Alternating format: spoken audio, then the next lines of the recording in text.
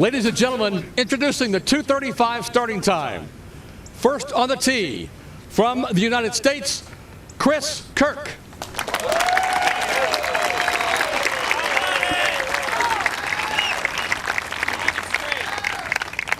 Three wins for the man that turned 30 years old just on Friday.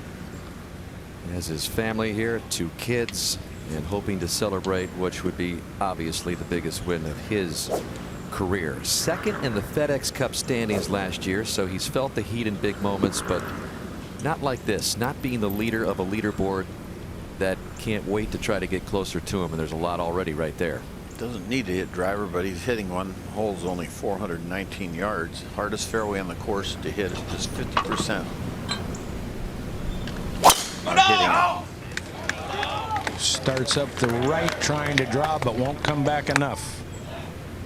Well, Did it? it's perfect now. Kick left and right in the middle. Next on the tee, from the United States, Kevin Kisner.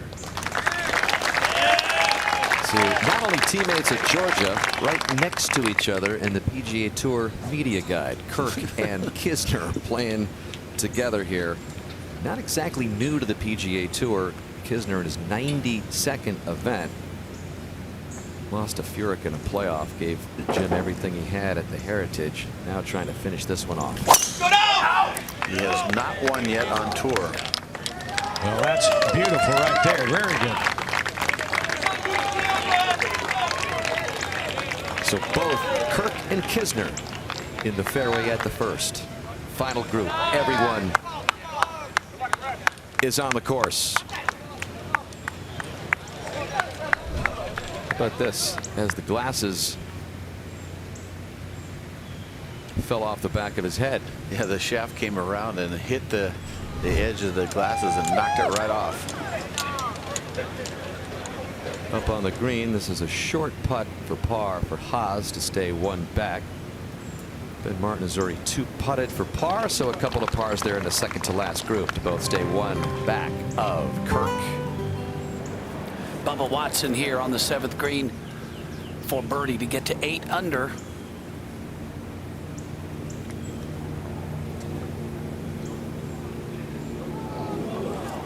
Always a little left. Yeah, it's a tough hole location here, John. This back right, hard to read for some reason. Over to 9. Par 5, 9th. Rory from the bunker. Hole on the other side of the green, so plenty of room for Rory. This is fast. We've seen a number of players go way by. Yeah, that'll go off the green just barely. Well, not quite, but nice easy putt from there straight in. Got a good chance to make that. Yeah, to get to 7 under. Right here at 17, see if Sang Bay can ease this one down the hill and into the hole. He does. So Bay moves it to 5 under par. 2 under par in his final round.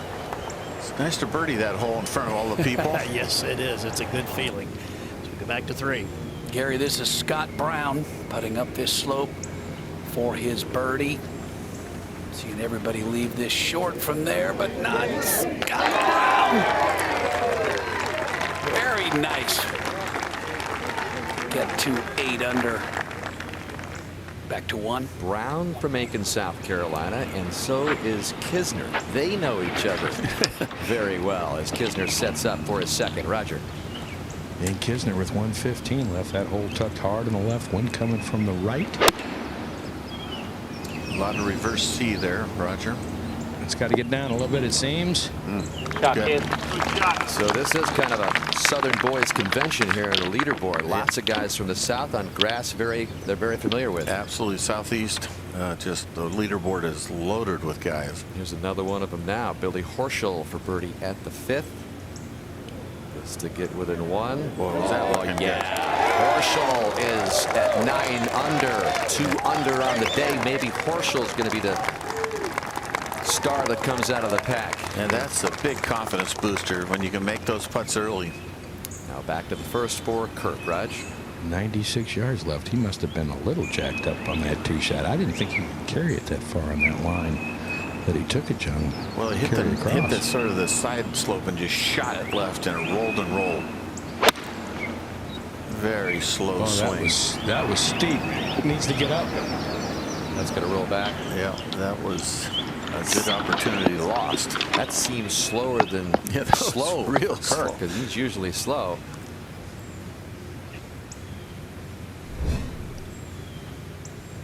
Let's take a look at this. It's looking good in the air, but just half a club, 3/4 of a club short. Just really lazied into it. Up ahead, par 5 second. Garcia for birdie. These are the kind, Johnny, he's just got to make today if he's going to make a run. That's a start. After a bogey at the first, gets it back at the second, and Sergio is back within 2. Up ahead at the par 5 ninth, Brian Harman for birdie. Join the growing group at 9 under. Yes. Like I said, it's a very easy putt from there. You're putting right up the hill. Rory could play it inside the cup and make it every time. There are 6 tied for second at 9 under. And back to Justin Thomas at second. This for birdie. And the just turned 22-year-old gets his first one of the day. 10 birdies again yesterday, a record for this golf course in this championship. Picks up his first one to get within 1. And back here at 4, Kevin Na, dangerous second shot out of the right fairway bunker over water. That wasn't even close. Back at 9. And McIlroy for birdie. He needs to get it going. Yeah, he needs to make this. It's too easy a putt. So it is a very ho-hum front 9. Birdie and a bogey, all the rest pars, although he's lit up the back 9 earlier this week. And back over to the first for Kirk. Roger. Yeah, a little better than 45 feet coming up this hill, and it's a pretty steep hill as you first get onto the green, John, for about half the putt, and then it levels out. You should move a little to his right coming up the hill, and then pretty level when it gets on top near the hole. Good speed. It's a good putt. Wasn't a great line, but pretty good. Kirk, the 54-hole leader, by just 1 shot. And he has had a pretty good record, although it's not a lengthy one, but he's won it 2 out of 3 times. He had Jimmy Walker just kind of run him over at the Sony Open. So Chris Kirk has played well with a lead. We'll see how he ends up today. Over to the 3rd. You can see it's downwind today. This is playing as long as it has all week here, this par 3. And the green's pretty exposed here, so this wind really can mess with this ball. Doesn't swirl like it does at 13, but Justin Thomas on the tee. Just an 8-iron, Peter, for Justin. Stop. Man. Wow. Back to 1. And Kisner for an opening birdie. Wow. Never got it near high enough. Yeah, that was not pretty. Back to 3. But well played. Sergio now on the tee. I'm sure he watched Justin's ball and said, I'm not going to fly it all the way back to that plateau. He also watched Justin's ball and said, I'm not going to hit an 8-iron. Get a 9. Good looking stroke that Sergio Garcia made, Peter, on that second green back there. Actually, the putt at 1 I thought was a good putt too. Funny, Sergio said he brought 3 putters to the tournament. 1 is in his bag, 1 is in his car, and the other one is in the garbage.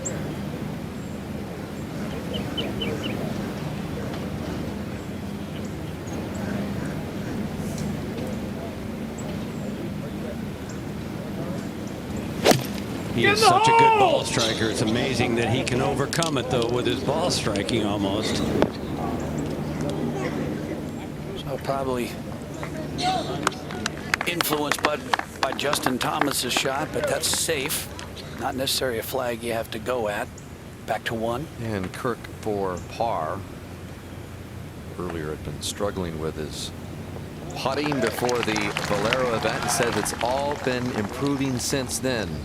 He makes a nice 4 at the first to stay clear by 1.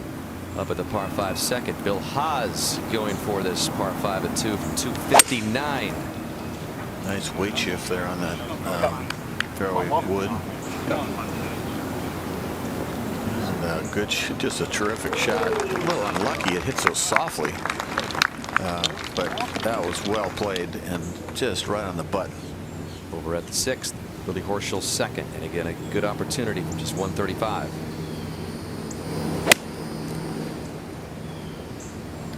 Good crisp strike.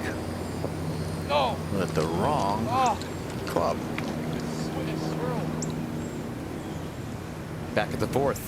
And this is the bogey putt for Kevin Na. Remember the second in the water. So a quick 6.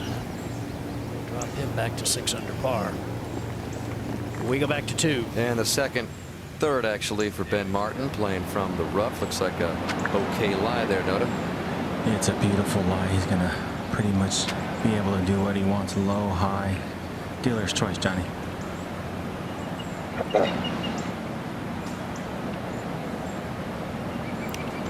Yeah, this helps to be a Bermuda expert on this shot to get the right distance. So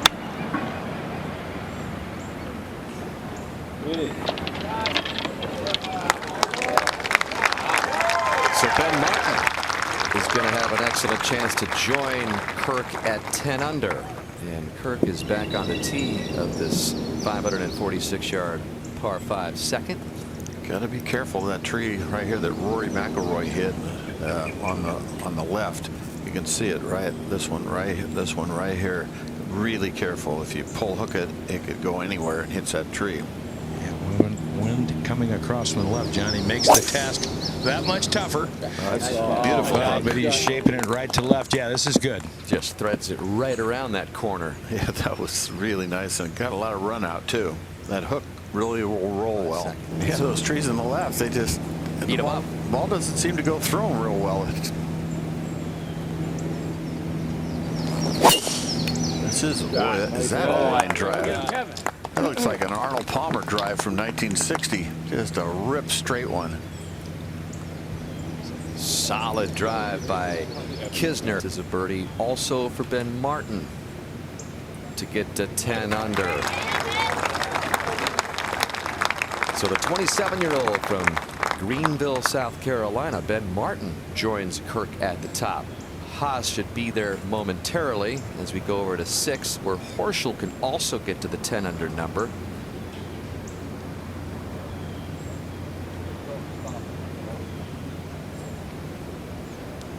Still a little work left for his par. Back at the 2nd for Haas.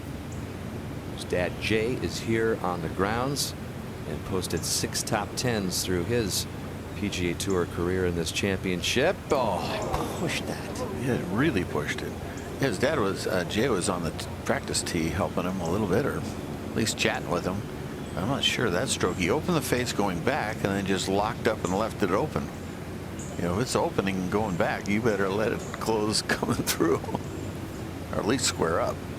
Dad Jay had 9 PGA Tour wins, 17 Champions Tour wins, and finished runner-up to Davis Love when Love shot that 64 in what is considered the best round ever, certainly in the final round of this championship, and a disappointing 3-putt for par for Haas at the 2nd, up to 3. What kind of grip is Garcia going to use? He's going with the claw. This for par. Justin Thomas made bogey here. So the 2008 Players Champion makes his par 3 here. Over to 6. Horschel being careful with this one.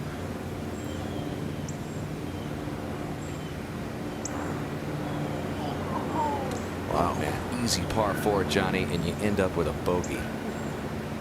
No reason to be missing putts that length. Greens are perfect condition. And he was in the fairway off the tee. That will get your blood running a little bit. Back to the final group. Kirk. Yeah, 270 to the hole, 241 to the front. Again, the wind coming across from the left, so it'll help hit a cut. If you can hit a going cut, John, that will work out pretty good. It's sort of, I had to, I don't bet, but if I had to bet on somebody right now, I would take Chris Kirk. I just think he's got the mentality and the tempo. But this shot here is an important shot, and he bled it over to the right. Way right. Yep, not good. Long bunker shot. Maybe he might be in the bank. He's in that rough right there. As we go back to 17. Where we find Jamie Donaldson on the tee. 5 under in his final round. 8 under for the championship. He's posing on it, likes it. And there you see Jamie Donaldson's reaction, like that looks so good in the air. Back to 2. And Kisner right on the edge of the fairway with the second. I think he likes it. I would say so. Dead on the line. Is it going to hold? Yeah, it showed. Just barely had too much speed to get That down is there. mean right there. That was a heck of a shot. That's Pete Dye saying, Kevin, you're going to have to work for this one today. You missed by a little bit, and I'm going to make your life and Sunday just a little tougher. As the action is at the second now, Chris Kirk just gouging it out of the rough. And I don't know how far that got.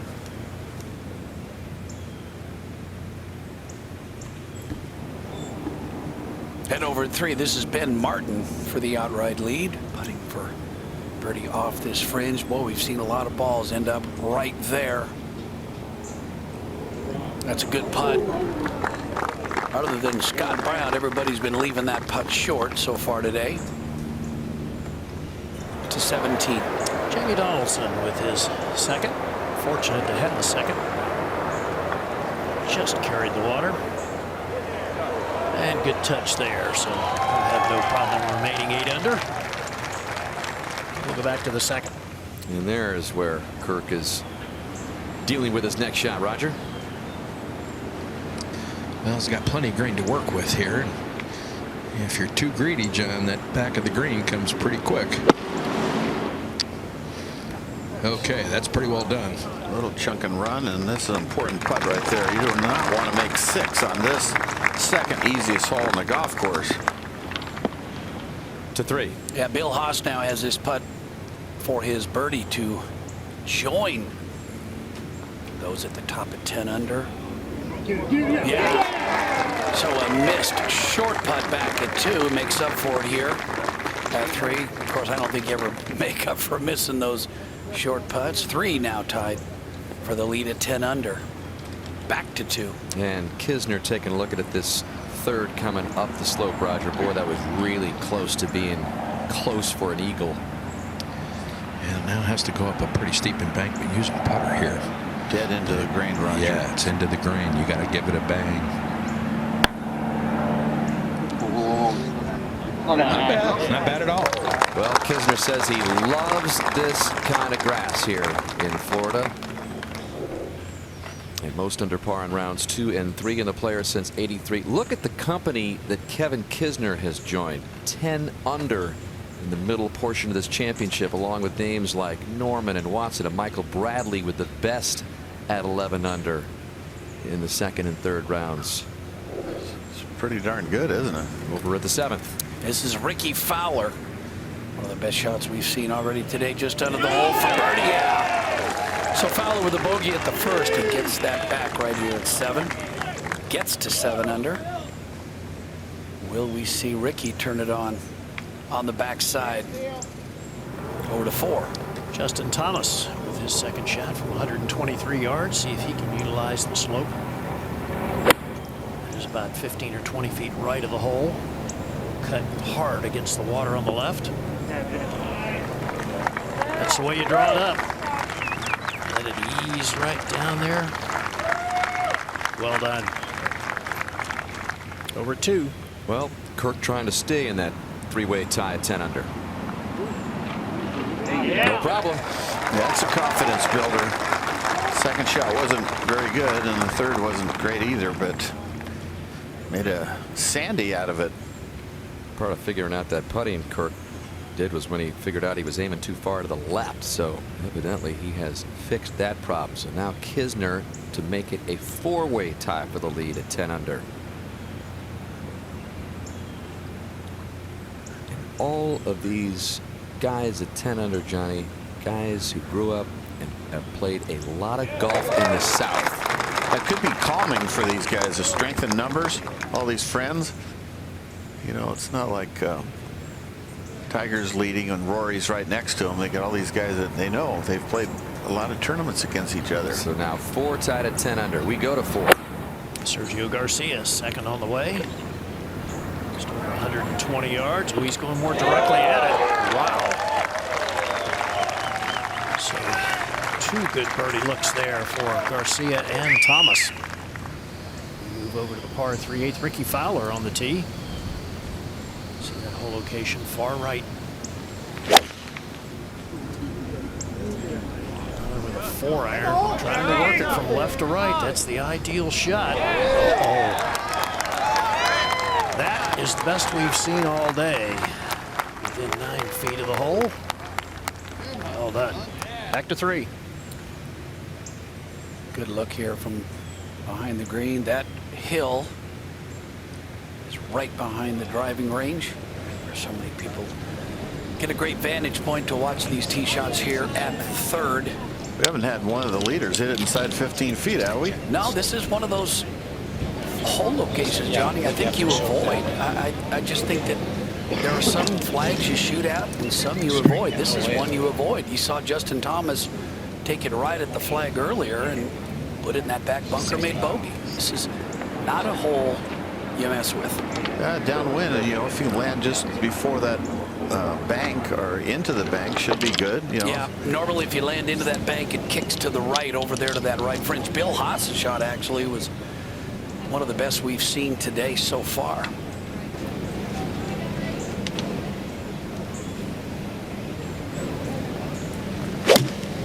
Yeah, baby. 8-iron here on the way, just left of the hole. Oh yeah, that is the best we've seen today.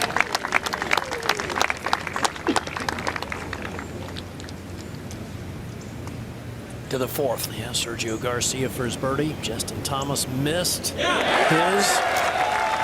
So Sergio Garcia does not. And he moves to 9 under par and within 1 of the lead. We go back to the 3rd. Chris Kirk now with his tee shot. Roger, he said earlier that he didn't really plan on watching leaderboard much. He said you got to play them all, add them up at the end. Can't argue with that assessment. It's pretty much true. Pretty cool, this guy. He just doesn't get too excited. He just goes about his business and does what he knows how to do. Well, this too, a little bit left of the hole. Takes a bad hop, and there's that slope we were talking about, John. It runs back down. On the far left-hand side of the green. Got a left to right wind.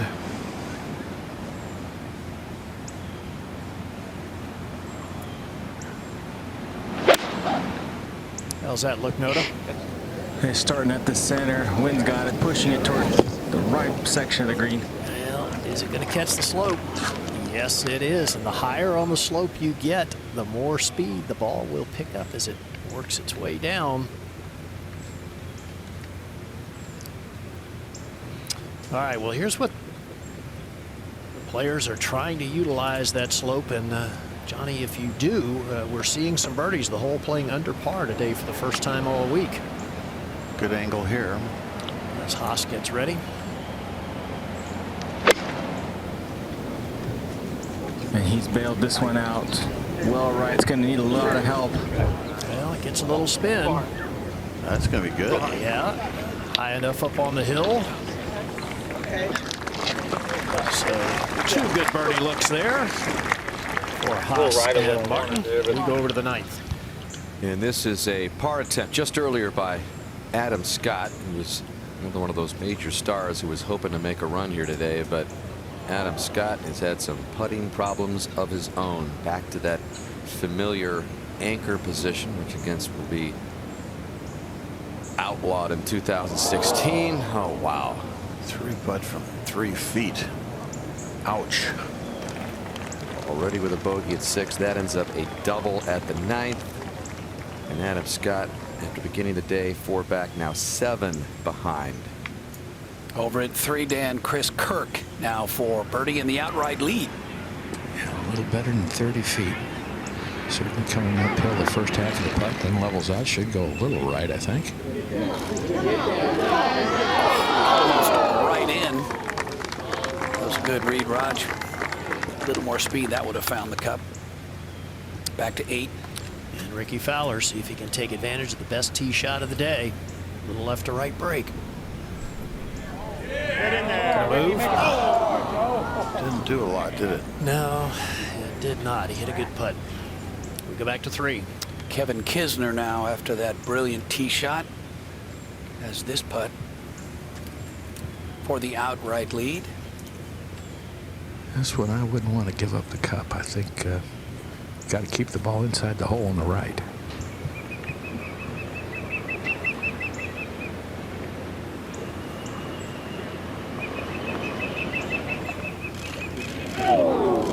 Putt looked like it might have gone right. Yeah, it looked like it kind of bobbled a bit coming off the blade. And over here at 15, Martin Keimer for birdie sees just 1 under. Our defending champion. Yeah, there you go. Started the day at 4 under. So not having the kind of Sunday he had last year.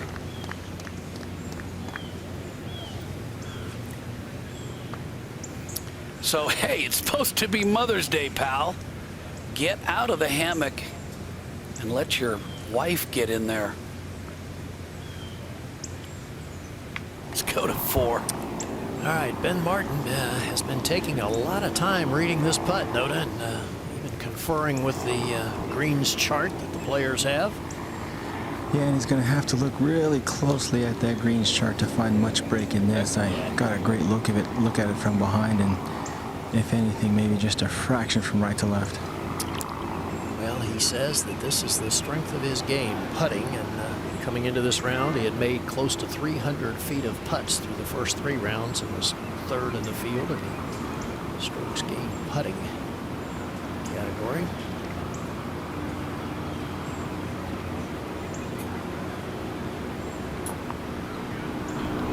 Gotta move a little right. Yeah, that's a tough putt to read, and it's quick.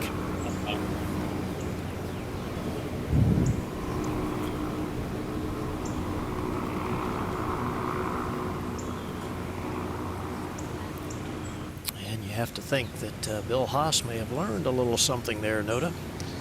He sure did. He actually had to move his mark. He was right on Ben Martin's line. Oh, and that one didn't break.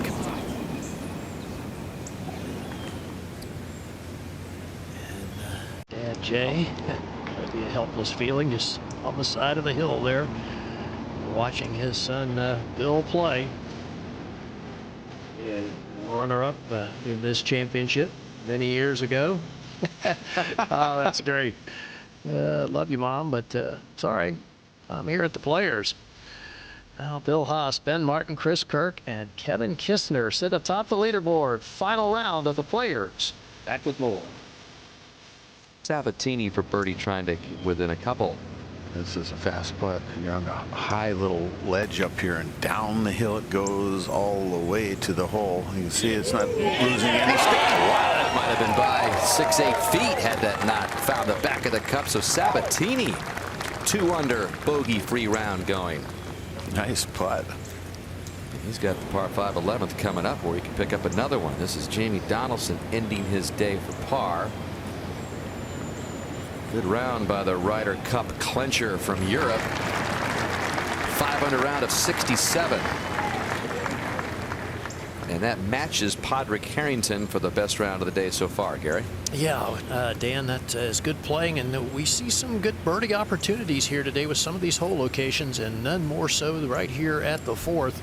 This ridge that comes into the green, we're seeing balls want to funnel down toward the hole. So players really, for the most part, aren't looking at the hole. They're looking at try to bring it in right here, and then let the slope take the ball right to the hole. A little bit of problem for Kisner, though. I was going to say, where you don't want to be playing from is where Kisner is. Steep uphill slope lie off the fairway here in the rough from 132 yards. Directly behind it. Really easy to pull a ball off this. 41. 41 at that microphone run out. Just looks like a wedge. Correct. And if there is anything, it would be a touch of hurt. Dangerous shot, Gary. Yeah, it really is, John. You know, short is certainly no good in the water, and if you catch a jumper and you hit it over the green, really tough to get it up and down with that slope that we just illustrated. Well, he's kept the ball well right of the hole. It's going too far right. Yeah, that is going to be a really tough up and down. Well, does this bring back any memories, Gary? Steve Stricker, 1999. Sure did. Very similar position. And once you get off the fairway here at the fourth, you can have some serious problems unless you're Steve Stricker and you take that bounce and you catch the slope. And everything comes together perfectly. Look at it pick up speed as it charges in.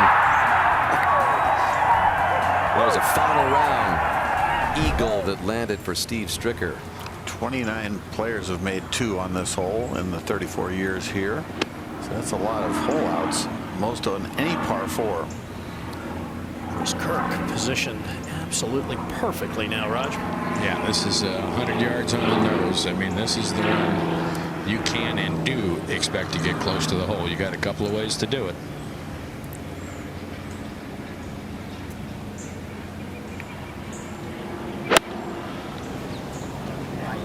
Well, this is too far right. That's not good. Yeah, that's a big miss.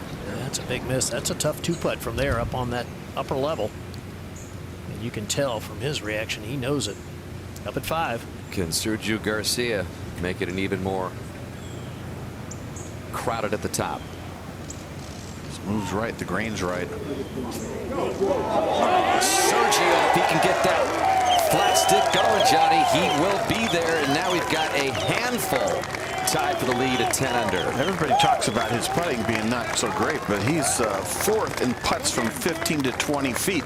He is the most underrated putter on tour. We always talk about it, but he was leading the European Tour in putts Closer he a gets couple years ago. A little more inconsistent, but yeah, good point. This is Harman at 11, just gouging it out from below. And Harman will have that to make it a 6-way tie at 10 under. Back to the 5th, Justin Thomas for birdie.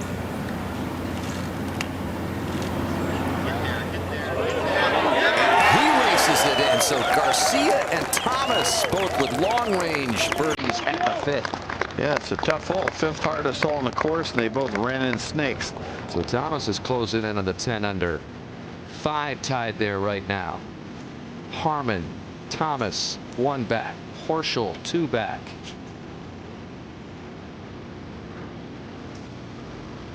We've got 17 players now within 3 shots of the lead.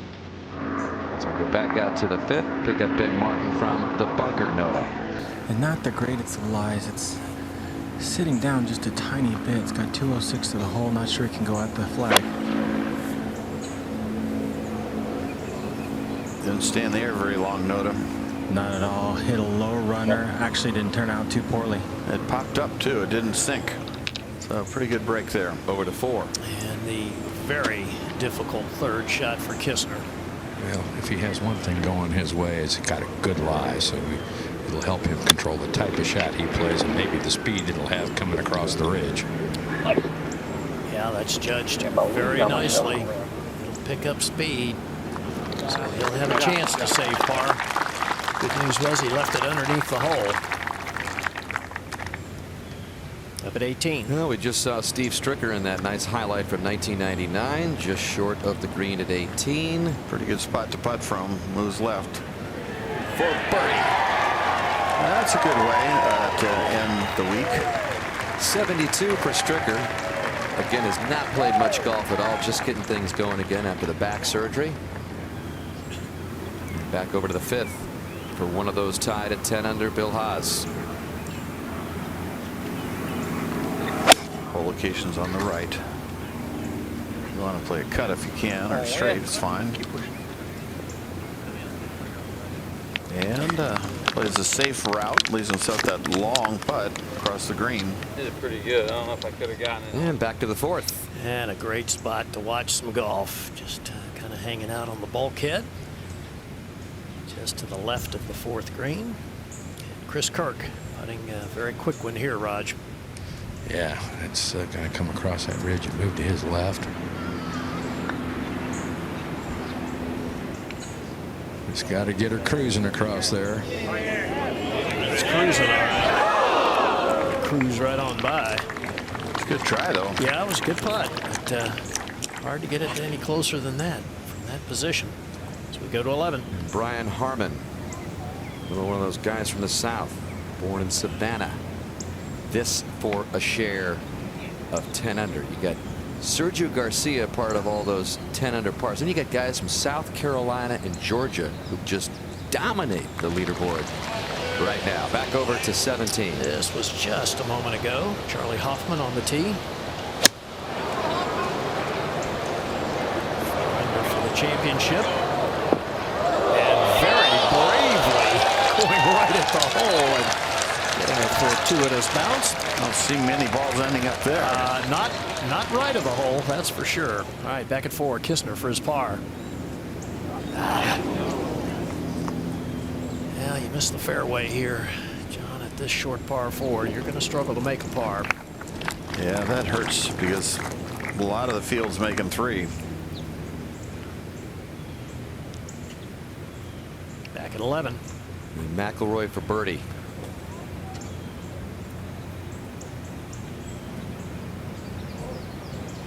Okay, made some charges in the back 9. Snuck it in the right side.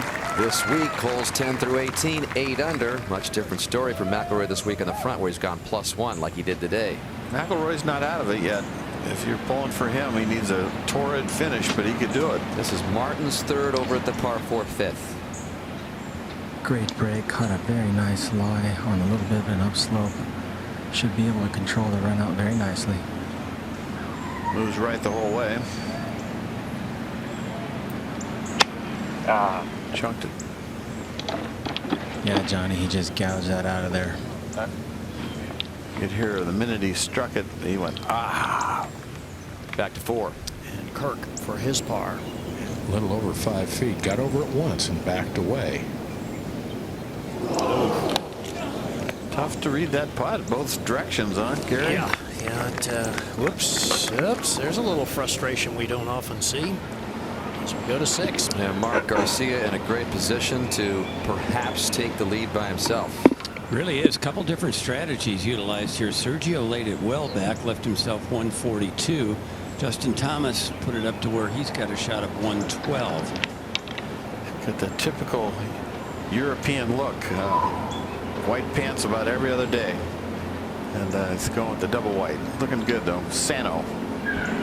Really good iron player, Johnny. Always has been.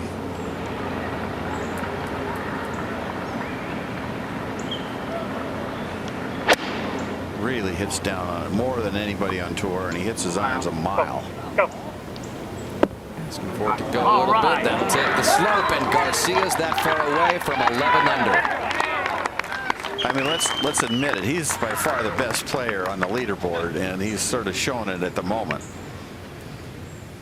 Back at 5. Haas long way away from birdie, but we've seen a couple of bombs in here in the previous group by Thomas and Garcia. 50-footer. And it's running down the hill a little bit with the grain, and that's got some break coming back. It's not going to be an easy putt to make. It's got outside the right edge. 17. All right, let's see if Charlie Hoffman can take advantage of the good tee shot with the good break. And he does. So that's just the 4th birdie here at the short par 3 in this final round. Back to 5. For par, Nota Ben Martin. Big swinger from left to right. He just saw how fast Bill Haas's ran out. So the first drop shot for Martin. He falls out of that log jam at 10 under. with his first bogey of the day and over at the 6th. All right, another hole location where there's a chance to utilize the slope just as Garcia did. So see if Justin Thomas can take it right into that area and let it work right toward the hole. And you cannot get the ball close to the hole if you hit it at the hole. You've got to go right of it.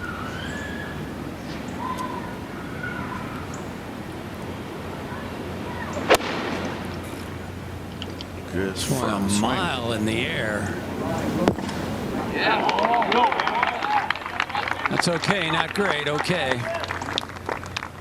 Justin Thomas, the last man in this field after Victor Dubuisson withdrew from the championship, and Thomas was even fighting for his life just to make the cut. Shoots the 65 yesterday, and here he is. Should be sending him a text, say thanks a lot.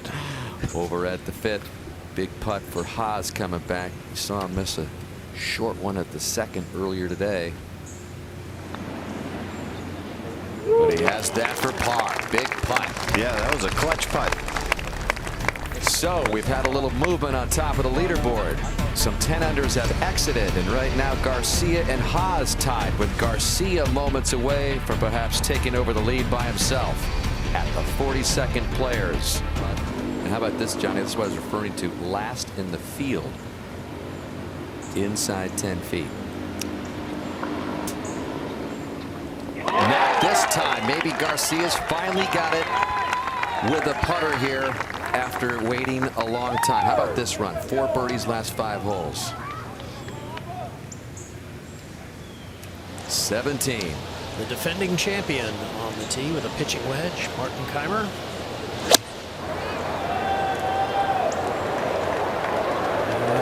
He's watching it anxiously. Look out. That is the very first ball in the water in this final round. Live shot of a bald eagle right next to the fairway at the 5th. Yeah, a lot of Symbol birds our on this country, course, yeah. huh? Yes, lots of great creatures of all varieties around the stadium course. Kirk now getting ready for his 2nd here at the 5th. Roger. At 204 left, can only see the top part of the flagstick hidden by a mound on the right of the green. So from just off the right side of the fairway here, his vision is obscured to that. Wind coming against and from the right. And, you know, if you can get something into the center of the green, maybe move it a little left to right. Go. He wants us to get out. Go And I hard. don't know that it will. It's like he's swinging easier than he did yesterday. And the other thing's coming up short. It's like he's not swinging. It's like just taking it back slow and just sort of, I'm tired. Our nation's symbol. By the way, only 2 American winners of this championship in the last 7 years. Matt Kuchar and Tiger Woods. Lots of Americans surrounding Sergio Garcia at this moment. Kisner. Yeah, much better angle. This from 201 from the left rough, and this going at the left side of the green. It came out kind of soft, just didn't get going. Both shots not very good. Both coming off those bogeys at the 4th. 2 back at Garcia, and he's over on the tee at 7. And the wind just freshening a little bit, coming into and from the right. It's interesting, Johnny, when you see Garcia side by side with Justin Thomas, we forget how young Garcia is. He's been around so long, it seems like he's 45 years old, but he's only 35.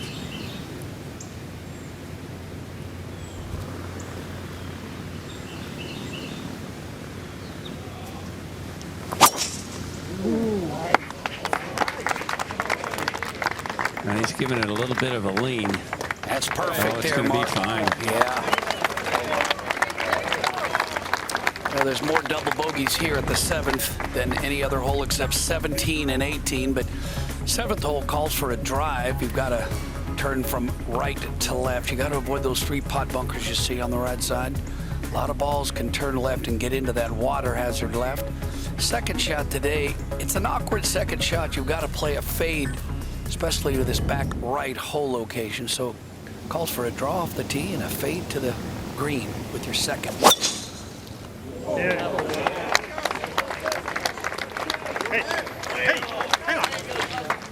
Justin Thomas, he's only about 165 pounds, but he pounds it. He's one of the longest hitters on the tour. That is a perfect angle to that location. 17. All right, Kisner playing his third from the drop area. Shot of some 90 yards. And that should spin. So a chance to drop just a shot. And over at the short par 4 12th, easiest par 4 on the golf course. This a moment ago. Ryan Harmon. Chance to reach 10 under par. Tell by that reaction, never had a chance. And now live, McIlroy just to get to 8 under.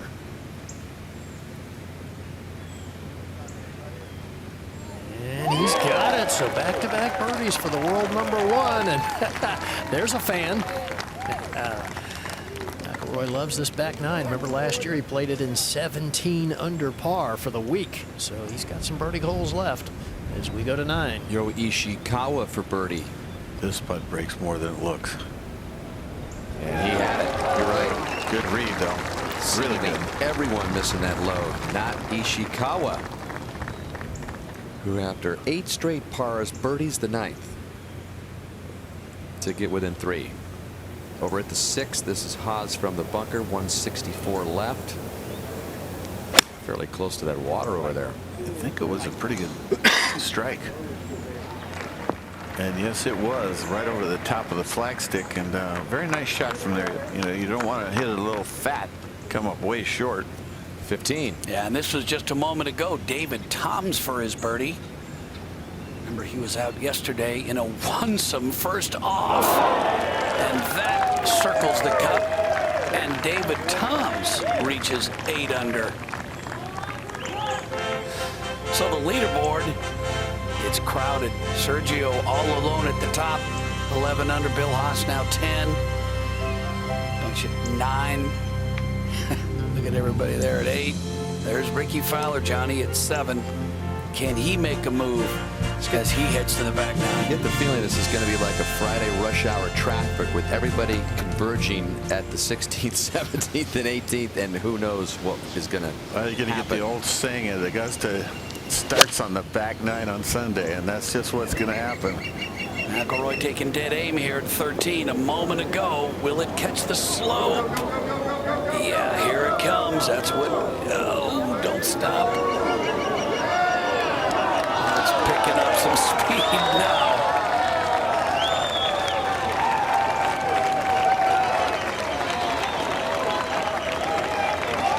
So another look for birdie here. That'd be his 3rd in a row. Back to 6. And Bill Haas looking around this birdie putt. Had a chance to talk to his dad last night.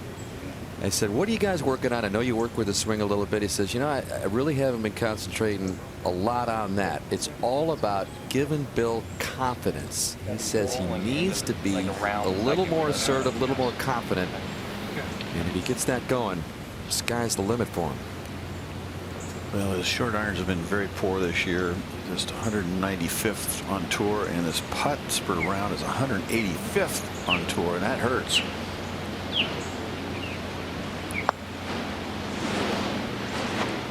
Throwing it out left. Will we get there? Nope.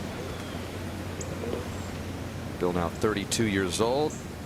In his 10th year on tour with 6 wins as we shift over to Garcia. With his approach to the 7th green, Mark.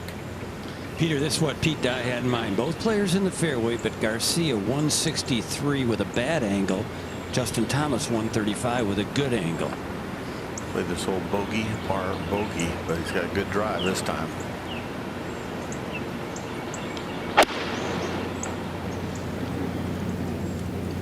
This one is a mile in the air.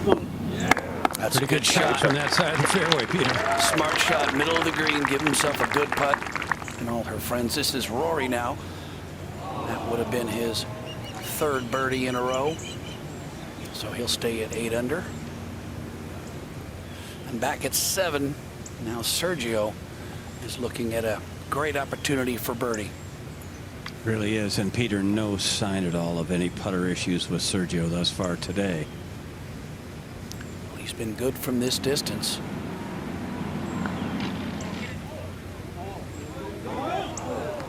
Boy, nobody's read that putt right. Just 8 birdies here at 7 all day.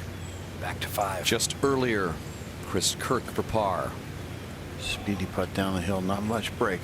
Maybe a little to the right. Looks good. Oh man, just flattened out.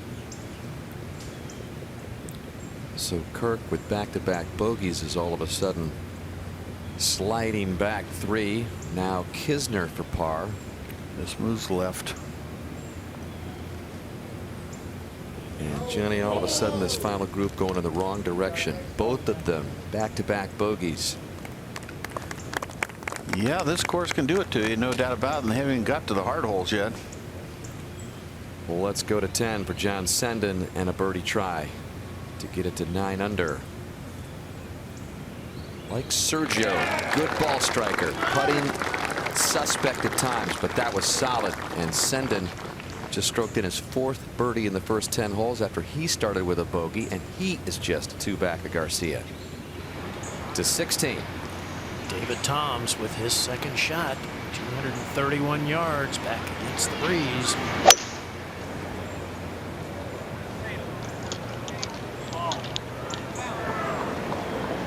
That's well short.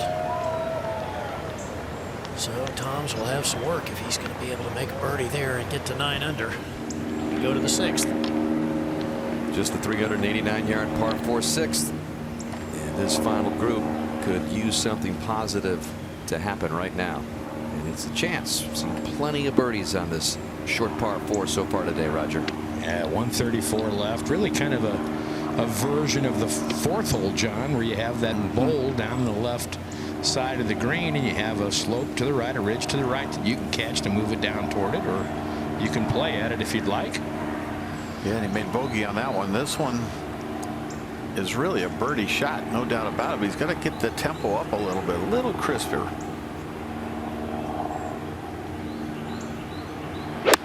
That was a little crisper. On a pretty good line, just right of the hole. That's a little bit more like it. The other ones are like going to sleep on the downswing. Yeah, we want to take a look at Chris Kirk's swing, and talking to his teacher, Scott Hamilton. He's got an unusual head position, John. Really keeps it back a long time. Scott Hamilton, his teacher, telling me likes to hit a draw, so by keeping the head back all the way through impact, it allows the arms to swing out to the right. They want that swing path slightly in to out, and that's where the draw comes from. So a little unique. A lot of guys nowadays kind of let that head release and follow the club head through the ball, but they usually hit the ball straighter or leading with a little fade. All right, to the 8th, Sergio Garcia on the tee. Quite an interesting shot to dig area. It's only 205 yards, but it almost, standing here on the tee, looks like a dogleg right par 3. And that flagstick is totally hidden by the bunker and the mound on the right, so the only way in is coming from the left. Yeah, this is the first time, Mark, that I've seen the hole play like this in this championship. We moved the tees up. Yesterday, the hole played over 240 yards. But they have tucked that hole location. Yeah. We have talked about Sergio being a strong iron player. This is going to be a 5-iron right back into the wind. So he is going to have to stand on this one.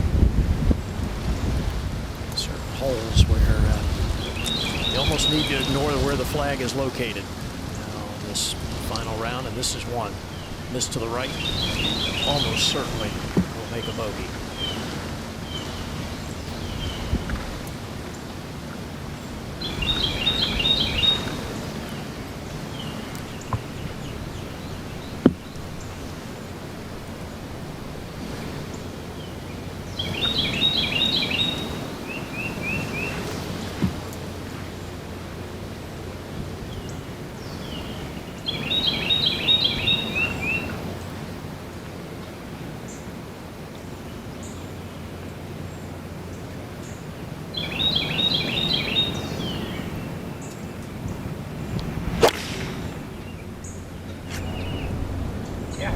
this is toward the center of the green, actually drawing a little bit maybe.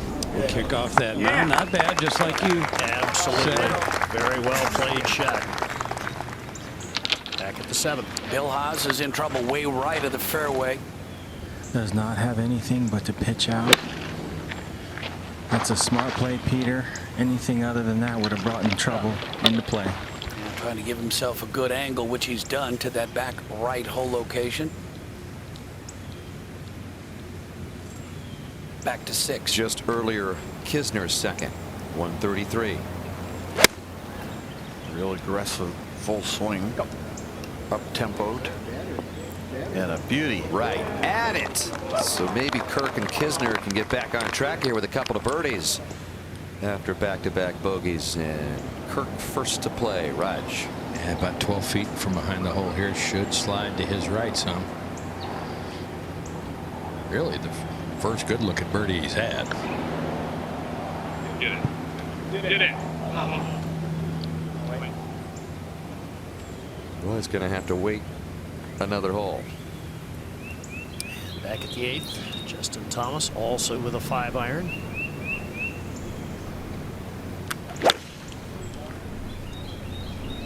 That appeared to be a more aggressive line. That's going to be just fine. It's a little left-hand hop. 20 feet from the hole. Well done.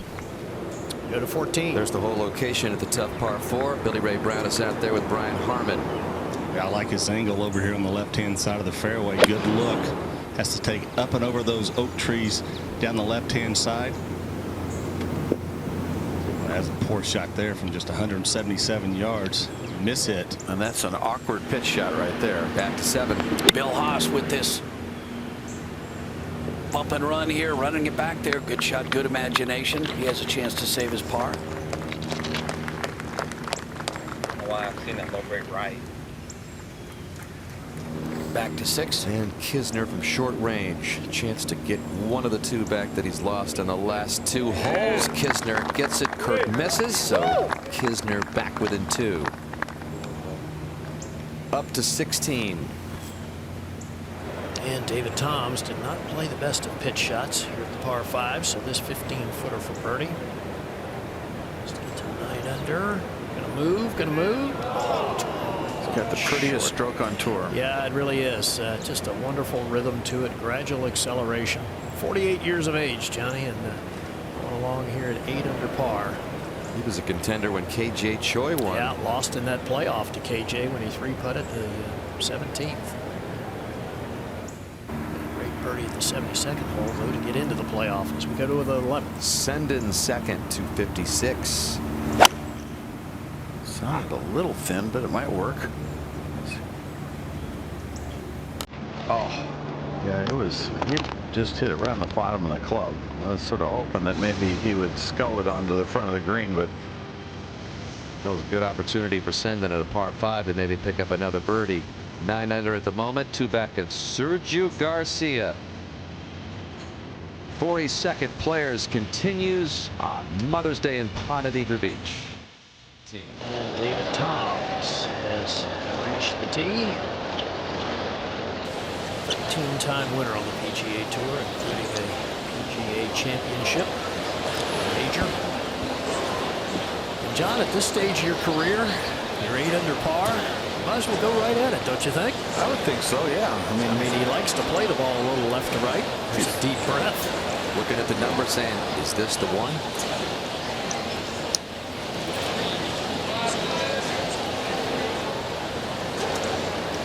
His eyes are looking just a little left of the flag. Maybe left. And deep. Look out. The trouble is, Gary, if you decide to hold it and happen to hook it, the wind is helping a hook down on the left, and it'll go one hop in the water. Well, that ball carrying much farther than he was anticipating. Another look. You're right, John. You get it riding the wind. Just coming from the right. And as firm as the greens are today, it'll go right over. And that's expensive, in case you want to know. 17 takes another little swipe at David Toms. Huh, Gary? Yeah. Has not been kind to him, that's for sure. As we go back to the 8th, Garcia, lengthy putt for a birdie here. Swinger from the left, moving right. It's going to leave a little anxious length. Back at 7. Bill Haas now trying to save his par and stay within 1 of our leader. No, it's too high. So a drop shot here for Haas at 7.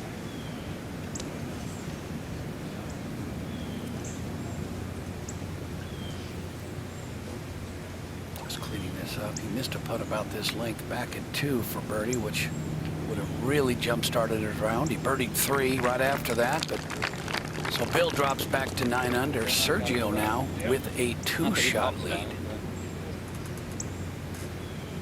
Go to the 8th. Justin Thomas with a chance from just over 20 feet for a rare birdie here. Yeah, it's not going to move that much. That's carrying too much speed. Doesn't hardly move at all, does it? No, very little. Right back at 17, Luke Guthrie alongside David Toms. And he's trying to get it to cut, and it's not. And that upper level getting much further. So now 3 balls in the water at 17. First group with a double dip. Back at 8, Garcia for his par. Okay, solid.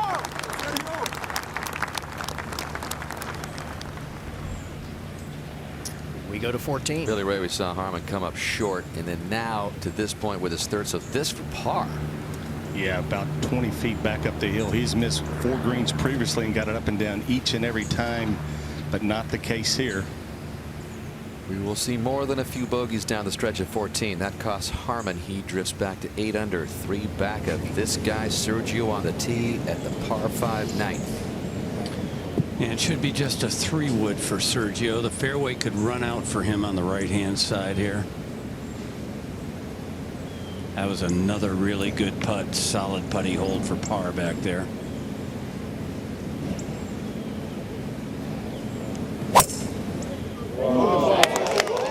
Dug it off the turf, and it's up the left-hand side. A good one. Very wide fairway. You can sort of turn it loose if you want. You got water way down on the right, but let's take a look at this hole. This is one of the great holes. The par 5s on this golf course are extremely interesting. You see it 588 yards. You want to just, it's wide down there, darn near 40 yards wide, but it does narrow in once you get past that bunker. You can see the 45 yards wide there. Some guys are hitting down to 325, and from there a lot of guys will lay it up between the trees on the right and the bunker on the left. You don't want to miss a left. It blocks you out. If you go for the green, all I can say is good luck, because it is so tiny. It's an angle, and it's only like 20 feet wide with an angle, and there's a lot of places you don't want to be around that green. Well, Johnny, we saw Sergio put this ball right down on the ground. How about how much he hits down on it?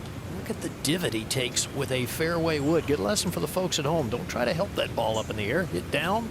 That's what makes it go up.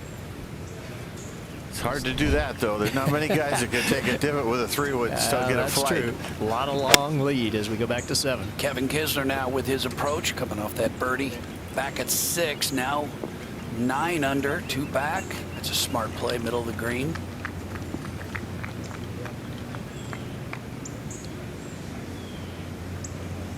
Now Chris Kirk. Again, there's that angle you see. Anything short will come back into that bunker. And these greens are firming up.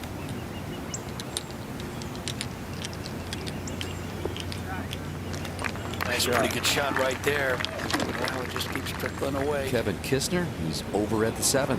With a good look at birdie. About 25 feet, Peter, just inside. Going to slip to his right some, and Kirk is on just about the exact same line, so he'll get a read off this. Yeah, but nobody's read this right.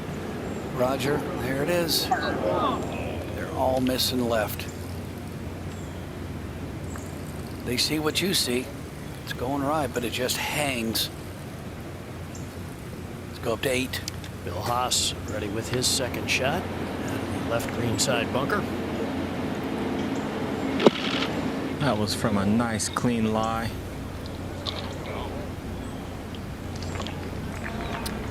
And not a particularly good shot. Well behind it, trying to play a little chunk and run, just didn't carry it far enough. Sergio, decision time here at 9. Well, it actually looks like Justin Thomas is going to go from this left-hand rough over here. Because he's just going to lay the ball up, which he has done. All right, so Garcia now. What's he looking at here? I see the big oak on the left. We know the hole location's on the far right. For Daniel La, it's a big smack with a 3-iron. Yeah. Yeah. I'm not sure about this decision. Not one person's hit this green or 2 today. Just 3 players for the whole week. And there's no target. There's a lot of bad spots you can hit it. And if you lay it up, you got a spinning wedge. You're going to knock it within 8 feet most of the time. So I would think if you land it on the green, Johnny, there's no way to stop it, is there? He's got 272 downwind. Only thing I can think of, maybe he figures a bunker would be not bad, but this is a gamble. He's going to have to rip it over those trees. Oh, this one is very high. It looks a little left to me right now. There's that bunker. You do have room over there. Yeah, that's actually what I was thinking. That wouldn't be too bad. It's very fast from there, but you should be able to spin it. And that was a gamble, but he's sort of on fire today, in fuego, as he would say. But you can see it's not an easy bunker shot. And again, speedy, especially around the hole. He's trying to practice that Seve helicopter follow through for the high fade, but it didn't fade enough. Over to the 8th, see if Dad can land this one in for par. Yeah, this is that putt that virtually everyone has missed to the left. And there's another one. Just looks like it has to go right. Will not do it. So Haas back to 8 under par. Back-to-back bogeys for him. Course is playing tougher today, Johnny. Yeah, the hole locations, you know, 4 and 6 were pretty easy, but most of the hole locations a little tougher than yesterday. Here's another putt here back at 7 that everybody's been misreading, but Chris Kirk putting on the same line as Kisner. Will he learn? Yeah, he does. So Chris Kirk gets one back. Joins that big group at 9 under, 2 back of our leader Sergio Garcia. Just what he needed. It's just what everybody needs is a birdie. Over at 13 now, Bubba Watson. Bubba made a double at 10 after he lost a ball. Trying to hit that big high cut. Beautiful shot there. It's the closest we've seen all day.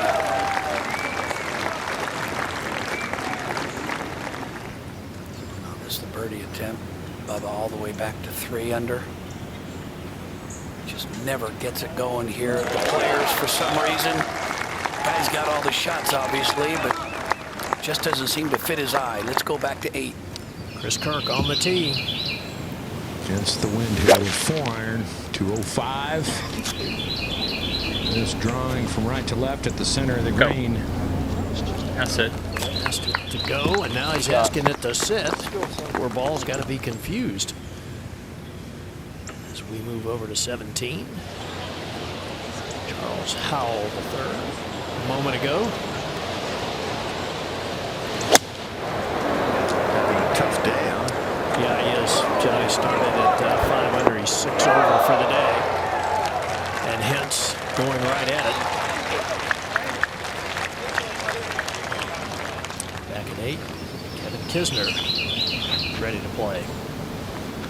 He too has a 4-iron out. Wind freshening coming against him pretty good right now. 4-time honorable mention All-American in college. Whoa, that started way right, didn't it? And it's staying way right. Man, that will be interesting on the downslope and in that low area. Some really thick rough as we go to 9.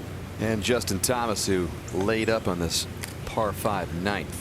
Just to complete my thought, the guys laying it up have averaged this week 4.9, and the guys going for the green 5.0. So going for the green has not been as good.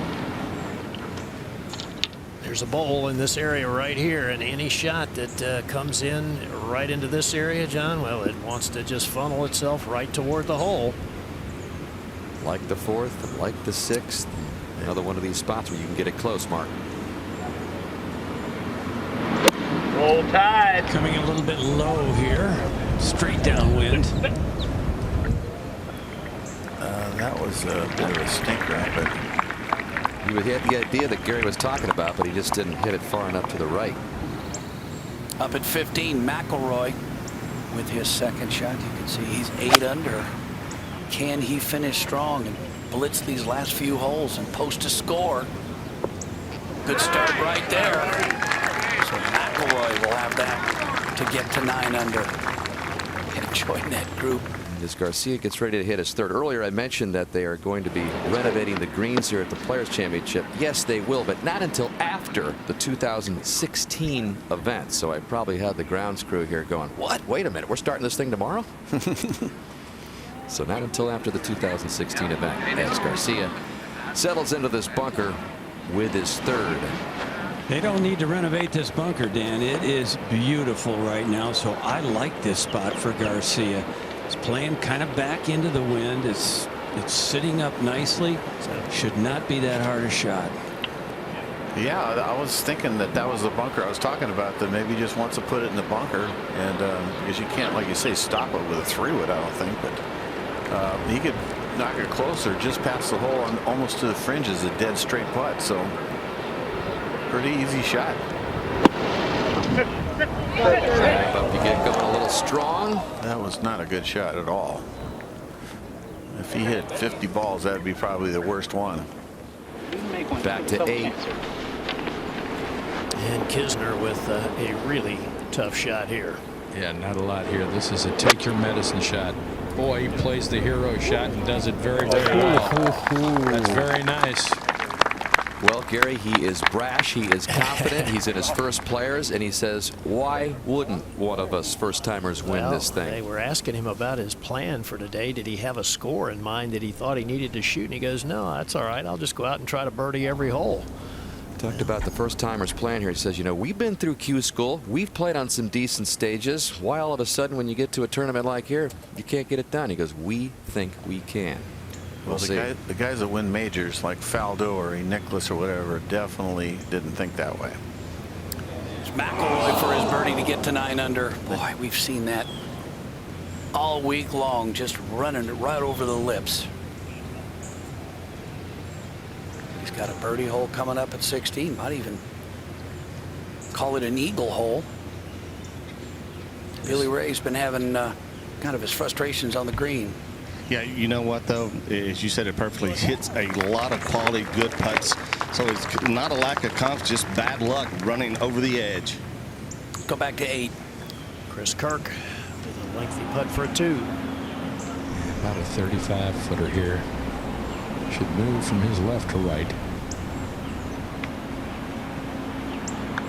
Actually, the first half of this putt a little uphill. Then it starts to level out at the end and get away from him. Oh, did he? Good try. We go to the 9th. And Justin Thomas for birdie. This is a downhill slider to the right. It's going to have some pace to it. You're right, Johnny. Not sure he got it high enough. Watch this. Yeah, it's going to wander on by. Interesting how downhill quick ones moving to the right. Most pros underread them. Back to 17. Charles Howell from right at 8 feet uphill, little left to right break. Just runs out of speed. Back to the 9th. Talking about it all week. Great place to watch golf. The natural amphitheater setting, and that 9th green is one of the great spots to be at. You can get high above the action there, but still be real close by, as if you could reach out and touch Sergio here as he takes this birdie attempt. He's only 16 feet from the hole. It's actually got 2 breaks. It's going to go a little right at first and then back to the left at the end, or certainly straighten out at the end.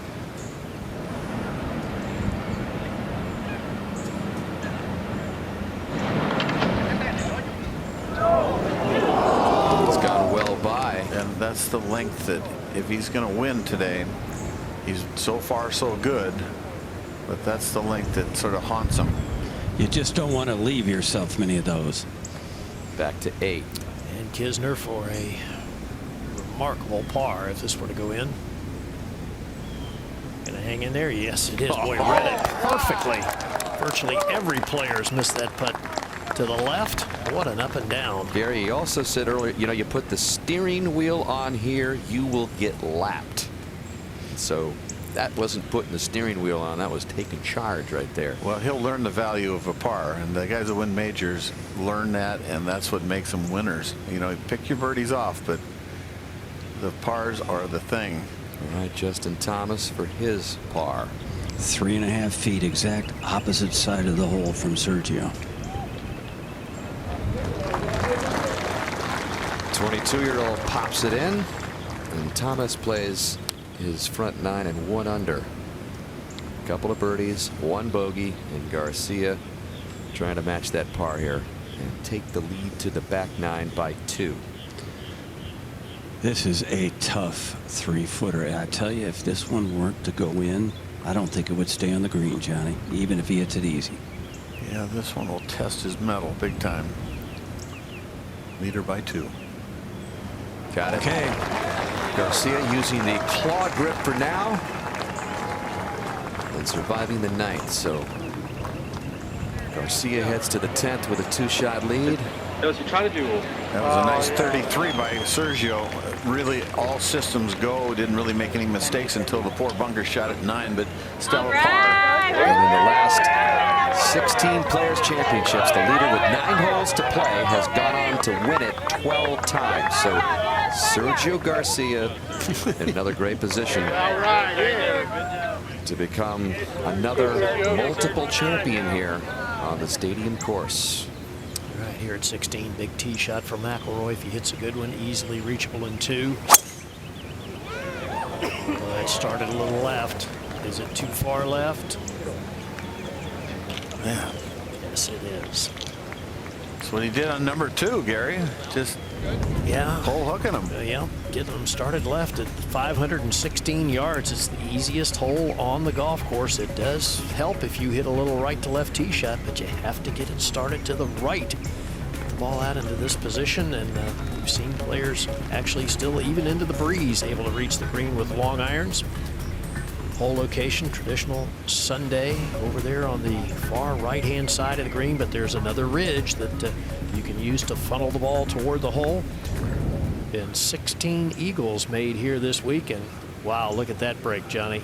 McIlroy's ball kicks out into the fairway, but I think it's so far back there that he's still not going to have a chance to reach the green. Yeah, we'll see. He's got a lot of firepower, but might be a layup. All right, so McIlroy 3 off the lead. Sergio Garcia, virtually flawless front 9, has taken a 2-shot lead in the final round of the 42nd playing of the Players. We'll be back to the stadium course after this. Now on the tee, coming off a birdie at 16. He's 7 under.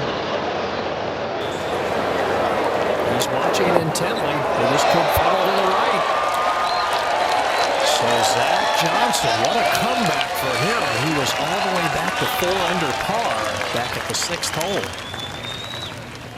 And back at 16, McIlroy had to lay up, Billy Ray.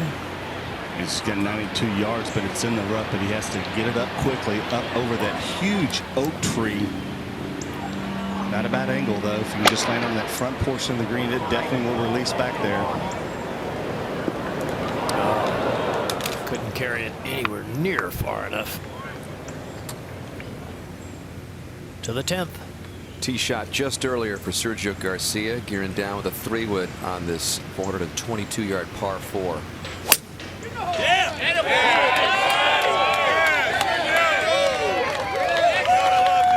Seems to have his own enthusiastic fan base there. Those are good shots. He's really playing his A game today. And over at the 9th, Haas for par. Didn't even catch the edge. That's the second time he's opened the blade going back and hung on to a fan push. Haas had it to 10 under, and this is going to be the 3rd straight hole with a drop shot. He's got to be careful he doesn't do the same thing again. You know? That's if he gets this down. He's going to at least drop one. That 3 went in the bogeys in a right row. side. Yeah, that hurts. Now it's a challenge. 4 back as he heads to the back 9. Remember this one at the par 5 second. This is after he hit it to this par 5 and 2, had a long eagle try, and then ended up really having some problems there as well from short range. So see where the F is on the golf? Yeah, so that's where the ball Right, starts. we'll just try to hold on up right on that 10. 58 we're trying to land it. 58 is our number. Okay, so just on that left side. Justin Thomas 2 back now, 2nd at the 10th. Johnny, if you can get the ball in the fairway at 10, even with this whole location way on the right, it becomes a birdie hole. Just 165 yards now for Thomas. Well, he can think birdie from here, no doubt, after a good drive like Mark's saying. And there it is, almost landed in the hole. All over it. Yeah, it was a sweet shot. Well, now Sergio. Well, let's take a look at it first, then we'll talk about Sergio.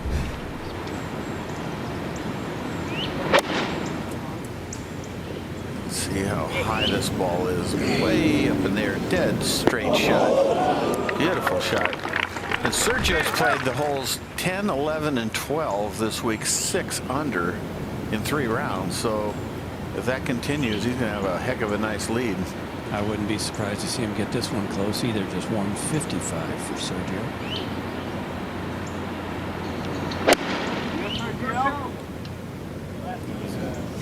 Just a little right. Yeah, he's acting like it's right.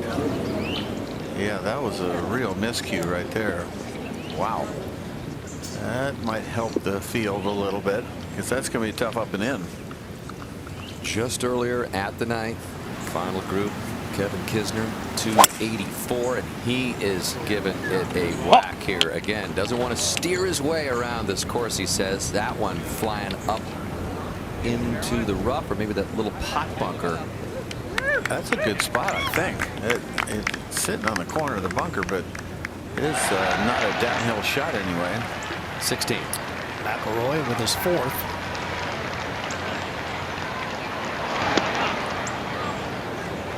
That had a good sound to it. How about it?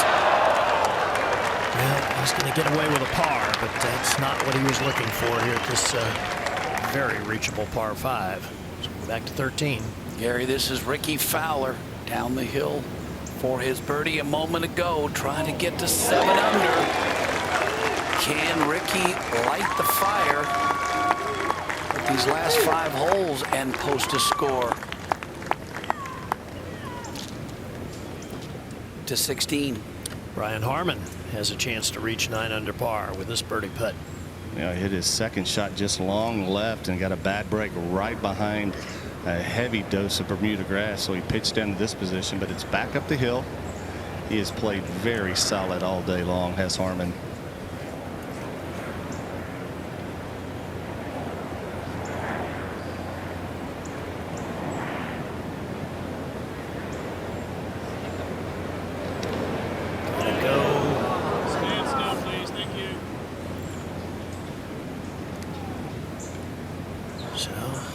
Also unable to take advantage of the easiest hole on the course. We go back to 10. And from the rough, it's Garcia's 3rd. You know, usually, Johnny, you don't think being in an old divot is a good break. Here it is. He is in an old divot, so there is not as much grass behind the ball as you normally would find. I think this is a shot he can play.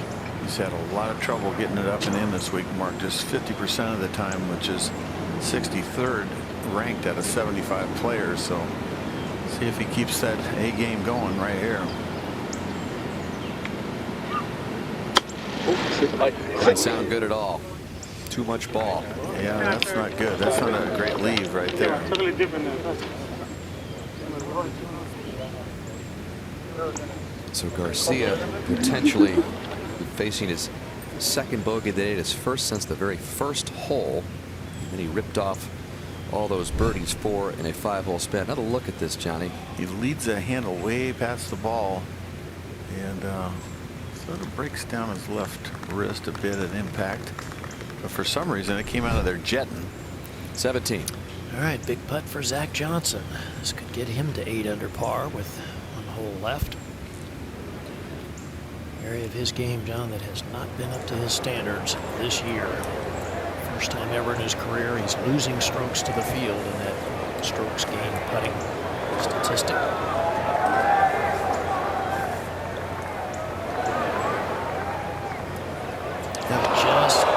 It's just not been a Zach Johnson-like year on the greens. That had a touch of twitch in it.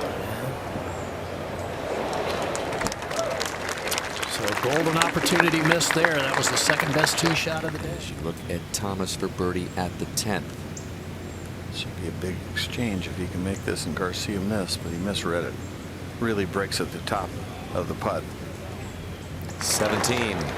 McIlroy on the tee, and after not birdieing at 16, really has no choice. He has to go right at it. And with this whole location, you can see he's only played it twice, and he has made birdie both times. Gary, he's played a lot of golf, counting the match play last week. You know what I mean? He's just getting started. Yeah, he's got a busy schedule coming up as well. I know, next week, he could be running on fumes right now a bit. Playing the next 3 in a row.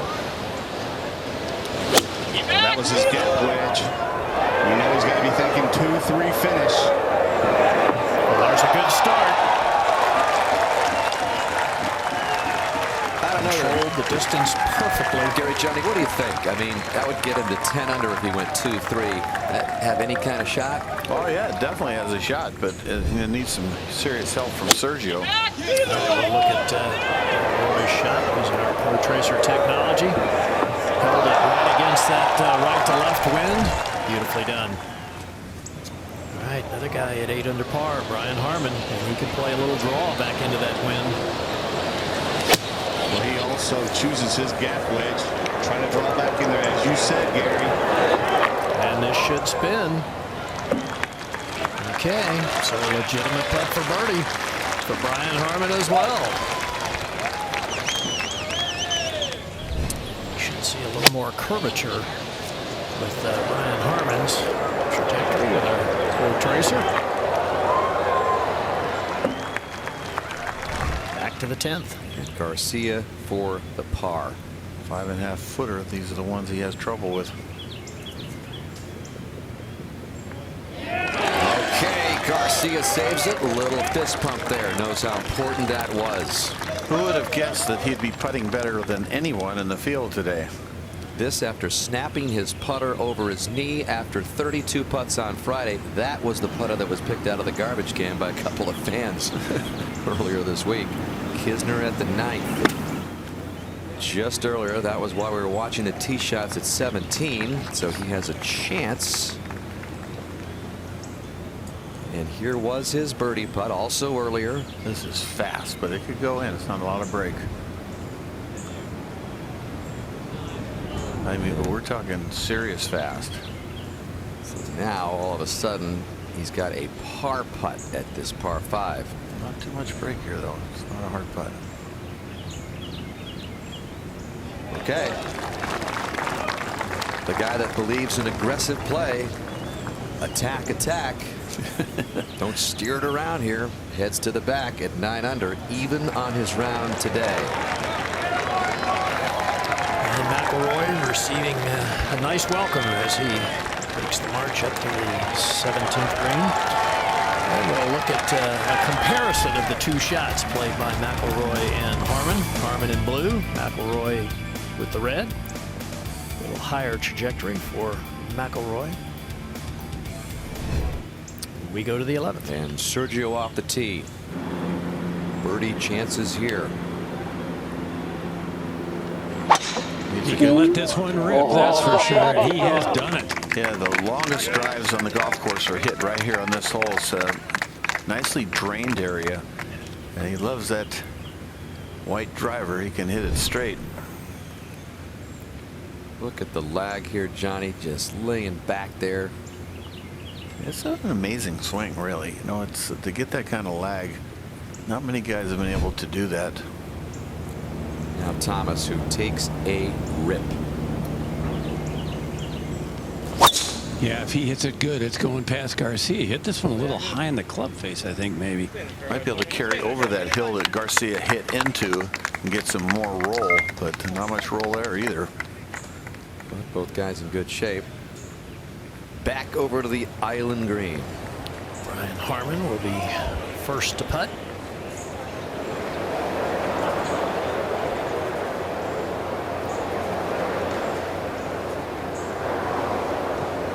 Not the best of years this season for Harman. Has played 14 times prior to this week and had only made 7 cuts. Hasn't had a top 10 finish on the tour.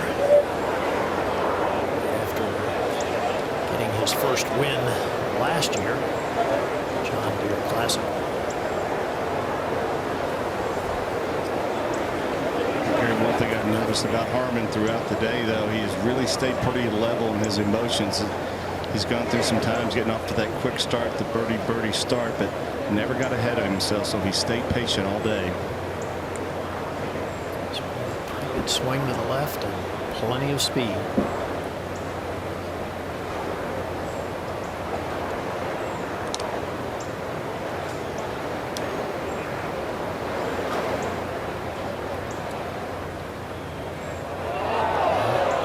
He definitely gave too much hit to that putt.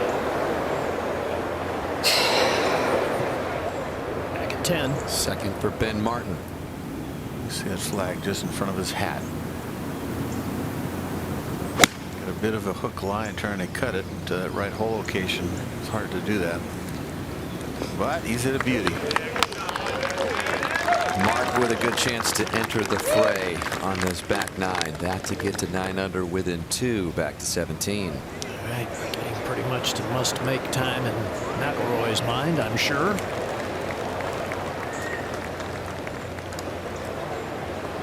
It's amazing he's in contention with all the putts he's missed. It shows how good he is.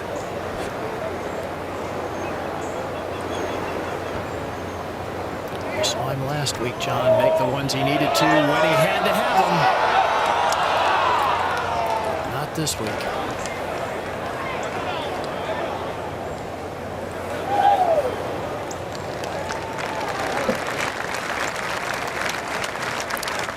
So he'll remain at 8 under with just 1 to play. Take another look at this one. It's just one of those you have to hit so easily down the hill. Really hits up on it, doesn't he? Well, that's you know, the Dave Stockton method that he works with. They like to see the putter stay a little lower a little longer, so that may be something that he's not doing as well as he could. Yeah, he's definitely raising up at least a half an inch to an inch, and I know Dave likes to keep it right on the ground after the hinge, after forward press hinge hit. Harman now for his par.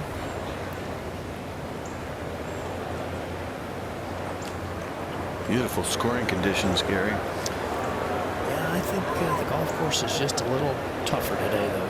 Johnny, they wanted to make it difficult but fair. Okay, solid. And that duo will go to the 18th at both at 8 under par. We'll go to 13. Pat Perez on the tee with a 9-iron. Trying to hit that slope in the middle of the green, get it funnel down toward that hole. Boy, Pat is sporting a nice mullet, isn't he? I don't know about nice. I think it looks like when you buy the hat, the hair comes with it. Exactly. Looks like a hat that Charlie Hoffman might have worn at one point with blonde hair. Now for birdie at the 10th. Oz could use one now after 3 straight bogeys. Can he get back on track? That's a start. nice read and good stroke. Back to 8 under. He's got a lot of golf ahead of him. It's guys like McIlroy and Harmon who are running out of golf holes. These guys can make a run. You never know what's going to happen down the stretch with Garcia and Thomas and Kirk and Kisner, who are all near the top at the 12th. Kevin Na from 93 yards. Nice comeback for him after the double bogey back at 4. He's made 2 birdies and the rest pars. And that, a good look at a birdie there to get to 9 under. We go to 10. And Martin, all that's left to get to 9 under. Ben Martin, who says he kind of has one of those personalities as a golfer, like a Zach Johnson, a guy that just kind of has kept getting a little better each and every year he's been out here on tour. This would be a huge step toward becoming that kind of player, like a Zach Johnson. And Sergio Garcia getting ready for his second at the par 5 11th.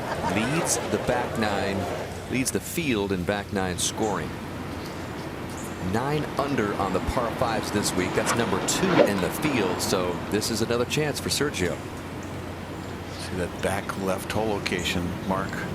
Over the years, Johnny, this is a shot I've seen him have trouble with from time to time. I've seen him hit it in the water right, bunker right a couple of times. He's got 264 to the hole. Wind is pushing it a little bit from left to right. That's a big iron shot, isn't it? Yeah, it really is. Just amazing how far he hits these irons. 264. And what's is it, a 3 iron? Or does he even carry a 2 iron? No, he's got a 3. Sort of a strong 3, probably.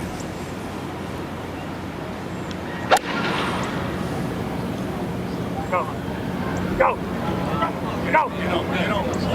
And that's the one I was talking about. Yeah, that's a long bunker shot there. I'm not sure about that club. Taking a look at this from above as Garcia was begging for that just to get a little more yardage. Got that heel slightly ahead of the toe at impact. Just hitting a high towering fade. It would have gotten there, I think, if it had been on line. Yep, just floated a little to the right. Garcia was doing his best to talk to it. It's amazing that that would have probably hit 264 if he'd have hit the front of the green. Now Thomas. How does that look, Mark? Get the trap. Wants it to get in the sand. Wants it to go. Just clears the water. Wow, that is a great break. They never took the hop to the right on the slope. All right, we're going to zoom in, Johnny. We talk about that lag that Sergio has. Let's zoom in here and watch the hands drop and look at the club head so far back. Look at the bend in the shaft. Unbelievable. You're right. There aren't many players that can produce a downswing like that. And to be able to stress that shaft that much Earlier in the downswing, right? Yeah, I mean, it's an amazing amount of strength you have to be able to bend that shaft like that. He's one of the most talented to ever play this game. Can he close out this big championship? You know all about the problems he's had in major championships and other tournaments through the years. And when you're at Pete Dye's place, it's even more fun to watch. Garcia is 3 under today, and that is the lowest round of anyone in the last 15 twosomes. So that par 5 16th awaits the contenders in just a bit. Over at 11, Garcia's third. That long bunker shot. Didn't hit a good bunker shot at 9, and that was, by his standards, quite average or below average. Up to 13. Pat Perez now, see if he can knock this in for his birdie 2. He's going to turn to the right. Yeah, well read. So Pat Perez with a birdie 2. Looking for a haircut maybe after the round. What do you think? Back to 11. And the third for Thomas, just over the hazard by inches. Fluffed it, and that's right in the bank, and that is so steep. I can't tell you, folks. TV sort of washes out the slopes, but watch what he does here. Probably going to go down too deep on it. He has the top of the blade. Definitely just hit the last groove or two at the very top of the sand wedge or lob wedge. Look at this stance. Mark, this is really steep. Yeah, it really is. Boy, if he could somehow get out of here with a 5, he would be very happy. Left foot way above him to brace him just to keep his balance. Oh, he might get out of here with a 5 still. Some work left to get it. It's a good shot. Up to 12. See if Kevin Na can reach 9 under par.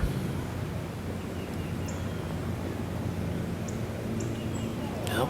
Well, that's his 4th miss inside of 10 feet today. Those are all putts he was making earlier.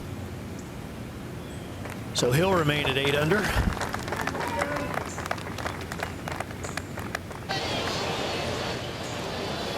Just a moment ago at 17, Ian Poulter is on the tee.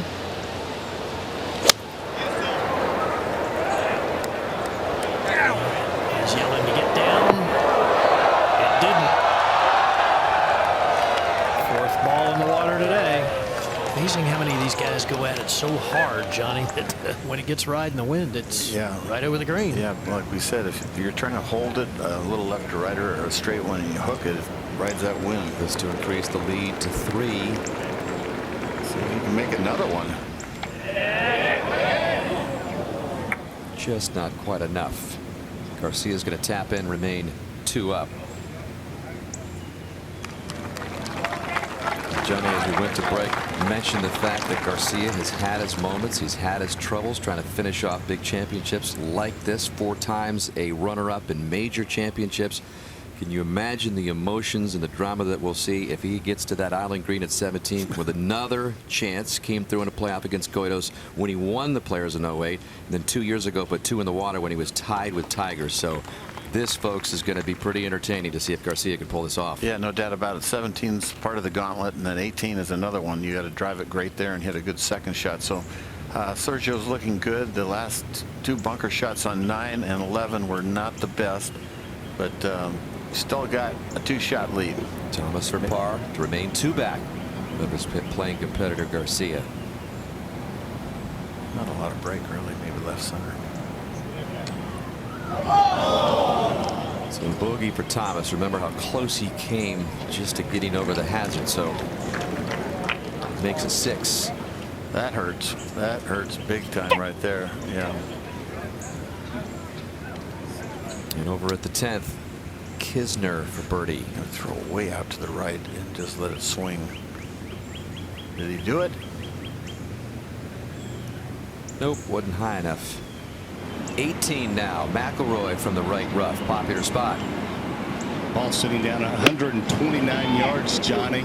Yeah. Absolutely bombed the drive. This one's going to come up well short. Well, it's a good place to miss it, I can tell you that, with that new front hole location. I guess it's 3 years now that 18 is not the back left hole location, front left, which makes really a birdie hole if you hit the fairway. Back to 13. Kevin Na now with a 9-iron. Take a look at this. Go! God, come on. Remember, he did something like this yesterday at 17. He thought he hit it in the water. He thought he turned that too much left there, and that's a show in itself, isn't it? Back to 11. It is indeed, Jake. Back at 11, Ben Martin in that tie for second. 3-way, 2 back of Garcia.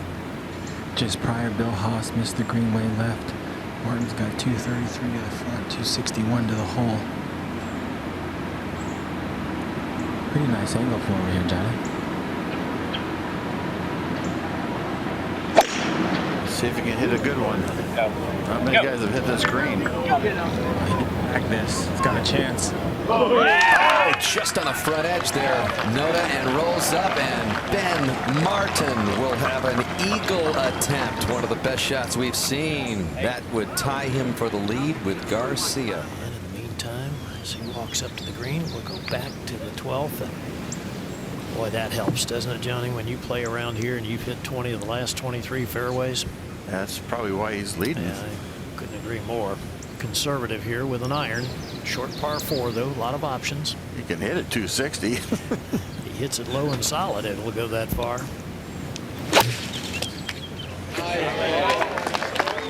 Well, he has hit it low and solid, Gary. This is a bullet. Well, up the left side, and there it goes. It'll funnel a little to the right. Just hold up, guys. And be on the left side of the fairway. Good angle to that hole cut on the far right-hand side of the green. Go to 18. 18 we go, and it's Rory McIlroy just in front of the green. Good try, but it seemed like he missed a lot of chips and putts on the low side, and that's what he thought of that finish. And over at 15, Johnny, this is Fowler. Another good look at birdie. Yeah. So Fowler now to 8 under. Here comes Rickie. It's possible. It's possible. 3 holes remaining. A lot of good can happen, and back to 17. Rory Sabatini, birdie putt from just over 44 feet.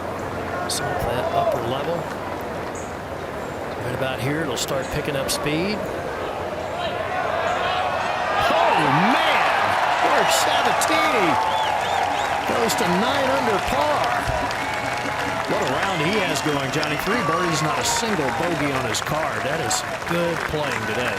That is good, solid play, you're right. We didn't expect this Rory as the guy who was going to make the charge. Look at this. He is one happy camper. Never finished in the top 25 in the Players in the 15 previous starts. And that one just right in the center. Yeah, you can have a lot of fun on this course, and it can go the other way in a hurry, but so we take a breath and see Rory Sabatini race up right below Garcia. We now have a 4-way tie of players that are 2 back. Martin has an eagle try at 11. You'd think he's going to break out of that pack and get to at least 10 under. Kirk has plenty of golf holes left, as does Kisner. Got the Georgia Bulldogs in the final group.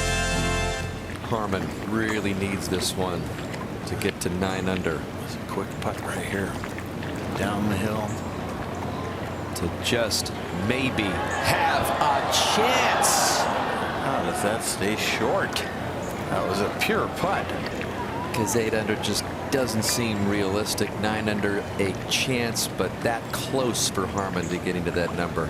That is amazing. I'm sure he thought it was going to keep rolling, but it's like it hit some grain or something and just slowed it down real fast. So he and McIlroy both in at 8 under as we go back to 13. See if Kevin Na can knock this putt in to get to 9 under. That one wasn't a bad putt, Kenny. There he goes, commentary. Boy, he just wears his heart on his sleeve. He has such a love of the game. He shows that passion just about every shot he hits. So Kevin Na still hanging around. Let's go back to 12. And there we see the front right hole location. So, short par 4. And Mark, who's going to play first? Sergio Garcia will play first. It's the same effective yardage, but by the angle, I think they've determined he's a little way. Gary, it's got to be difficult just to get a ball where Sergio's is over on the left side of this fairway. Very sloped part of the fairway. So he's got a great angle now.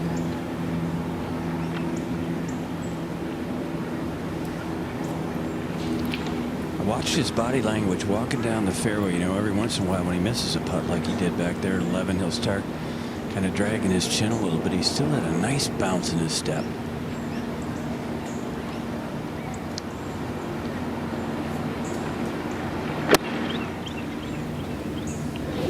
Gotta get up.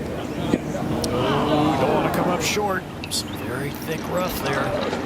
Well, he threw away a stroke on 10, threw away a stroke on 11, and if he doesn't watch out, he's going to throw another one away here. Back to 11. And here is the eagle attempt by Ben Martin. Check it out with our pinpoint accuracy animation. 21 feet up the hill, breaking slightly to his right.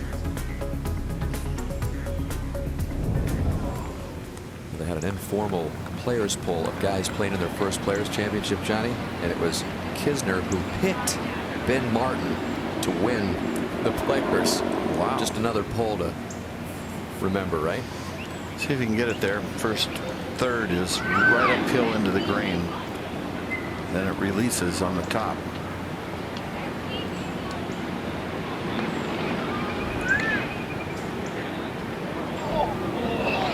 Still beautifully played. Birdie for Martin.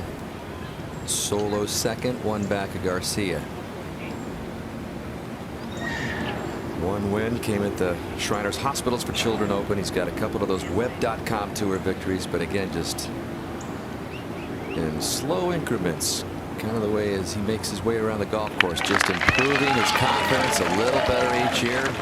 Matt Kuchar type of player, he says. I'm just going to continue to get better and better at my own pace.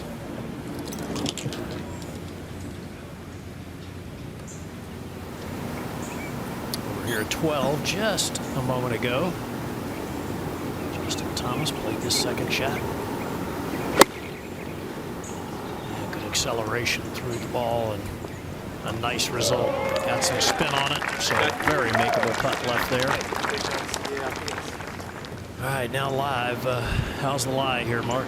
I would call it mediocre at best. The only thing that's sort of a saving grace, Gary, is it's a little on an upslope, which should help.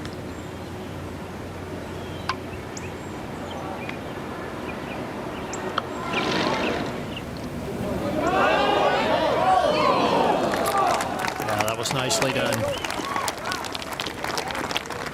Speed down and through that very well. Back to 11. And would you expect Kisner to go for it? Absolutely. Roger. 233 feet, 261 hole. Starts it well left, trying to cut it back. Wants it to get up. He's going to have another one of those long bunker shots with his third. Not an easy bunker shot at all. Let's go to Steve Sands. Dan, thank you. With Rory McIlroy, the world's #1 player. Another 70, and you looked a little frustrated when you walked off the golf course. What are you thinking right now? Yeah, I definitely give myself enough opportunities this week and hit the ball well enough to at least contend. The putter really let me down this week. I don't know. I just, even from the first day, just couldn't get to grips with the greens, and you know, just missed too many putts this week to ever have a chance. I appreciate the time. We'll see you soon, Rory. Thanks. Thanks, Steve.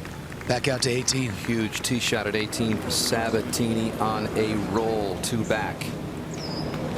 Easy to miss it right when you got a chance to post a good score, but made a good swing. Will it be okay?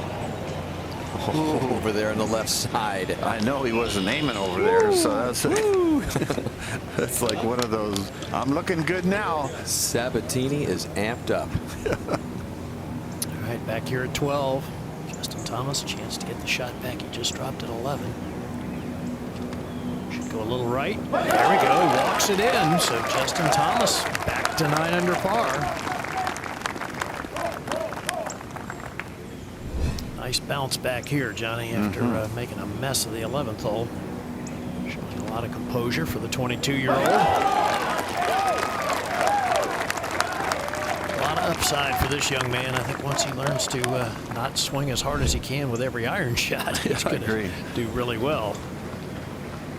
And a nice up and down for Garcia, so he'll remain at 11 under, but feeling he needs to hit some better shots here on this back 9. Needs to keep moving forward. Yes, exactly. Can't just hang on. Can't be playing 1 over on the back 9 so far. Up at 18. There's that whole location. Wind freshening a little bit more as Sabatini steps in very close to that water. I mean, this is as easy a whole location as there is on the golf course. There's a lot of ways to get it close. You can hit on the right edge and it'll kick straight left. Come on, man. Watch this. Watch what I'm talking about, folks. Come on. Come on. Just a bit of a low spot so the ball wants to get within 15 come harder feet. Than that, kid. Yeah, I thought it would come harder left also. Sabatini, Johnny, is having the players round of his career. He's never had a bogey-free round in 47 rounds. He's going to get that. Come off there. Come on. Come on. He said he was amped up. And is he ever? Every player's amped up to play well here. The course is such a challenge. It's such a big championship. A little more wattage goes through Sabatini than most, though. Yeah. Over at the 11th, Kirk. Oh, yeah. Oh, yeah. More than one way to make birdie at the par 5. Chance to get to 10 under. So all of a sudden, they are closing in on Garcia. At the 14th, behind that oak, which juts out along the left side, is Kevin Na.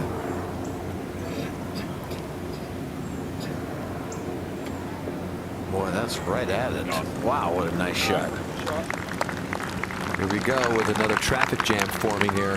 Yes, middle to late back 9. Na's got that to get to 9 under within 2.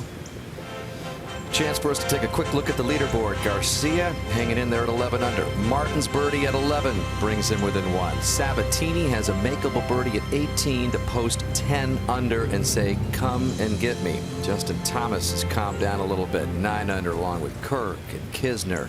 So many possibilities, and here is Kisner at the 11th, Roger. Long bunker shot for his 3rd. Not a fun bunker shot. Got that valley short of the hole in the upper back tier, which is small. Trying to play a chunk and runner to get up there, but it won't. Yeah, because long is dead. It goes down a bank that's 6 feet deep. So I think he pretty much played the shot you expect. Yep, he said he wanted to land it on that downslope. Yeah, you can see that bank. It's about 6 feet deep from the bunker up to the green. 13. Good look from behind the screen. That whole location, as we've talked about, is trying to get down off that slope in the middle. Try to land that thing in the middle. Justin Thomas now, you see, he's going to try to hit it just to the right of the Golf Channel tower.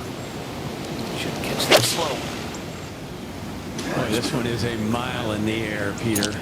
Trying to get that slope, but I think it's a little too deep. He carried it all the way to the back and runs down into one of those funnels. Will he get the drain? No. We saw him do that back at the 3rd hole. First par 3 of the day, carried it too far, and that's probably just a little inexperience. This is his first time here. Sabatini looking over this birdie putt to take the lead in the clubhouse at 10 under. Complete a bogey-free round on his Sunday. Moves left all the way. It's a cruiser. Going to settle for 9 under. Didn't move a lot. So that eclipses the 8 unders, which had been leading to this point. So Sabatini with 6 wins in his 17 years on the PGA Tour has a chance for another and the biggest one of his career. Back at 13, Dan, I got to think that as experienced as Sergio is, he is not going to make that mistake. I think he's going to play something conservative, let the slope take the ball down to the hole. What a great short hole this is, Peter, when the tee's up and the whole location is left. It's going to be a 9-iron for Sergio. This hole is playing as short as it has all week. Gives the players a chance to go right at it, be aggressive. Ooh, stats! Well, this one is right at the flag. It'll need to get down a little too, and I think it will. Yeah, here it comes. Here it comes. So Sergio will have that to get to 12 under. And back to a 2-shot cushion. To 16. Rickie Fowler, bold play here. 243 yards into the wind. Stay there. Oh, it's headed a little right. Oh, what a bounce! What a bounce! Rickie Fowler is going to have 2.5 feet for an eagle to get to 10 under par. Look at this. That's a little reminiscent of Fred Couples years ago with his second shot that landed to the right and caught a little left-hand kick. What a sweet shot. I guess if that ball just kicked straight, Johnny, it could go in the water. It does slope up to that water hazard. hazard. It does just a little bit. His caddy, Joe Scott, they're loving that one. And well, they should. Yeah, there's adrenaline going now, thinking they're going to make eagle. All of a sudden, the possibilities have widened even further. I'm looking at this leaderboard going, what's going to happen? I mean, Fowler's going to go to 10 under, one shot back. I mean, he's right there. And then he's got to go over to the island green, and then he's got to go over to 18. Yeah, but he gets played first. True. Nah at 14, looking to join the chase big time.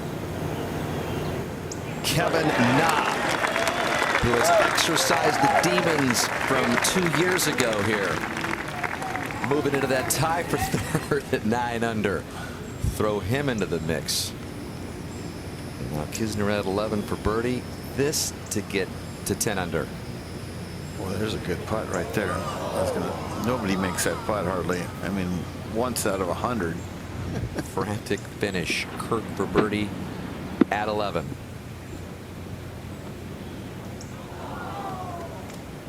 It's a big miss. Yeah, that is a big miss right there. After a good shot he hit in there. 13. Tricky shot for Thomas. It is a little bit deceiving, Peter. I think it's going to be slow also going back there. So Thomas has that left for his par. 10 birdies on his round yesterday against 3 bogeys. He said it was probably the best round he's ever played. And obviously on a big stage like this, it came at the right time. Over to 17. John Senden just a moment ago on the tee at 8 under par.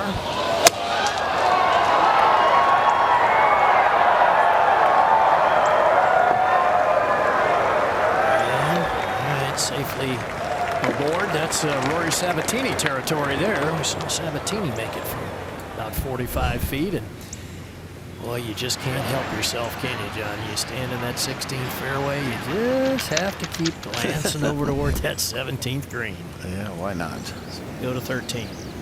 Thomas now with this. We've seen this putt hit quite a bit today, Mark, and this thing breaks a little bit more right than the players judge.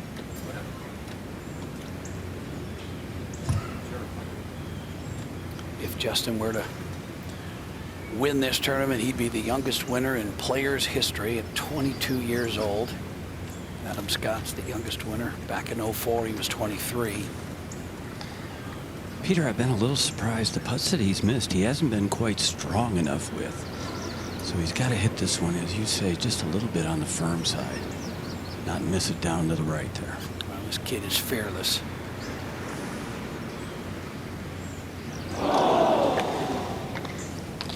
He's the only one that's missed that putt high from that angle. Boy, Sergio Garcia ducked in there quickly, too, to see the line. So now Sergio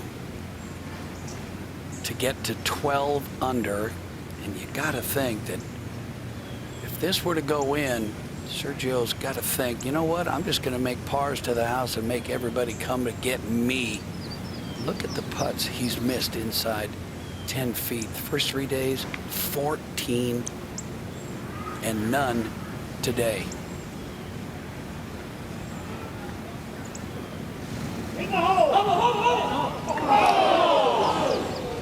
Boy, 2 good putts by Thomas and Garcia. Just burned the edge. Let's go back to 12. Ben Martin has this lengthy putt for birdie just under 50 feet. This would tie the lead if it were to go down. Drove it left. Johnny missed the fairway and unable to control the distance with his second, but good putt there. Yeah, that was pure. And one of the most popular players on the PGA Tour. This win, maybe today, if he's able to get it, would of course send his popularity soaring to even bigger heights. And a lot of people have been critical of Rickie, Johnny, and you in the past have said, you know, he's got to start winning more, and boy, this would be a great way to get win number 2. But he's got a lot of nervous golf ahead of him. Still waiting out there, Gary. Yeah, he is. Derek Fathauer, his playing competitor, has had a little trouble on the hole. We go across to the 17th green where Senden has left for par, so good recovery there for him. And he'll remain at 8 under. And now Fathauer for his par here. Okay. Playing in his very first Players Championship. Fathauer, the young man who won the Web.com Tour Final Series event over at the Dye Valley course last year. And now Fowler, just 2 feet 5 inches. Been waiting a while, hasn't he? He's got it. is 10 under par. And that is the first eagle he has recorded in 17 rounds here at the par 5 16th. So it's goodbye 16, hello 17. Well, he's played it well this week. Dan, he's made 2 birdies and a par so far. He'll take that walk that's roughly 115 yards or so. And while he does, we'll go to 14. Garcia on the tee of this menacing par 4. Mounds on the right. And that looks like where he's headed. Just hoping for a lie. There's grasses over there, Johnny. Large mounds, deep rough.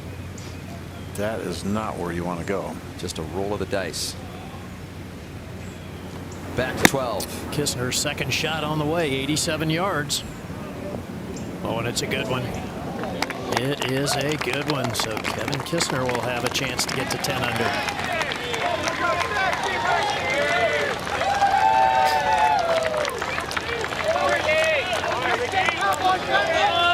Well, if Rickie can start winning, that'd be quite the threesome, wouldn't it? Rickie, Rory, and Jordan. I would agree. That would be popular.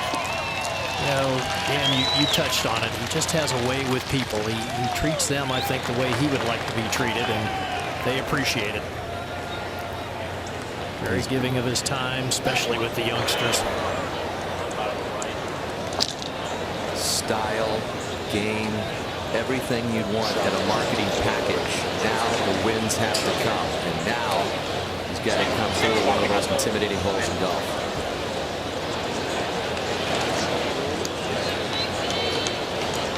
Yeah, very, very similar.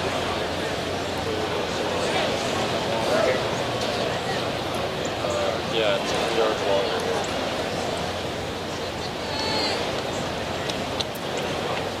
Perfect one lands 29.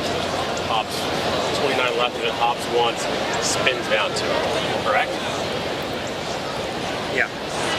So you think we hit that little kind of choke and go like we did on 15? I like it. Split, yeah. I'm looking like shot lane, the tower, right side of that. Yeah, yeah, right over the bunker. That one. All right, we see Rickie has had success at the short par 3. Choke, yeah, choke and go. Referencing a shot he hit back at 15. Try to try the exact same shot with a wedge. Rickie, Rickie! And it's a good one. This should spin toward the hole. Rickie Fowler is going to have a putt to get to 11 under par. I have to say, John, as we take another look from above, that's one of the best shots I've seen here, given the situation, in a while. Controlled the distance perfectly, did just what he and his caddy Joe Scavron were talking about. As we watch it again using our Pro Tracer technology, he said low and go, bring it in there low, landed about 15 feet left of the hole, one hop, spin to the right. And he did just that. Yeah, you might be able to post that score, and you know, with Garcia in trouble on 14, and the hills usually provides a bogey for him. This is wide open. Who is going to win this championship? Back to 13. Can Ben Martin put it close and get to 11 under par? Looks like he likes it. Oh, right over the top of the flag. So it looked better from the tee. Still's got a good look at birdie here.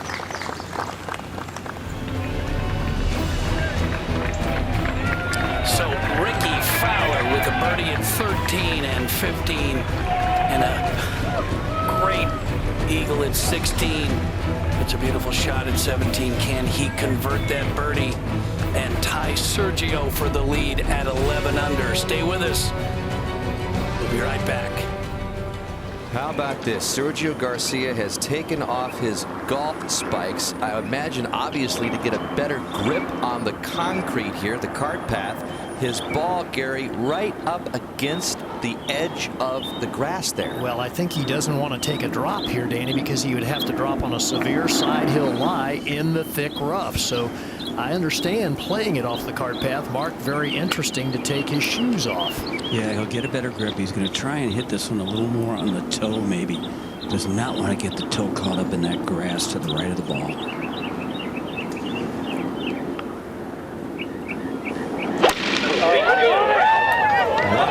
He cured it. It may go a little too far. That's right. That's way right. That's what happens on the toe of the club with that long grass. It grabs the toe and opens the face at impact. Shoeless Sergio. Let's watch the face of the club. Well, it looked like it closed down all right, but He'll put his shoes on, and we'll go over to Ben Martin at 13. Who has this putt for birdie and a share of the lead. Oh, it never hit it. So a little left for Martin here at 13. And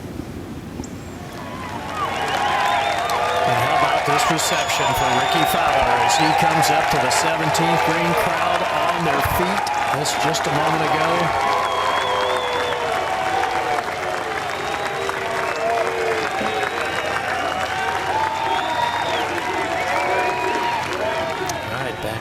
Short par 412, Kisner to try to get to 10 under. And does. So nice comeback for him as he makes a couple of birdies. In the last 5 holes, Garcia putting his shoes back on. Striding down for his upcoming third at 14. So who knows if he's going to drop a shot here. Thomas from 141. 3 back at Garcia. Boy, did he swing hard at that. Takes a big cut, Johnny, usually at them all, and that is right over the stick. Justin Thomas, after some scratchy golf and 2 bogeys in the last 3 holes, has a chance to get it back to 9 under. Back over to that scene. And what a putt coming up here for Rickie Fowler. Just under 7 feet. Just to share the lead.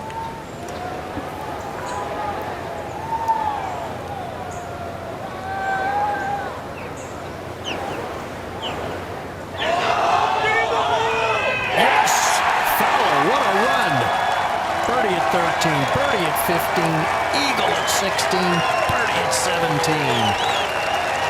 He's at 11 under.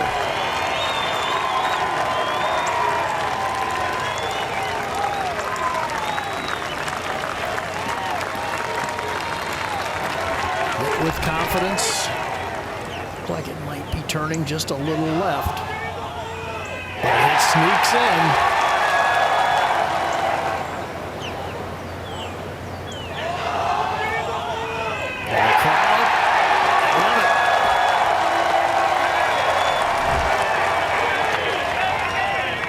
Goes through the tunnel over to the intimidating par 4 18th, tied for the lead at 11 under. Look at that run that Gary just talked about. 5 under in a span of 5 holes here. He was at 6 under. Kind of an afterthought until the birdie at 13, another one at 15, eagle at 16, which reminded us all of Fred Couples back in 1996. And who was Fowler's idol and favorite golfer growing up? Fred Couples. He dressed like him for Halloween one year, and here he is all these years later, riding a break like Freddie had in '96 at the 16th with a chance to win the Players' Championship. Got a chance to make the greatest finish ever at this championship to win. And he's had some tough bouts with this 18th. Plus 13, Johnny, in 16 rounds. Most over par on any hole in his career here. So, but this week he's hit the fairway and the green every round. So this year he's got the right stuff, but he's got to do it. It's easy to get too jazzed up when you have a run like that. 5 under the last 5 holes. Rickie, you got to just finish it off. First things first, hit the fairway. Yeah, he was sputtering, Johnny, +1 through the first 12 holes, and then lightning strikes. First things first. Fairway here, right? I mean, he does not need a driver here. I'm telling you that, it's downwind. But you know, if he does hit the driver, Billy, he's got a good chance to make birdie if he can hit that fairway. He certainly can, but I can almost agree with Johnny playing downwind. He does not need it, but he's got the disposition by playing aggressive. I like it, though.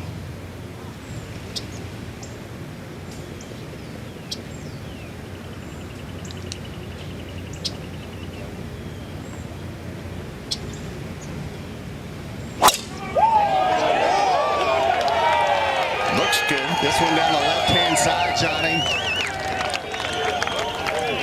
That is perfect. And long down there again with no divots around him.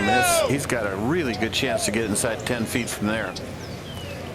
That confidence is flowing through Rickie Fowler right now. While that was going on, this was Garcia. She was back on. Third at 14.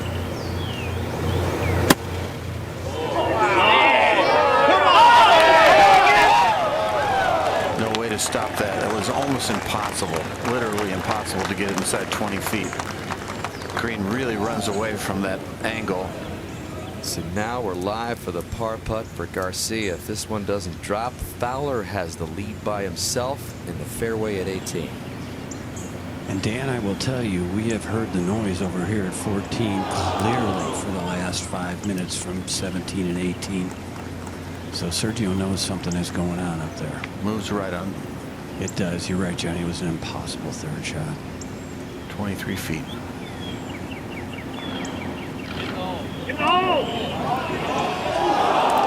Boy, it was a nice putt there, but just a little too firm. So Garcia's going to drop his first shot since the opening hole at the first, and that means that Rickie Fowler has the lead, and he's got one of the tough parts of 18 out of the way. Great drive.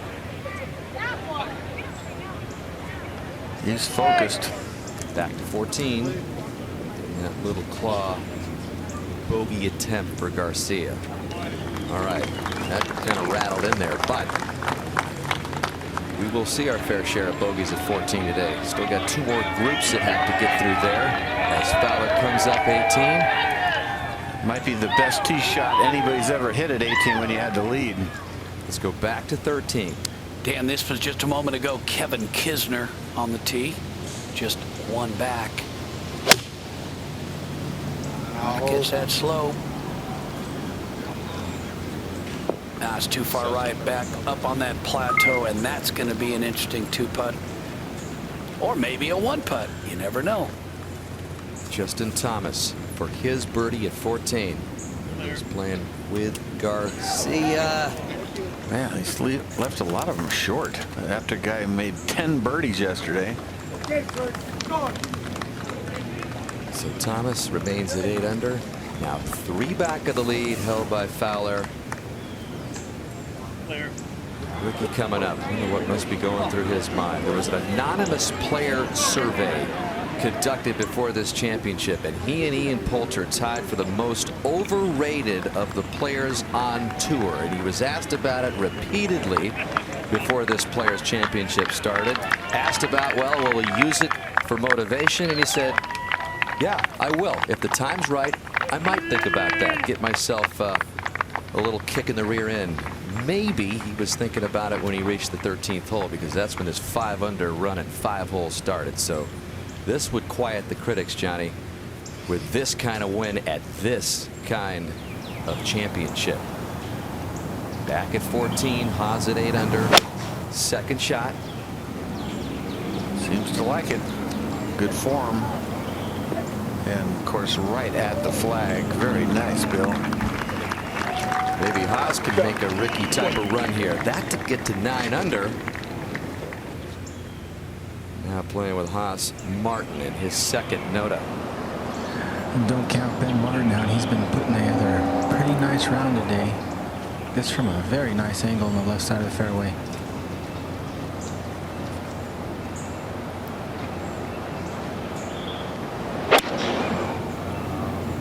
That looked like a nervous swing there. It looked like he held on to it. Came up and out of it. Well, right. Man, that's a very poor shot. And that is really a hard up and in, because the green just runs straight away from him. Back to the final group at 13. Long putt for Kisner, some 57 feet down this hill, tries to Just kick it over that bridge and slow down. It's picking up speed now. That was a moment ago. So Kisner's got some 6 feet for his par, Roger. Yeah, just about 6 feet coming up the hill here now. May try to move just a little to his right. It's a little bit into the green. Got to hit this putt solid firmly. Good putt there. Clutch 2 putt for Kisner. He stays 1 back.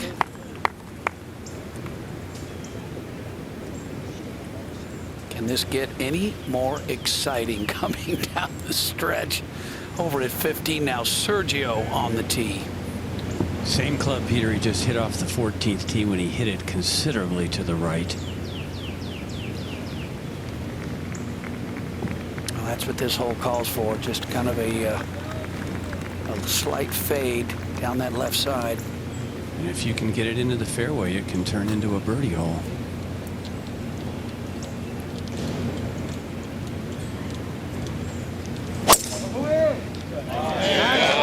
Oh, this is a beauty here. Up the right-hand side, a little bit of fade. And it is perfect. Now he can be aggressive with his approach. Probably just about a wedge, maybe a 9-iron. To 18. Second shot. Fowler, 119. Over a 331-yard drive. That's the strength of his game, the wedge game. Will that spin and come back down? He's going to get a read. He's going to get a teach. He's going to get a teach from his playing competitor, Derek Fowler. He's also on a bit of a streak coming home. Took a big hop, and he thought it was going to spin down the hill more left. But it's a good run at it, and he's played the hole beautifully. Second longest drive of the day there. He hit a 331, and it leaves him now with that wedge, 17-footer down the hill. Finished in the top 5 in all 4 majors last year. After Tiger Woods and Jack Nicklaus, to become just the 3rd player to get into that group. So he was knocking on the major door last year. Largely in part because of a relationship with Butch Harmon. Took him under his wing. This came after Rickie lost the only other swing coach he ever had, and he grew up with, Barry McDonald, who passed away back in May of 2011. And Butch Harmon has kind of given Rickie Fowler that little bit of confidence, tightened up the swing just a bit. Butch, such a good instructor with working what he sees in raw talent. And maybe all of this is about to pay off in a big way. Back at 14, Martin's 3rd. You can see how that moves away from the player. So if you miss it right on 14, you're going to have to make a 20-footer or more. So big mistake. So a long par putt coming back for Martin at 14 and back over at 18. There is Fowler reading that putt that Rickie will take a very close look at. Fewest strokes on holes 15 through 18. Fowler just hit his 10th shot. 12 strokes for 7 players.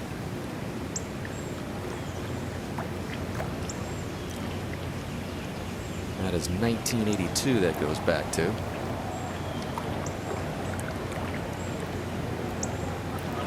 So here, oh yeah, this is big time. Looking at it. This is such a almost a gift from heaven to have somebody show you the line on the last hole so you don't misread it. It's, I think, pretty much down the fall line. Mark, are you right there? Could you see it? Yeah, I'm sorry, Billy Ray. I'm sorry.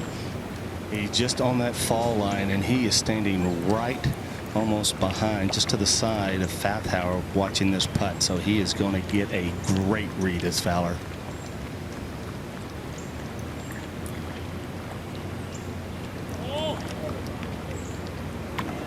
There's a little bit of break right that I don't think Rickie would have seen. So again, that is a gift.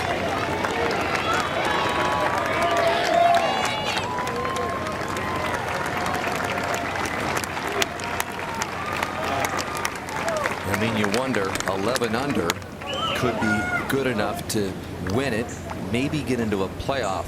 But man, Johnny, 12 under with a closing birdie here to finish like this. would really be impressive and give Rickie even a better chance at winning it outright. Folks, can you imagine if he were to make this 6 under the last 6 holes? That is not something you see every so often. It's like once in a lifetime. Thinking back to great finishes in this championship, none better really than Craig Perks did in that finish when he put it away all those years ago, unexpectedly. But Fowler here is the 13th ranked player in the world. Maybe this putt is going to eventually be the one that wins it for him. He's got some waiting to go because we've got 7 groups that have to finish after him.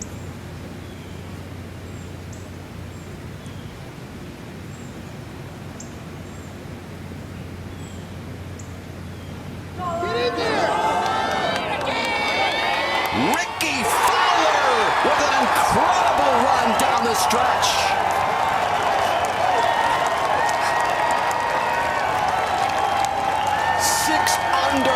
In the last 6 holes. 12 under's the lead. Come and get me. Sir, it took my breath away, that putt. What a putt. It's almost in tears.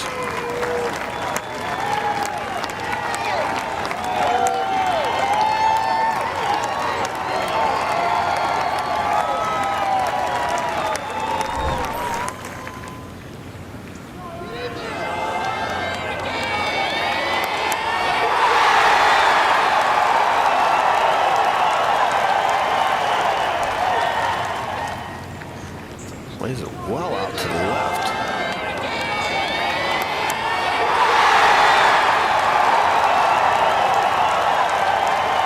And the guys behind him have got to be saying, what is going on up there? When you're as popular as Rickie Fowler, and when you put together a stretch like this, it is a thunderous roar. Look at that finish.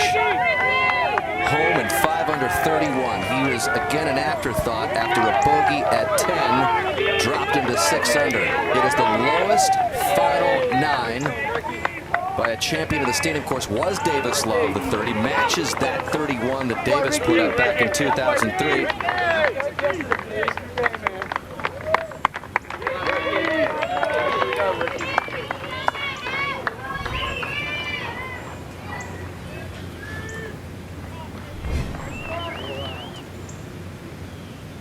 And always looking at everybody, including Bubba Watson's son there. That's Caleb. Bubba Watson, Rickie Fowler, longtime close friends. And there was Bubba to greet his good pal there after that incredible finish. So Fowler is in at 12 under. That's the number that Garcia has to go after. This is Garcia's approach at 15. So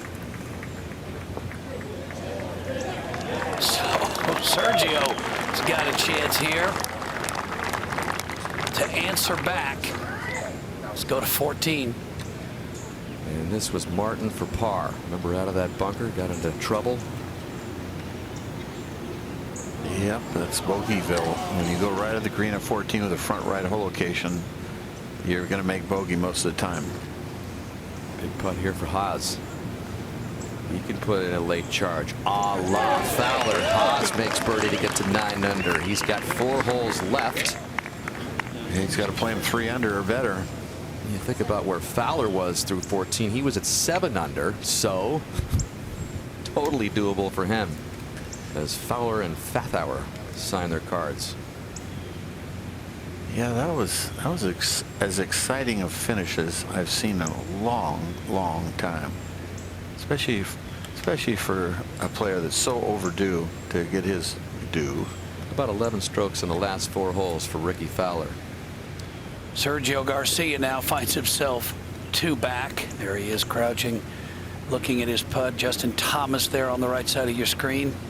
I think Justin is probably going to be away, Peter. He played a bunker shot back to here, but I will tell you, I was down there in the fairway pretty close to Sergio, and that roar from 18 was unmistakable. That's one thing as a player, you know, you can tell the difference between roars for polite roars and roars that take the lead. We always talked about Jack Nicklaus roars and Arnold Palmer roars and Tiger Woods roars. Sergio knew what that was. Now Justin Thomas trying to get to 9 under. Been a disappointing back 9 for him. I actually talked with him a little walking up 14, and he was a little down in the dumps. It's okay. It's his first time here, and he's got a great career ahead of him. He's going to win some big tournaments, I think. He's got that kind of game. He really does. Hits the ball a mile, and a fine young man, I'll tell you, Peter. Yes, he is. So there's Fowler and Fowler. 142nd PGA Tour start for Fowler. Just the 1 win. 26 years old. 7 runner-ups. 5 thirds. It's been close in a lot of them, but. And I got to think that survey, most ridiculous thing I've ever heard about players overrated.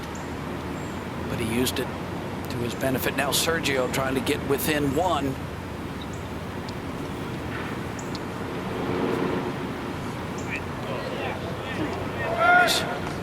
That was right the whole way. To 16. Kevin Na, awkward third shot here from some 54 yards. Out of the sand underneath the oak tree. Got to bury the last 3 holes. Wow, look at this shot, Johnny. This is going to funnel down toward the hole. That is really nicely done. So he'll have a good chance to get that first one. Back to 14. This is the 3rd for Kirk. He's at 9 under. Again, that super fast shot, trying to get cute, which he had to do, and cannot go right of the green on 14 with that whole location. All right, Rickie Fowler at 12 under with a 2-shot lead. Let's go down and join Steve Sands. Gary, thank you, Rickie. Beginning at 13, you went 6 under in those last 6 holes. What kicked in there? It was just about time everything started kicking in. Yesterday and then the start of today, just couldn't hit fairways, couldn't hit greens, was trying to scramble around as much as possible. So I kept myself in it and finally hit the button. As you kept yourself in it and hit that button like you talked about, what gave you the belief that you could turn it on? Well, I just needed to keep making good swings. I felt like I was making some really good swings that were just barely off, just going in the rough or just missing the green. And obviously, I think the biggest one was the 9-iron on 13, hitting it in there and then making the putt and moving on, going from there. Looking at the leaderboard, the rest of the pack is right there at 10 under par. You're at 12. Do you think that's enough? Have to wait and see. These guys are pretty good out there. Good luck out there. We'll let you go practice on the range. Thanks. Thanks, Steve. Let's go out to 14. Kisner for birdie, Roger. Yeah, underneath the hole here coming up the hill, I think it's got to die just a little bit to its left. Yeah, he's looking out to the right pretty good. It's a slow one, John. You got to give this one a bit of a hit. Yep, he's throwing it out there. Yep, it breaks more than it looks. There's a lot of slope off that bunker. Kisner remains 2 back of Fowler, 16. All right, Kevin Na, this to get to 10 under. Is he going to turn? Oh, it just sneaks in the right side. So Kevin Na, 2 back, 2 to play. He's got a chance. Back at 15. Ben Martin now after a perfect tee shot. Again in a group, still has a chance. But if not to get him to 10 under, lightning can strike here at TPC Sawgrass like we just saw Rickie Fowler do. 6 under on the last 6 holes. Let's take another look at this putt at 18. He got a good teach from his playing competitor Derek Fowler down the hill, turning to the right. Dead solid, perfect.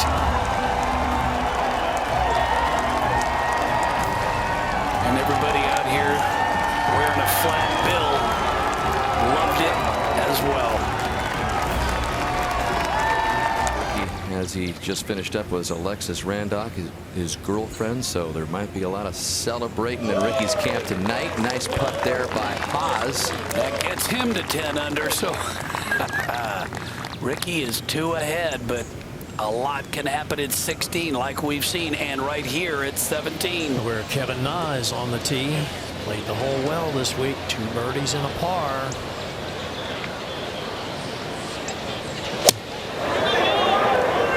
And it starts left. Too far left.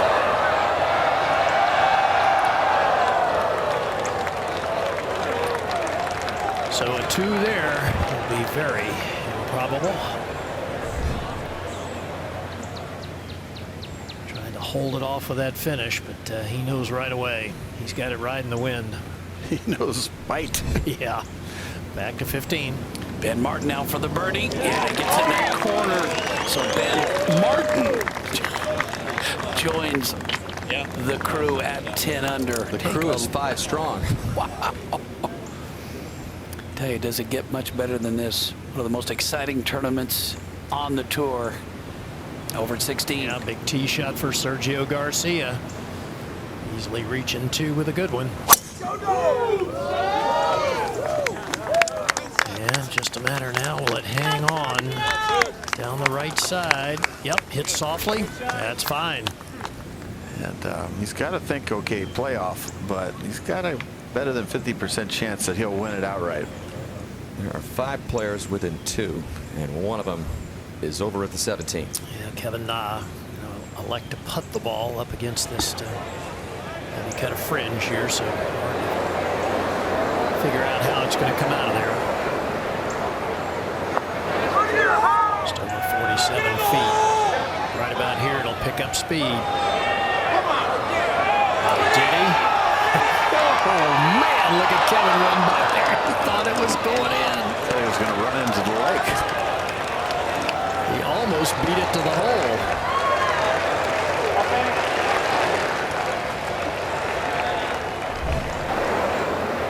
One more look. So it gets over the slope. Now he thinks it's got a chance. Watch this. Here he comes. He's running. He's running. Nice. He was running out of real estate. It looked really good at halfway, Gary. Yeah, it did. Once he got it coming down the slope, it looked like it had a legitimate chance. Yeah, Blau was right. Can't hit it much better without it going in. Back at 15. Kevin Kisner, how about this tee shot? 340 yards down to the edge of the fairway, just 115. This, a sand wedge. This is the key shot for him. He makes birdie here. Yeah, he's right in there. I just didn't take the spin. Still, he's got a good look at it.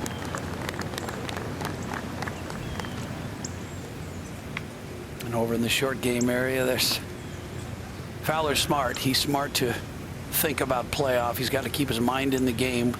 Last thing he wants to do is let it wander. That's Jonas Blix there just behind Rickie. Well, Johnny, he is a marketer's dream. The only thing missing, as you say, W's, and we've talked in the past, you've talked in the past. It's time for Rickie to start stepping up. Boy, did he step up today. And if he can win, what a way to win. 6 under the last 6 at the Players. So that's going to just, leap him right out there, out of the stratosphere with his personality, like you said. So, but the thing is coming in 15, these guys are hitting wedges to that. That's a birdie hole. 16 can be an eagle. 17's another wedge. And then 18 with a good drive's another wedge. So it's not over yet. You just don't know. All right, so Garcia has a long wait over at 16. He's a part of that 5-way tie for second at 10 under. Yeah, the reason why Garcia is waiting, Justin Thomas has driven way left here and trying to figure out what he's going to do, Mark. Well, he really has taken an inordinate amount of time. So Sergio, who I feel like Gary is facing the shot of the championship for him, has had, I'm going to say, at least a 2-minute wait here.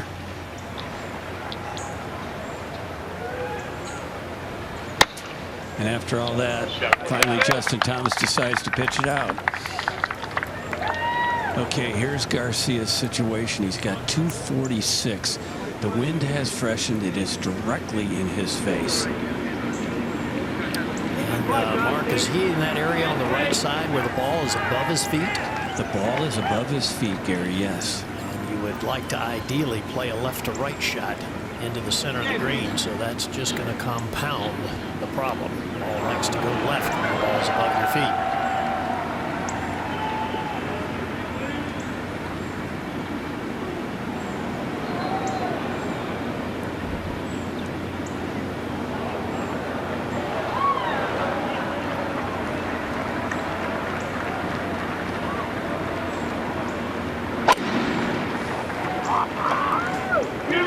This is a magnificent looking shot. High cutting. Oh, carries just a little deep and lands very firmly. It'll chase all the way just through the back edge of the green. And we'll take another look. Ball way above his feet. This is really a quality shot. It's down and through that thing again with that fairway wood. Holds it on line. It's pretty to watch. He can strike it, no question, as we go back to 15. Kevin Kisner now, Gary, for this birdie to get to 11 under.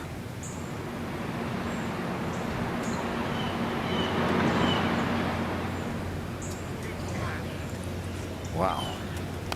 Oh, man. To 16. Bill Haas on the tee.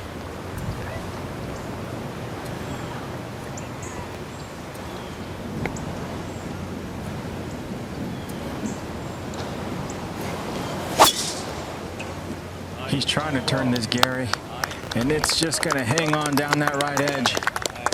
Well, the hole plays a little longer when you hit it down the right, but that's okay. Good position in the fairway.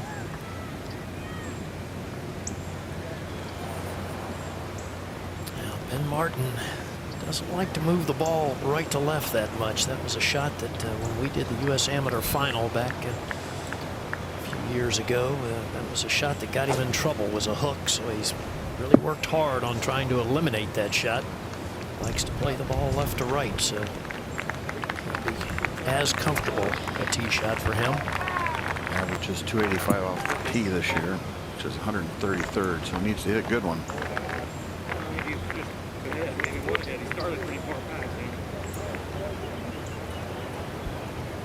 Sergio make birdie here, he should easily.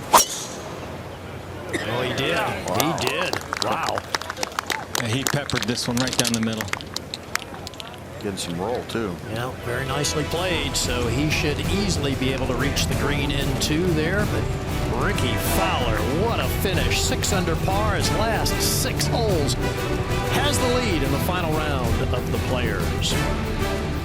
Rickie Fowler, if he's able to hang on, this would be one of the greatest runs to a Players Championship we have ever seen. Maybe the best. I can't imagine anybody else That's the best. doing it in more spectacular fashion. So here's Garcia, Gary, over at the 16th. Yeah, he has a putt for an eagle. It would be improbable to see it go down, but if it would, he would tie the lead at 12 under, and Mark Rolfing, I would think he'll be more than happy to get this down in 2. I totally agree with you, Gary.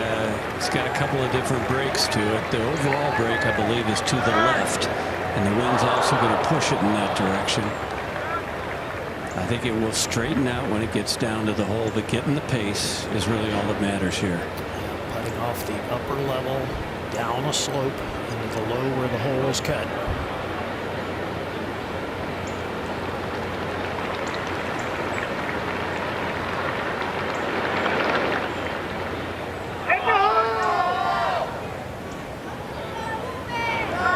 This looks pretty good. That's a great lag putt, so Garcia is going to get one closer. Piece it together, right, Gary? Well, one step at a time. Make that first one. And he's got 2 more opportunities. One where he has seen great joy as well as great despair. The joy came back in 2008 in a playoff with Paul Goydos.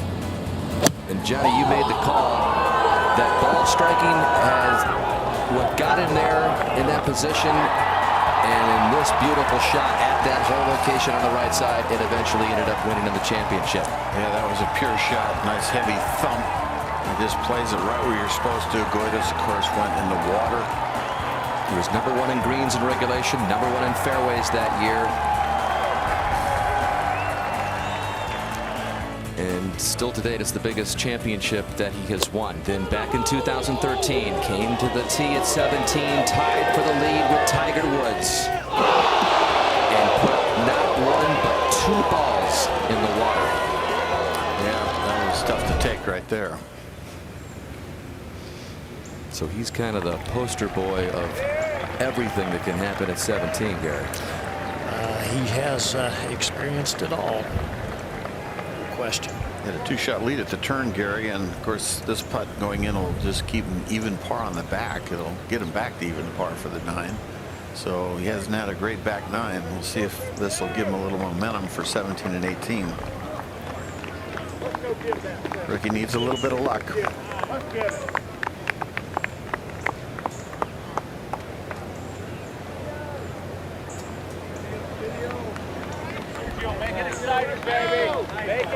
Okay, he is 1 behind with 2 to play. Up at 18. And now he has to hold this because he's 2 back of Fowler at 10 under. And a little punch shot. Roll up there. It's asking for a lot. Pretty darn good shot, though. So that's 1 less player at 10 under that Fowler has to worry about. Back over at 16. Here's another one. Yep, Bill Haas getting ready with his second shot, Noda. Tough shot to get it close. He's got to hit it left to right and to a right to left wind.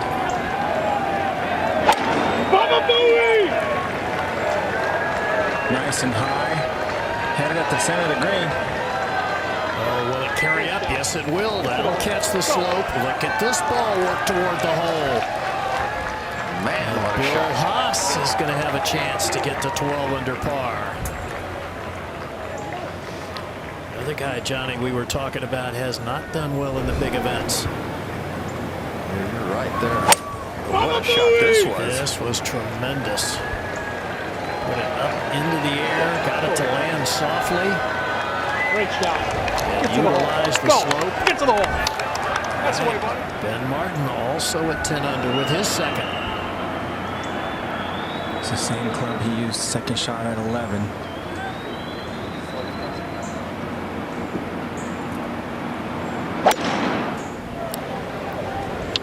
He's tugged this one a little. Might catch a piece. Gonna get through the green, I think, just into the fringe, but that's okay. Should have no trouble making a birdie from there. We move ahead to 17. Look at Sergio's history on this short par 3 when the hole location is on the right. You see the 2 balls in the water. Those were the ones back in 2013. One over the green into the water as well. And he's made 4 birdies on the hole. So a little bit of everything. But Gary, isn't it amazing how many times he has come here on Sunday afternoon at the Players with a shot of real consequence? Very true, Mark.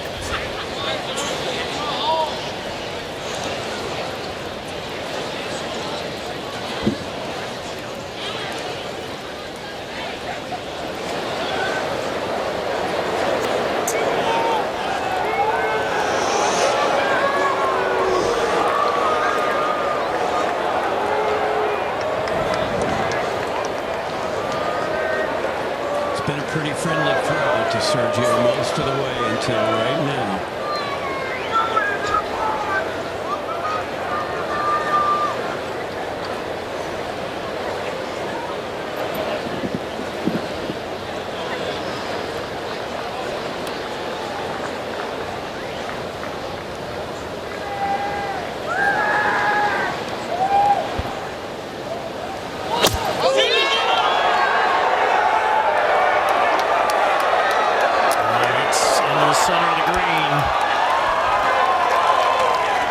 too far left to catch the slope. Safe. I'm sure not what he was looking for. So we'll go up to 18. This was just earlier. 48-year-old Jerry Kelly, who had the lead at one point yesterday. 4 birdies short of the green. Kelly at +3 coming in. His only birdie of the day comes at the last. 74 for Jerry. Back over to 17. Thomas's tee shot on the way. Oh, hang on.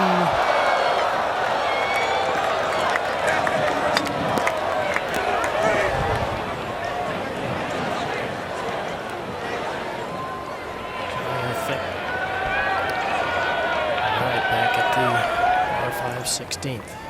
Kisner on the tee.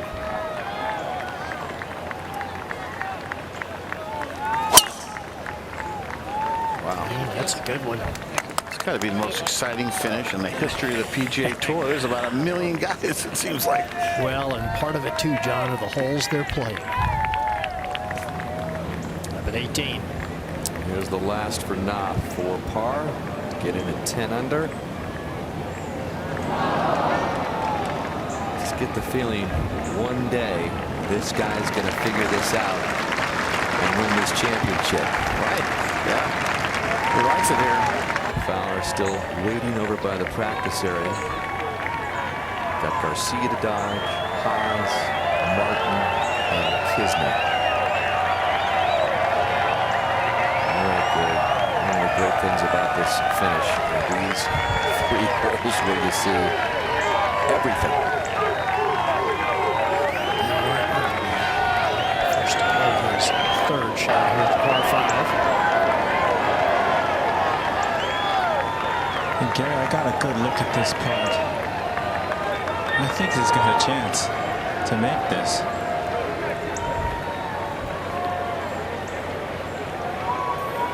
All right, off the upper level, down the slope, should move a little right in the middle. That's got to go. That has got to go.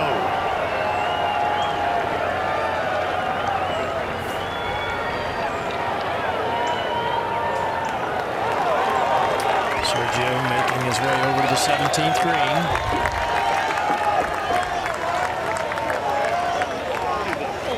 Sure. Justin Thomas has decided not to play from the drop zone and go back to the teeing ground, which he has the right to do. Meantime, we'll go back over to 16. Eagle putt here. Bill Haas. Tie the lead.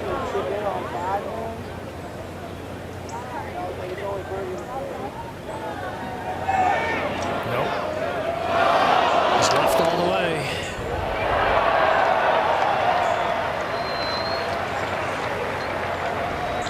But like Garcia, he is 1 shot closer at 11 under. Rickie dodged one there. Yes, he did. That was an easy putt. Now remember, guys, the 2 short putts that Bill Haas missed. This was at the 2nd. This for a birdie after hitting the green in 2. And then again at the 9th. This was for par. Both hit the same way. Johnny face wide open, missed to the right. But how about those 2 short misses? They could really come back to haunt Bill Haas. What a wonderful second shot he hit here, though. That was phenomenal. All right. Important putt for Ben Martin to get within 1.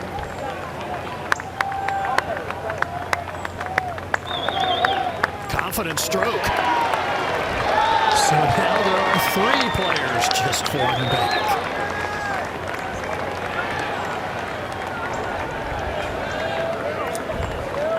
I mean, this is something else.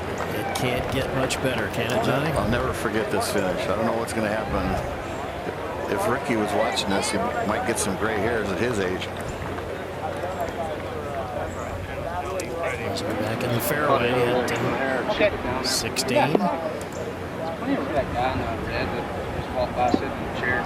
Yes, yep, he's sitting right there. Yep, perfect. Straight in. Now, this flag's showing just a touch off the left. kind of goes in and then a touch off the left. All right, bud, you got this. And Gary's got 232 left. 224 to cover that right front at the flagstick, and I haven't seen anything in this young man would make me believe he is not going to try to play it and get it close. But he has pulled it left. And that gets through the fairway and into the rough. That should be on a downhill lie, so that won't be the easiest of shots.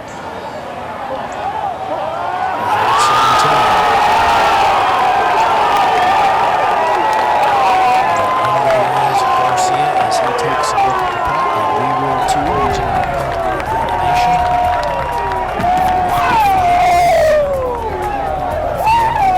Steeply downhill and moving left, and then trying to straighten up ever so slightly at the hole.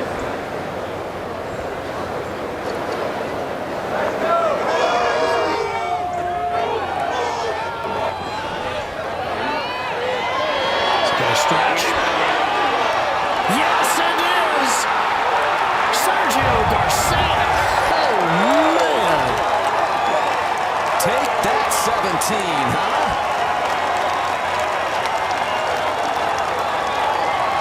What a putt.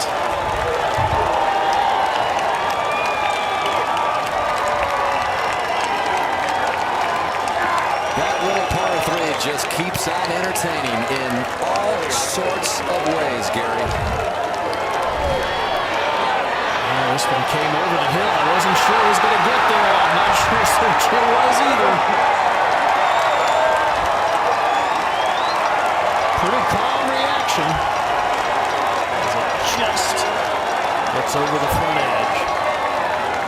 Put you on top of the world, break your heart, and then give you something else to cheer about, as Rickie was listening.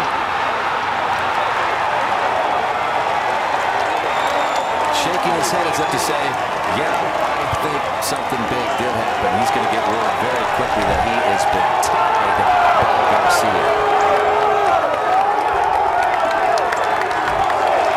So Garcia walks up the iconic green with back-to-back birdies at 16 and 17.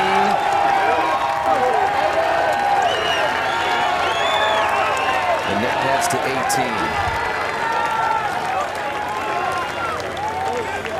The 446-yard intimidating hole. He goes through the tunnel. We head back to the tee at 17. Haas ready to play.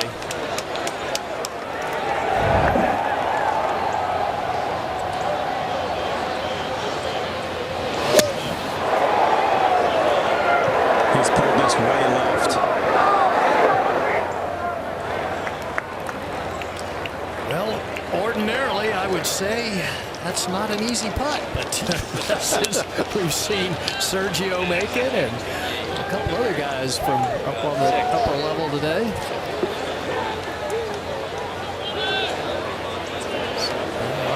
Next play. I know 16 has had its moments through the years, Gary, but 17 just continues to grab the limelight.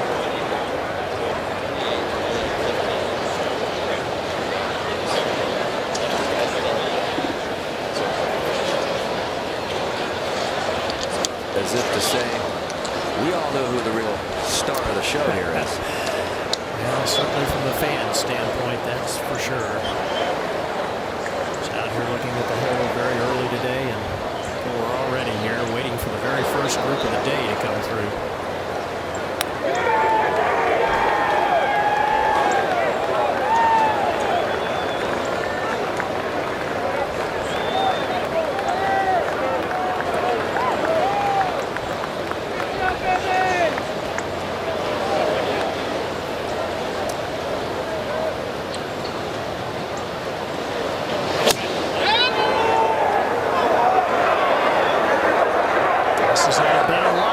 If the distance is good, and it is. Oh, man. It's just over the bunker and scoots right toward the hole.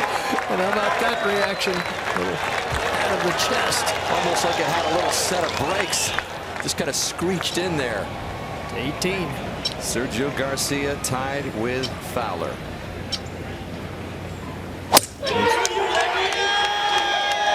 Needs a great tee shot. Just going to be right down that left side. Absolutely flawless. Wow, he is playing some good golf right now. After a slow start on the back nine, he's delivering the goods. Fowler still waits, wondering, hoping. Now he's hoping he just gets in a playoff.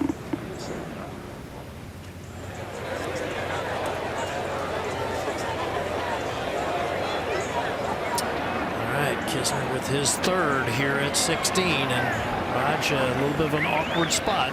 Yeah, on a little bit of a downhill slope here, so this ball is going to run out, that's for sure. Gets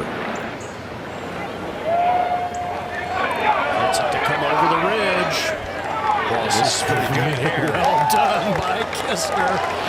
So he's going to have a great look at a birdie to get to 11 under. I have to say one thing, this young man was clutch coming down the stretch at Hilton Head when he made birdie on the 72nd hole to tie Jim Furyk. Birdied the first extra playoff hole. Come on, so he can handle the pressure. It's Garcia who's looking good right now, Johnny, after that tee shot at 18. Yeah, just got a wedge into the green. I mean, and a good angle, because if he lands it anywhere right of the hole, being on the right side of the fairway, it'll spin right down by the hole. I wouldn't be surprised to see him hit it stiff. So even though it looked like Rickie Fowler was going to probably win by one, now it's, you got to be praying that he can get in a playoff. Back over to 17. Haas and Martin have reached the green. Interesting, you see Haas's caddy there. That's Scott Nizer, and Scott Nizer's got experience here on this 17th green. He was the caddy for David Toms back when Toms lost the playoff here to KJ Choi back in 2011, right here on the island green.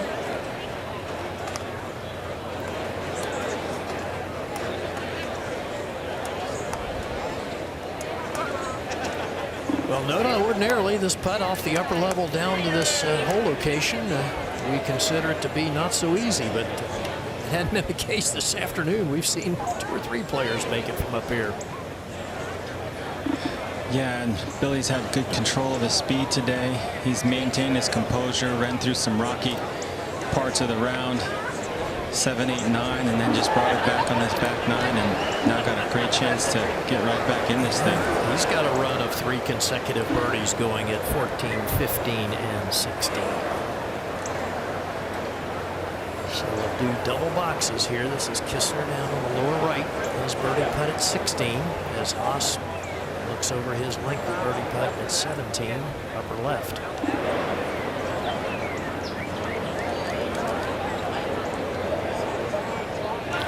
Kisner good up and down, so he's an 11 under par.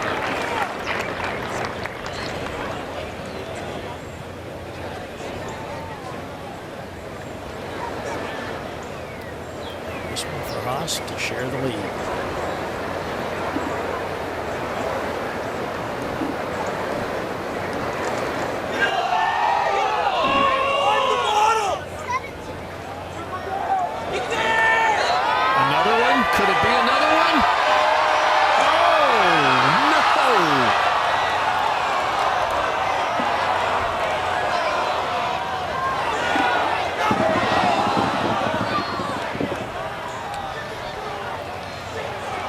What an effort.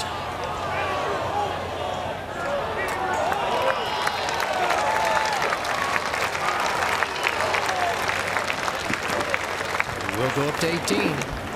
Garcia ready for his second, Mark. 152 yards to the hole. The wind is blowing as strong as it has been all day. It is right at his back, maybe a little from the right.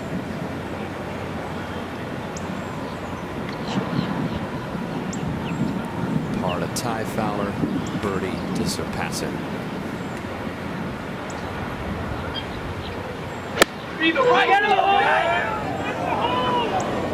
Just right of the flag, 15 feet maybe. Is he going to get that little bit of trickle down It's almost exactly the same spot where Rickie was, and he poured it in to get to that 12 under number. Back to 17. And Martin to reach 12 under. Yes, he's got it.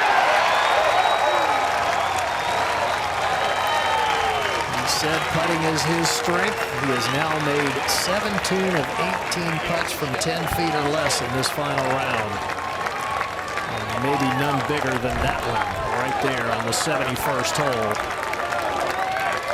Johnny, I'm now convinced this is, without a doubt, the greatest finish I've ever seen at this championship. If it was in doubt, it is no longer in doubt, with 3 tied at 12 under.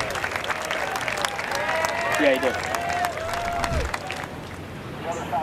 Rickie, you better start hitting some full shots. That's amazing, really. It's just amazing what we're seeing. Back over at 17, where Mr. Kisner can make a birdie here and join the party, Gary. Yes, he certainly could. And Raj, from what we've seen today, no reason to think that he will do anything but take a wedge and go right at that hole. That would be my assumption. I have said very little to the young man other than having very pleasant interchanges, and I could never say I think he's cocky, but when you watch him on the golf course, there is no shortage of faith in his skills.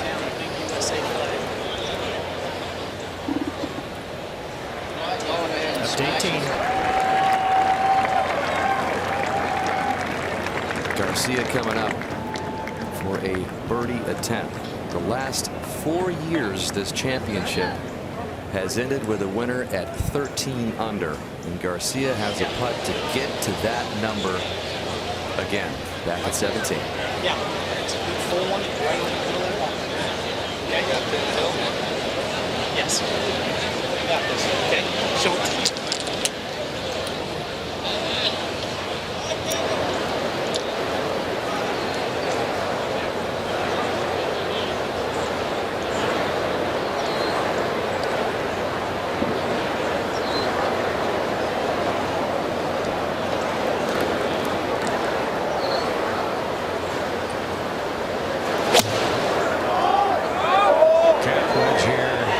This is left in the hole, trying to get that ridge.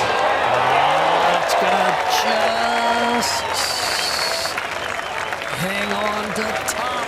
Oh, it was within a foot of working its way down toward the hole. Up to 18. Ben Martin staring down the body of water on the left. Tied for the lead now. Ripping a fairway, easy to miss it right.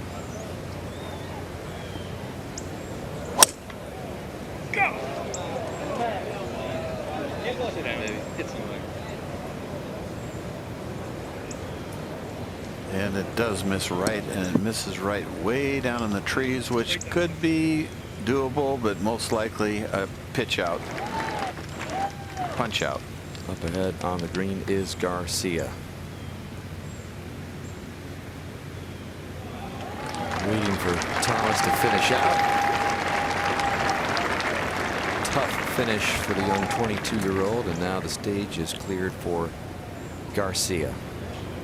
Only 3 champions on the stadium course have birdied the 72nd hole. Sandy Lyle back in '87, who got into a playoff, eventually beating Jeff Sluman, and Steve Elkington has birdied it twice as a champion. The one that got him the win at this hole was in 1991. Well, let's put it this way. Rickie had Fowler to putt first. Show him the line. It breaks more than it looks to the right. Sergio is on his own. If he can read this, more power to him, but I would imagine he would miss it right. This to get by Fowler at the top. Slightly different angle, though, than Rickie.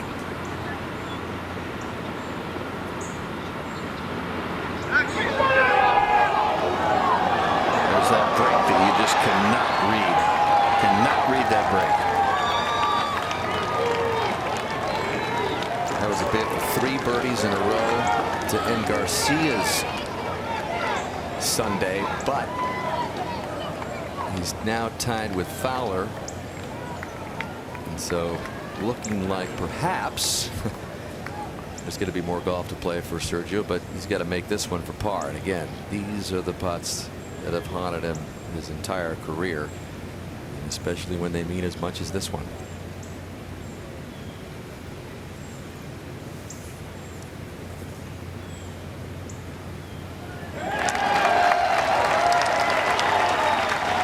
So Garcia goes through the gauntlet, 16, 17, and 18 at 2 under. Final round 68.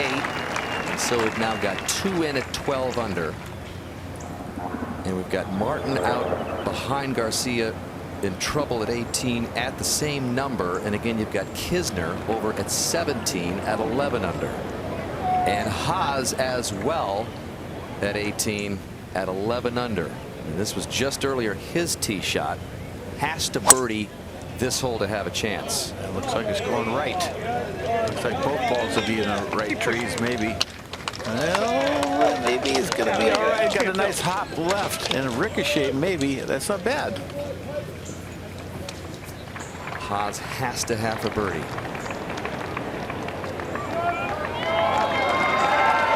And again, we have an aggregate playoff in effect, which was instituted last year. It has not been used yet in the Players Championship. The aggregate playoff would take place 16, 17, and 18, so we'd get to do this thing all over again. Yep.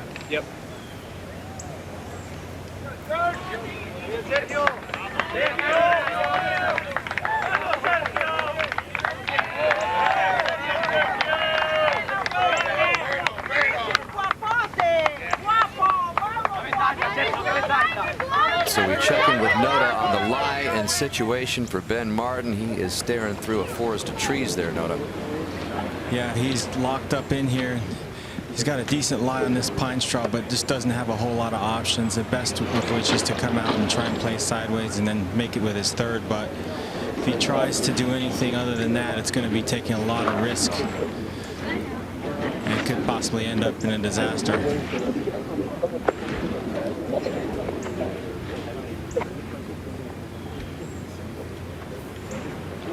Look from above of what Martin faces.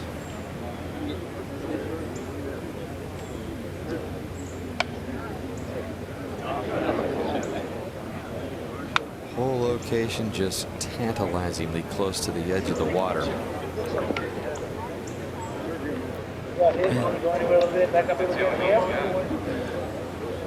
Johnny, I'm not exactly sure what he and his caddy are looking at, but if they do take the line that they're walking, trying to measure off on, there's only about a 3-yard window between a tree that's about 10 yards in front of them and the trees that border the edge of the fairway. Well, Martin continues to look this over. We go back to 17. And Kisner will be eyeing his putt to get to 12 under par.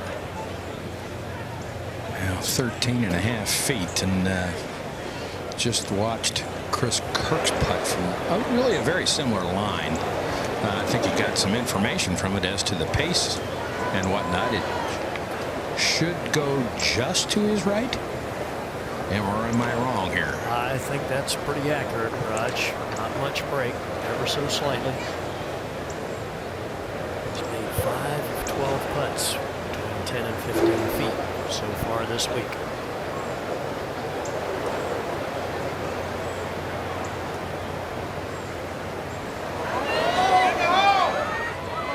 And making another one. Kisner to 12 under par. These guys are putting on a show.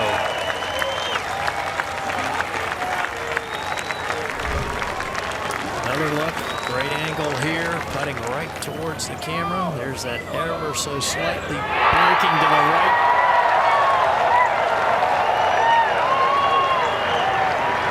Kisner will have a chance at 18 to reach 13 under as well. I surely wouldn't put it past him with what he did at Hilton Head. Exactly. And while Kisner was putting, Martin with his second just punching it underneath the trees. And so he's going to take his chances from there. That was a smart move. He tried to make birdie. He's probably going to make bogey or double bogey. Yep, he took that out of play. Johnny gives himself a chance to get it up and down from there to join Fowler and Garcia. Rickie up now and taking some full swings. Remember, 7 groups had to finish after him, so it has been a while since Fowler posted that 67. Almost an hour ago. And now Haas at 11 under. His second shot. He needs a birdie. He's going to run it up the opening.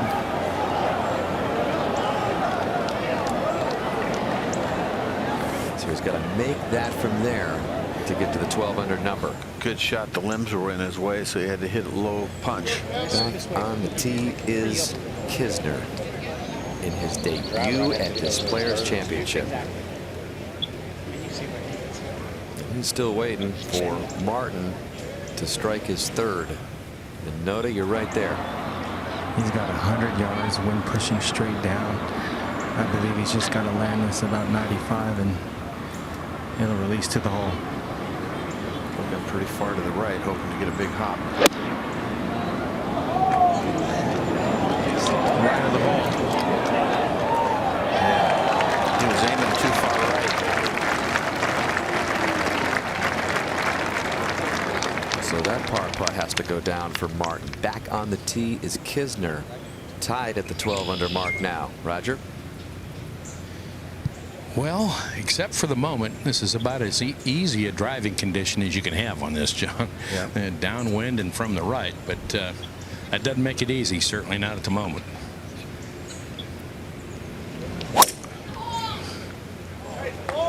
Is that as good as it looks? I think that should be fine. You know, he's got nerves of steel. He doesn't seem too nervous about all this. Got a good chance to make birdie and win it outright. In his words, why should we be nervous? Why shouldn't we think we can win this championship? Even in his first try at the age of 31. It's kind of the attitude of the younger players coming up, Johnny. It's a different world out here in many, many ways. Now they're just putting the lights out. You know, they got the perfect nerves and they're delivering under pressure. All right, so it is a must make from just in front of the green for Haas to get to the 12 under number. So it's going to take 4 birdies in the last 5 holes for Haas to join Garcia and Fowler in at 12 under. And then again, Kisner behind him.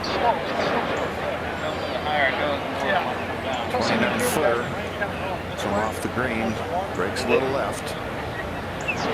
And Johnny, this is a little surprising. Usually in a must make, most players will opt for a wedge to try and get a cleaner bounce on the green, but he's got that putter and hopefully get off rolling to a good start.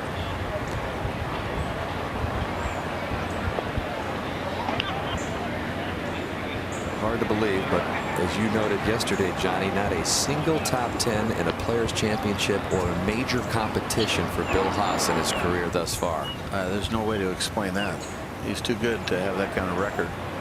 He did win the Tour Championship with that unbelievable shot out of the water, but never made a birdie here in 27 career rounds. Can he do it right here to get to the number he needs? breaks just a little left.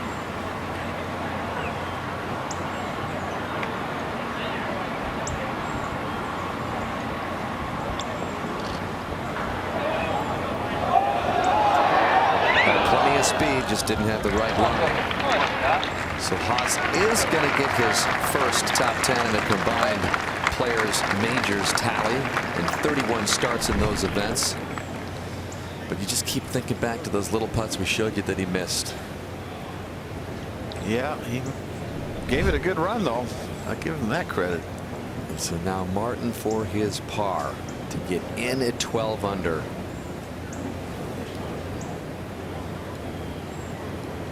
Playing his first players like Kisner. His dad Jim got him started in the game. Asked 100 friends of the family to contribute to get his son's start as a professional on the mini tours. Believed in him. and now has a chance to stay alive and would be the biggest championship by far of his career. This has been breaking more to the right than it looks like.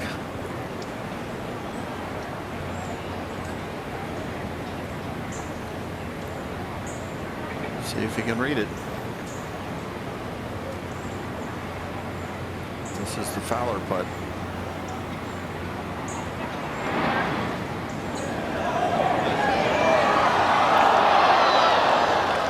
Just cannot read that putt. There's no way. He had a fantastic putt to just miss right on the edge. Nice try. So Martin Haas come up short. And it was very close, Johnny. It was a decent putt. Really good. It just slithered by to the right at the end. He had some great putts coming in. He knows he hit it right where he wanted. So just one other player, and that's Kisner playing behind them on this 18th hole near the chance.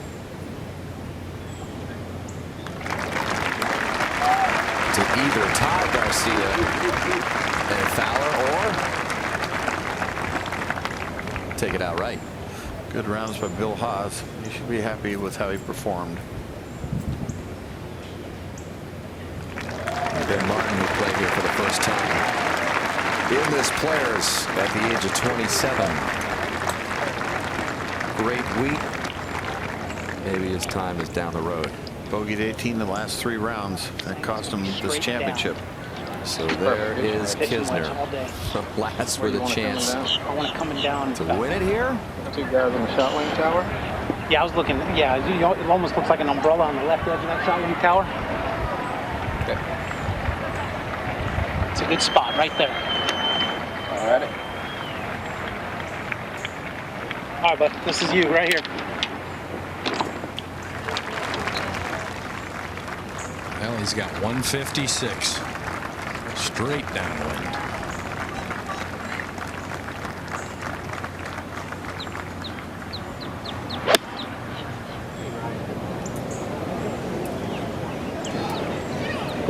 Wow, he landed that just about perfect. Wow.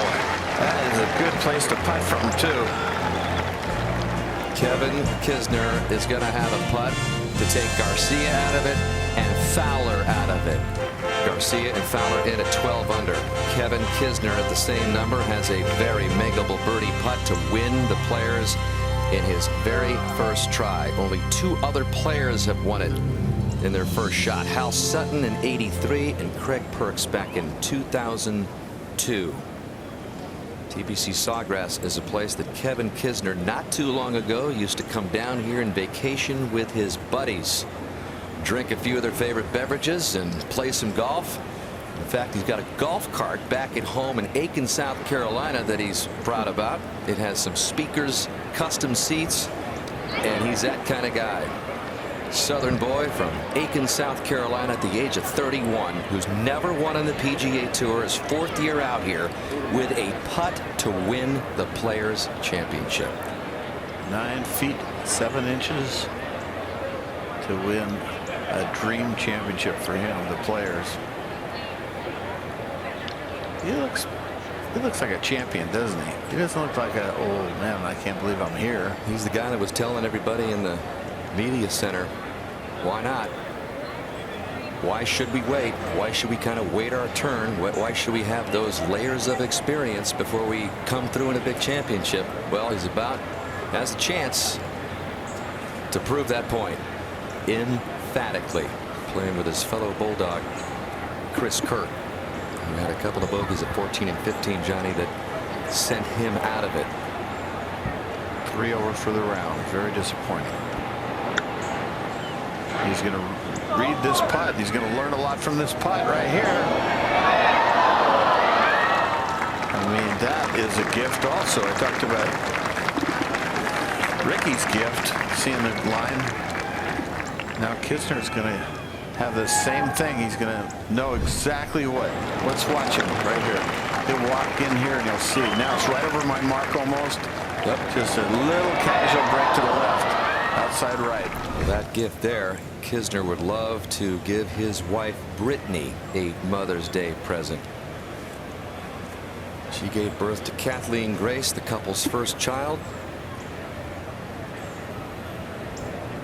right around the U.S. Open, his first U.S. Open that he competed in last year. It was 3 days before his first U.S. Open, and here at the Players, this to win it for Kevin Kisner.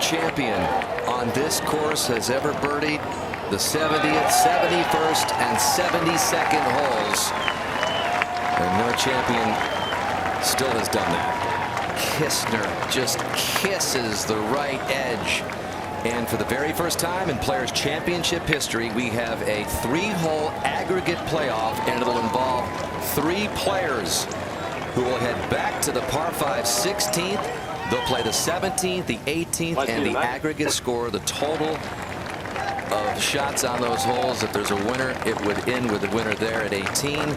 If they continue on, they'd go back to 17 in sudden death style. Take another look at this, Johnny, this birdie attempt from above. Just how close this was. What he didn't read is the first 2 feet did not break. They just stayed straight, which is, see how it stayed straight right there, and then it started to break. I don't know why it did that, but that caused him to miss the putt. That close to all of that incredible stuff that comes with a Players Championship, 5-year exemption into future majors, not to mention $1.8 million, which goes to the winner. And Sergio's like, all right. Looks like we're going to play some more golf. Looks like he wanted a siesta right there. It's going to be just the 5th playoff in Players history, and the 4th here at TPC Sawgrass between 2 of the most well-known players in the world, Sergio Garcia and Rickie Fowler. And yes, Kevin Kisner will be a part of it. So once again, here are the holes. We've been calling them one of the greatest finishes in all of golf, and it's because the wide variety of possibilities, the risk reward, par 5 16th, and then you can't help but take a little look to your right over at the Island Green at 17, where everybody seemingly was pouring in birdies, and then the 18th, where Kisner had a chance to end it all. So it's an aggregate 3-hole playoff here. Johnny, what are your thoughts on that? I mean, there certainly isn't a better place in the golf course to go 3 holes and add them up and see who wins. I mean, this is something else. I've never been involved in a championship that had more people that could get in the playoff or win. And you know, it's great that Rickie set the standard with that 6 under the last 6. Yeah, that's what you really like about a tournament. You like to have a guy post early, wait, and just kind of add that angle to the drama. Absolutely. There's nothing better, especially when he hit the number right on the head. You know, you talked about 13 unders won the Players the last few years. Darn near. I thought somebody might get to 13 after Rickie did, but wow, that's just a wowzer finish. Yeah, it would have been almost poetic had Kisner rolled that in to match that number, which has been the winning number at 13 under. And by the way, the cut again this year, like in all those 13 under numbers, was even par. So you've got this kind of strange coincidence going with the numbers here at TPC Sawgrass. But Johnny, once again, this golf course in this field proves to be pretty much unbeatable as far as drama goes year after year. No, this is going to be wonderful. 16, 17, and 18, and there's possibilities. Got eagle possibilities, water possibilities, all kinds of things. If you look back at Kisner, this was a guy who was +2 after 7 holes in his second round, seemingly on his way to missing the cut. And again, it's the kind of golf course, if you can get there to the weekend, even was the number, you have a chance. And Kisner slowly built his way back into the picture on the weekend and is now with 2 of the biggest stars in the world. Yeah, this is, sort of hold my breath to see, you know, how it goes. Hopefully the players will keep the hammer down and making lots of birdies and make it exciting. More thrills and spills for the PGA Tour this season. This is the 7th playoff in the last 13 PGA Tour events. So once again, playoff drama to decide here, the crown jewel of the PGA Tour. Okay. They're all sort of smiling like, wow. They're still awaiting the arrival of Rickie Fowler. In the meantime, there was another little guy down there that said, "Can you take me along in the playoff, Rickie?" Looking for a little snack at the same time. Maybe that's good luck. Maybe I can figure out a way to open up one of these zippers. So now Fowler approaching the tee at 16. Again, he eagled it earlier in regulation. But for the week, Garcia has the advantage at this par 5, playing at 4 under with 4 birdies. Got Jay Henderson, Price Waterhouse Cooper, Client Services. Jay, Deputy Commissioner, is going to help us here now. Guys, we're going to play 16, 17, and 18 aggregate score. Whoever has the lowest score after that is the player's champion. If it's tied after that, we're going to go 17, 18, 16, 17, and 18. Okay? So if it's tied, then it's 1 hole. That's right. It's tied after 3. It's not 17 and 18. That's right. But if it's tied after the 3 holes, we're going to go play 17 first, and then we're going to 18 and then 16. Okay? Now, Rickie, you finish first. You'll draw first. Sergio, you finish second. Yeah, second. You'll draw. Second. Okay? Second. There you go. 1, 3. Okay. Kevin, lead off. Gentlemen, play well. All right, Dan, as you mentioned, 2 recognizable names, one not so much. Sergio Garcia, the 10th ranked player in the world. Rickie Fowler, the 13th, and Kevin Kisner, the 123rd ranked player. And we see how they've played this set of 3 holes. Fowler 6 under, Garcia 6 under, Kisner just 1 under. Kisner will have the honor. Play first.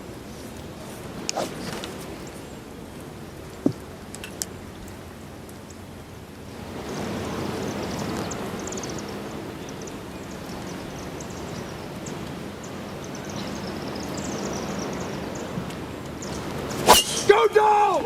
Well, this is going to flame out to the right. This is going to miss the fairway. And chances are that will force a layup.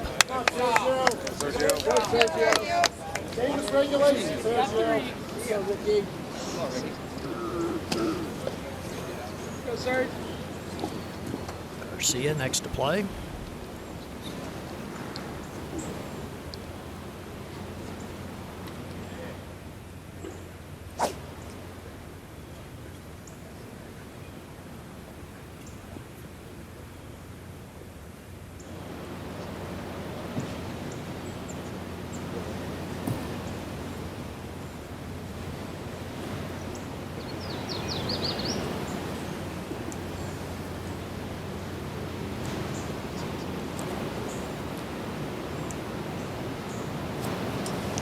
Mashed potatoes! This one has started up the right-hand side also and hit it a little bit high.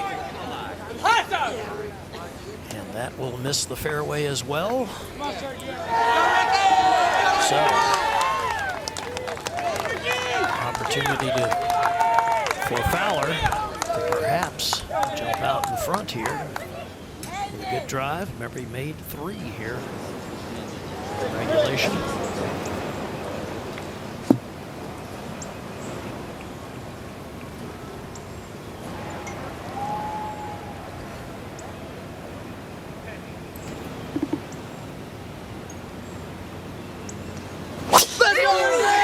Well, that's all 3 of them. This well right as well. Maybe the furthest one right. Okay, so no one able to hit the fairway on the first playoff hole. Garcia, Fowler, and Kisner, 3-hole aggregate playoff to determine the player's champion. All right, Roger Maltby, we're hearing that Kisner is away. He will be first, yes, off the fairway here to the right. He's got 266 to the hole. Ball in the rough here, sitting down some. I don't see any viable opportunity to try and knock it on the green. I think he's going to have to lay it up down the left, and I would expect the same of the other players. With that pin over there, we don't really have to worry about getting blocked out. Minimum is going to be 140 to cover after the tree.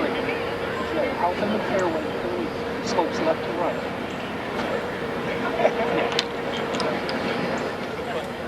Talk to me about your target.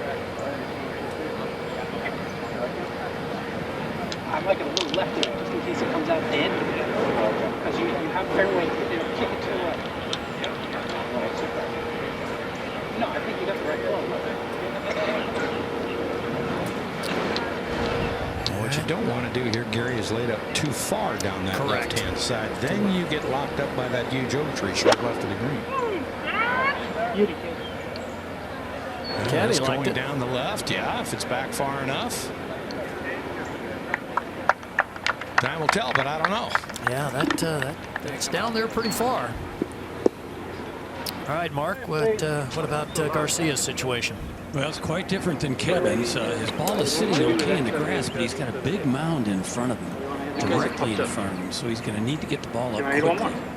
No, I don't want to hit one more. It's dead. What should I aim you see just left of the... You see those divots? Yeah?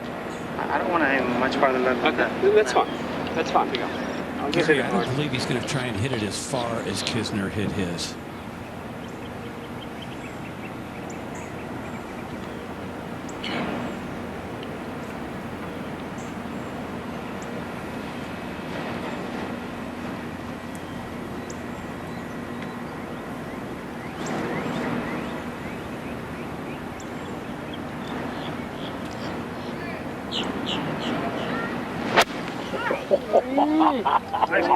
Okay, it's a mile in the air, but on a good line, nice and straight.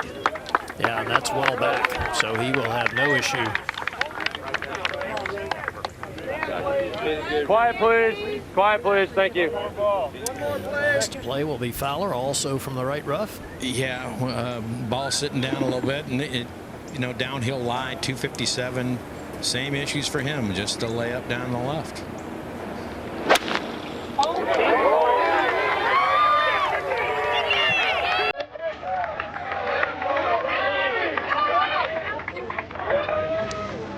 Okay, all three players forced to lay up at the par 5 16th, the first hole of the 3-hole aggregate playoff.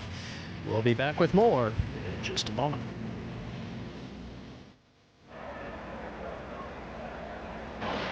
Here at the first hole of the 3-hole aggregate playoff, the 16th.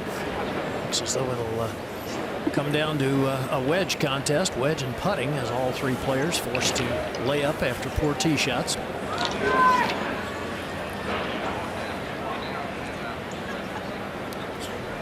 Gary, it would appear to me like Sergio Garcia's ball has come to rest in an old healed-up divot.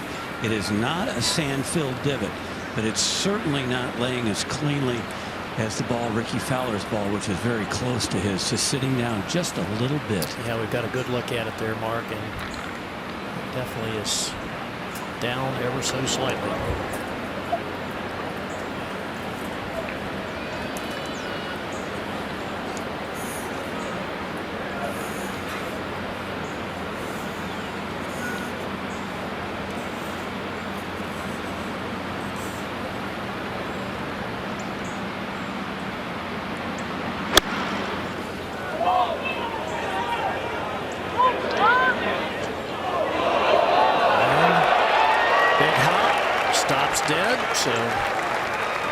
Shot from that line, and Johnny, as you said earlier, no one hits down on the ball any more than Sergio Garcia, so if anybody could play from that line, it would be him. You're absolutely right. Look at that stress on the shaft and that right knuckle.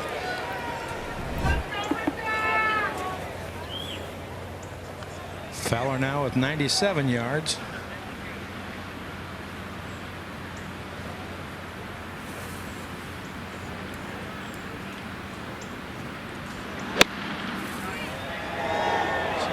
his strengths. 5th on the tour in proximity from 100 yards and less.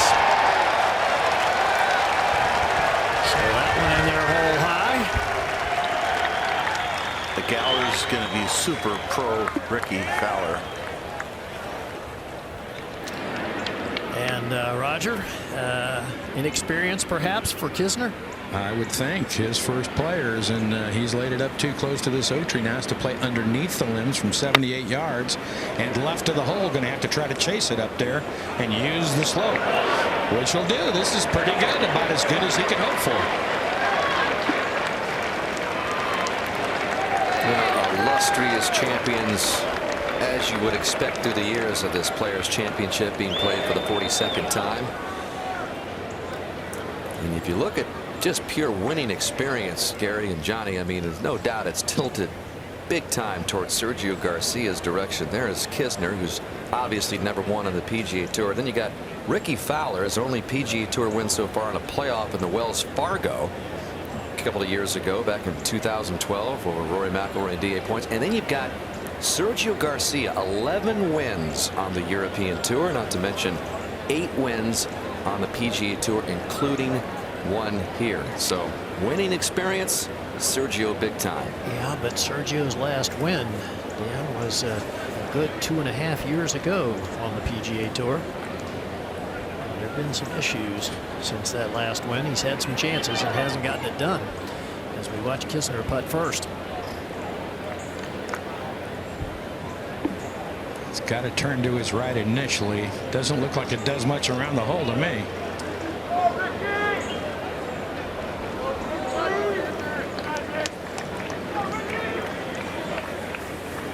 One of those recent chances, Gary, for Sergio was at Riviera.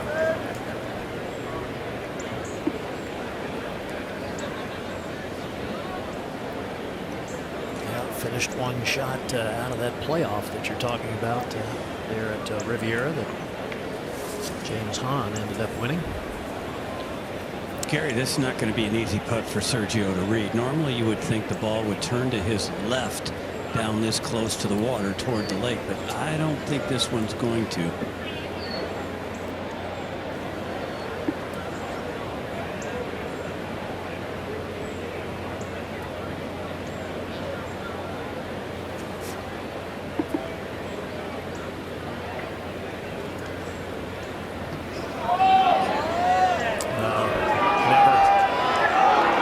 Never online, never hard enough.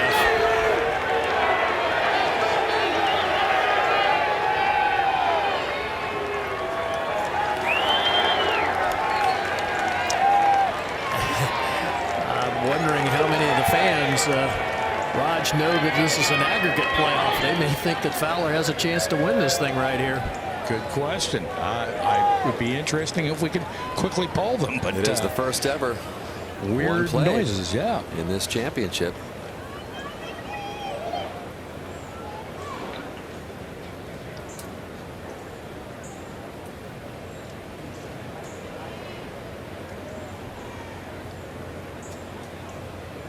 This has got to go just, I think, a touch to his right from here.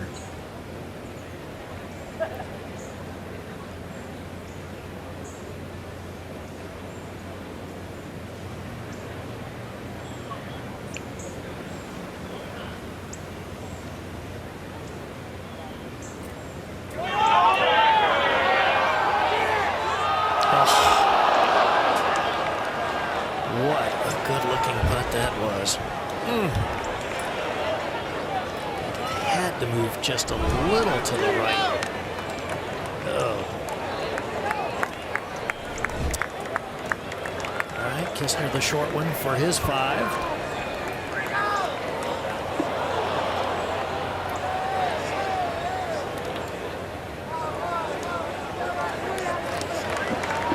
So all 3 players par the first playoff hole. They'll take the walk over to 17.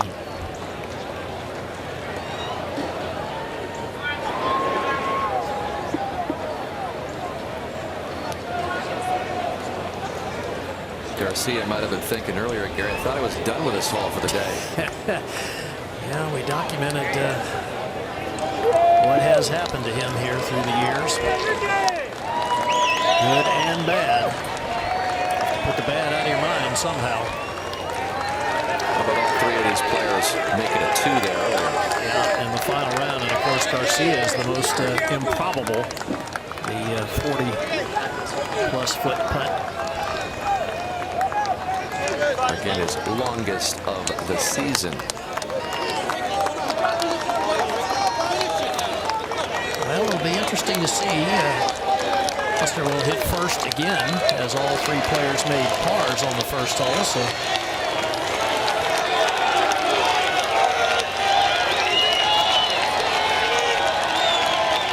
Be interesting to see if Kisner remains as aggressive as he's been, since he'll be playing first here.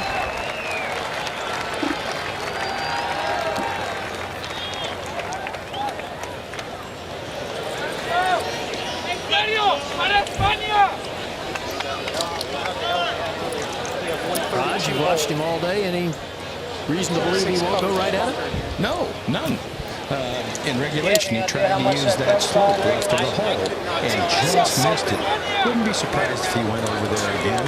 Left of the hole, so he can get that slope to take it down to the right. I just don't like wedge, because if I flush it, it's going to fly to freaking green. The wind has definitely dropped at least 50% from what it was when they went through here earlier.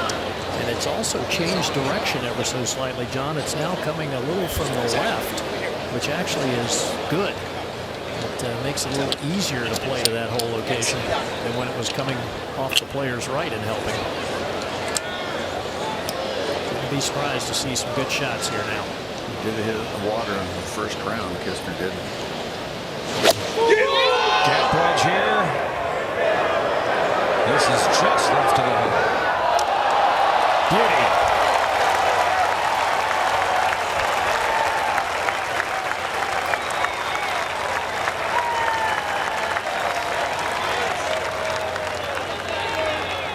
Let's take a look at the shape of this shot using our Pro Tracer technology. Very similar shot to what he hit in regulation, just a little farther right. Now the man with so much history here at 17.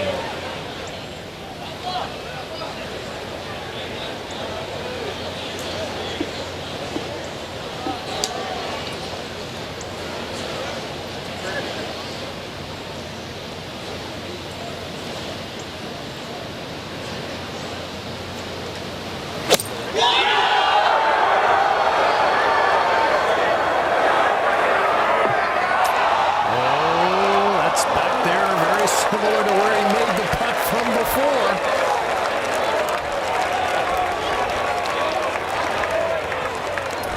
Another look at that shot. That's twice. Johnny's tried to get that thing to work a little to the right and unable to do it. And he knows. Both times it checked up right before it comes to the rim. Fortunate it didn't go too far. You're right.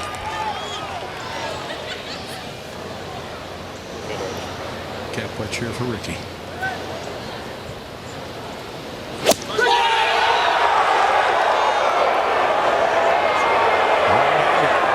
What a shot by Fowler.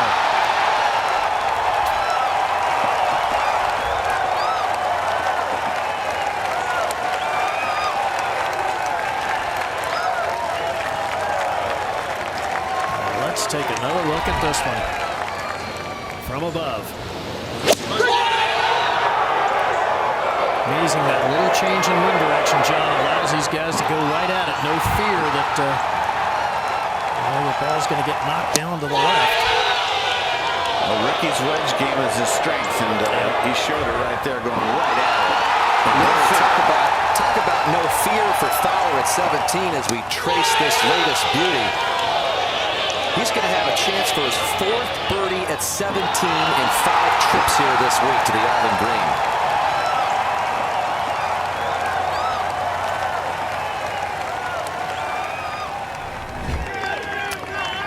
So all three in very similar spots to where they were in regulation. First it was Fowler who hit it just inside of 7 feet. But looked like it might miss left, but it just snuck in. And then Sergio from almost exactly where he is now. Over 40 feet down the slope. Best putt of his career right there. Read it absolutely perfectly.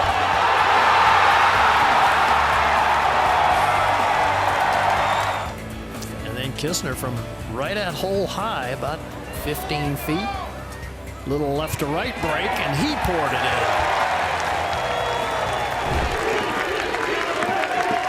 You're right, Johnny. Fowler is the crowd favorite by far. Yep.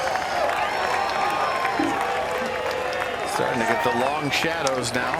Yeah, sunset is at 8:09 as they play this second of the 3 holes, and of course par 4 18th coming up. So you wonder how much golf would be left even if it's not decided after the 18th. Yeah, the sun is right at the top of the pine trees looking west. So Well, Johnny, you want to talk about some clutch shots? Rickie Fowler is 6 feet 5 inches from the hole. That is the closest he has hit it here at 17 all week. And Kisner, 9 feet 6 inches, his closest shot all week as well. it's nice to see. Yep. And Gary Garcia is some 38 feet 10 inches, a little bit inside of what he made earlier in regulation. So once again, the old stage at 17 is set. Rickie's got a similar putt as he did in regulation. And actually, Johnny, Sergio Garcia's is fairly similar to the one he had. It's a little deeper into the green, but he was back in this back edge. All right, let's take a look at Garcia's putt using our pinpoint animation. Off the upper level, steeply downhill, moving from right to left.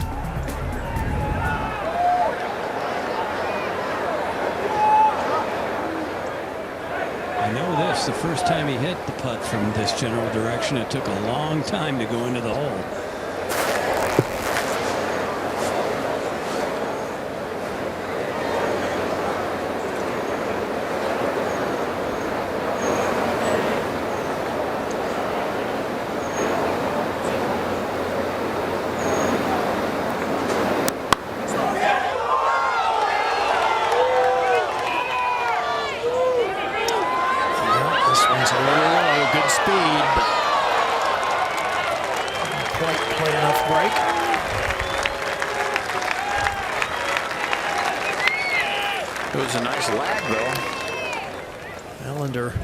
Circumstances, John, I would say he'd probably be relatively pleased with it. I mean, you can't expect to make that. No, I mean, absolutely not. That's a good 2-putt.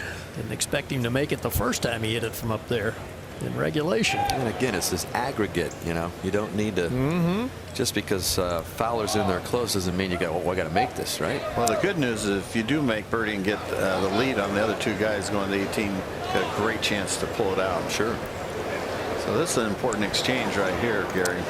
It is, and Raj, this one a little shorter version of the putt he made earlier, maybe a little more break. I think just a touch. It's a little different angle, not as close to hole high.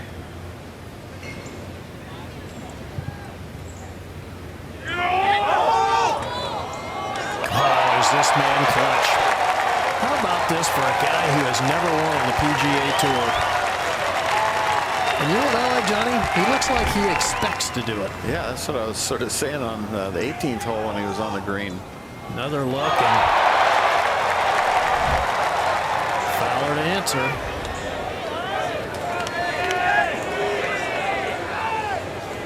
A little different angle here, John, than he had the first go round. I think this one will turn a little more to the left.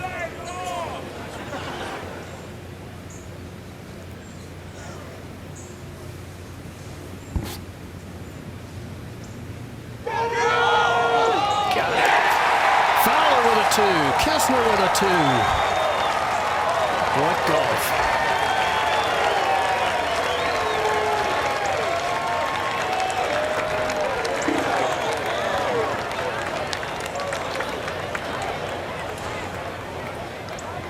So Sergio finds himself one shot behind in this 3-hole aggregate playoff as they move to the 18th.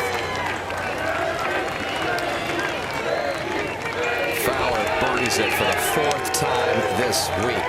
And now he goes over to 18 to see if he can pour another one in like he did in regulation to finish off that 6-under in 6-hole stretch. And Kisner, who had a putt that just grazed the edge that would have put an end to this a long time ago, heads through the tunnel and into the sunlight. We'll see how much sunlight we end up having after this hole. Well, the 3 of them can't hit the drives. They hit at 16 to the right. That's dead over there, unless you're really lucky. So it's all about sucking it up and hitting a good one down the middle like Fowler did. So Garcia needs to make up some ground here. He is one back after the birdie 2s by Fowler and Kisner. Both Garcia and Kisner parted in regulation, and as we mentioned, Fowler made the 3. Let's go, Sergio. It's pretty impressive. I mean, Fowler's 7 under the last 8 holes. That's quite a run. But Kisner's looking like a star in the making. He is 31. He's not like Rickie. He's not. Yeah, Rickie's the youngest in this group by 5 years younger than Kisner. And then you've got Garcia, who is 35.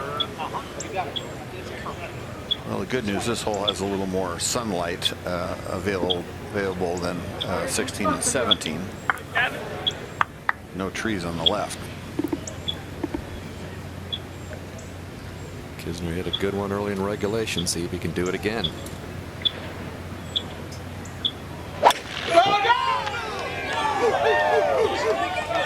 Drawing a pitch, but not much. See if that hangs in there. Ooh, it's going to be just fine, barely.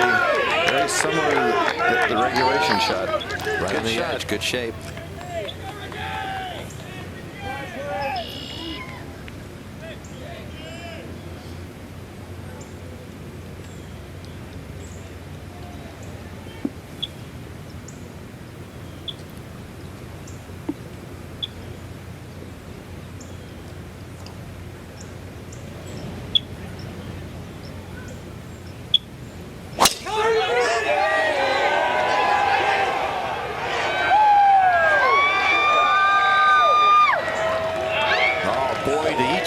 That left.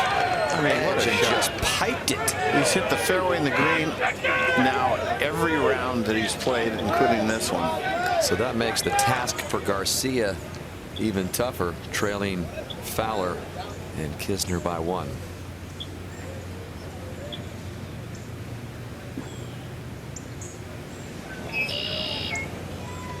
Couldn't see if this was a driver or the 3 metal, but we'll see in a second.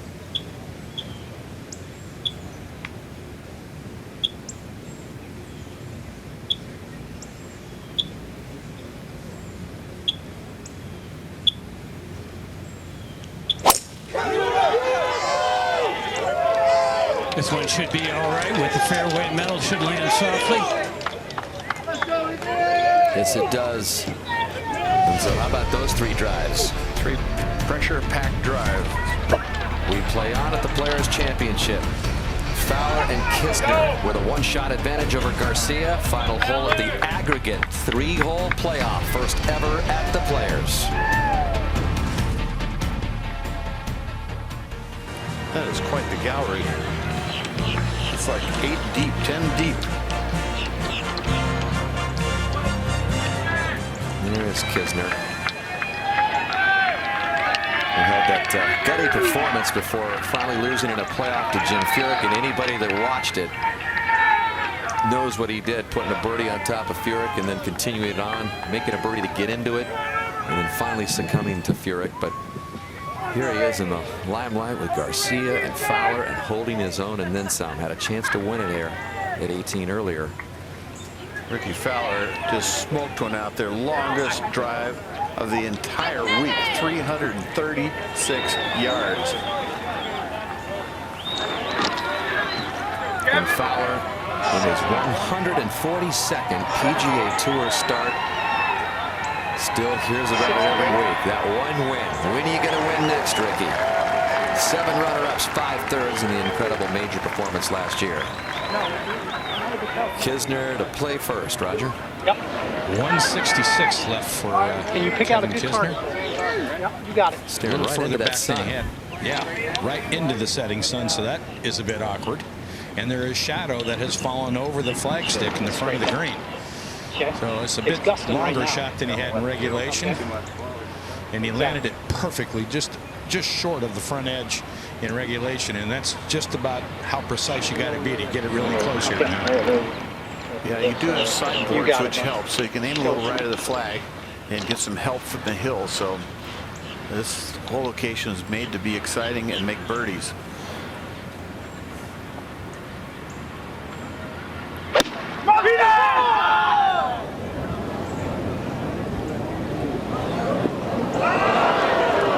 Really just too short. Yeah. This landed dead. Rio's aiming. All right, so Garcia is 1 shot behind Fowler and Kisner.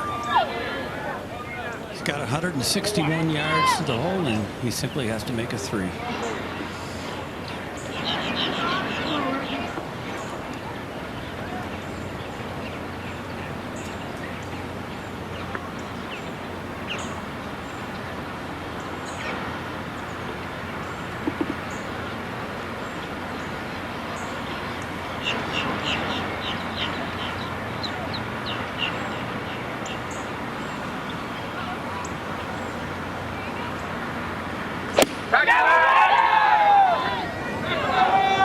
This is going to be hanging out to the right just a little, like in a kick. It's going to get the feed down to the hole a little bit.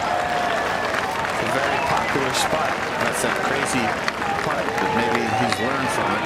Garcia's given himself a chance for certainly what we expect would need to be a 3 to stay alive. I'm all for this putt. Yeah, same here. This is the one that gets close. We do just exactly like we did at Charlotte. Right, it was the only guy in the white back there? Yeah, perfect. Well, Johnny, the aggressive play with the driver has paid off. Just 110 left. Good. You heard him refer to the one that he hit in Charlotte.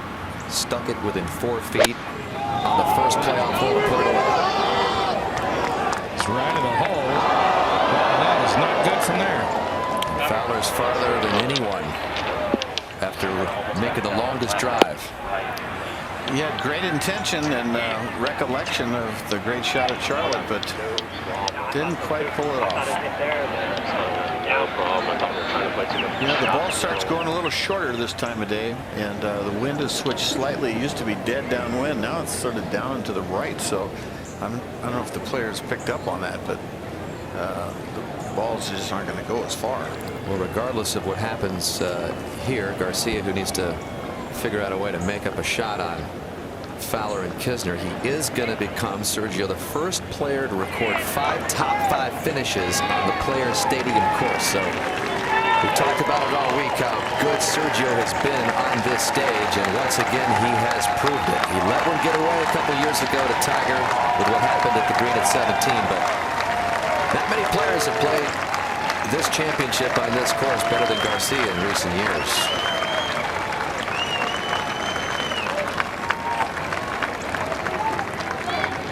Time will tell, but it looks like gonna have to make that. We're going to go to the island green after this. And that is when it would turn into sudden death. Get her out, Rick. Sergio's got to get in the mix with a miraculous, Want it out? probably birdie. You're going to have to make birdie. Fowler's away, and how tough of an up and down is this, Raj? Yeah. Well, I wouldn't call it a tough up and in. He's going to chip this ball, which I think, if you're trying to make it, Johnny, I think that's your best chance. But it's going to be downhill and moving from his right to left. Yeah, he's thinking of making it. I can tell you that. He's not thinking about the up and in. You do want to picture the ball just getting to the hole and falling in. You don't want to be thinking, well, I got to make it, knock it 6 feet by. Just back to basics. Nice little brush. You certainly don't want to gift one to Kisner and have a par be perhaps the winner. Yep.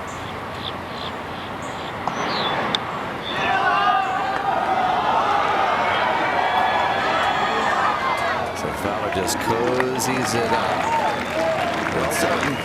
You know that Kisner is going to have another chance here at 18 to win it. Yeah, twice he's going to have a putt to win it, regardless of what Garcia does. Because there is the situation after the first two of the aggregate 3. Fowler and Kisner tied. So best Fowler can do is be 1 under through the 3 holes. Kisner could get this down and win it.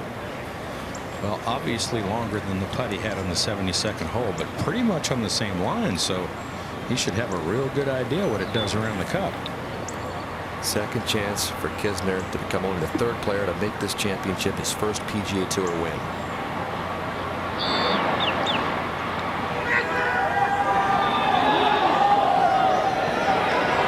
Is it going to get down? Oh, how close has Kisner come twice at 18? Very impressive. All of about an inch with 2 attempts. Grazed the right edge in regulation for birdie.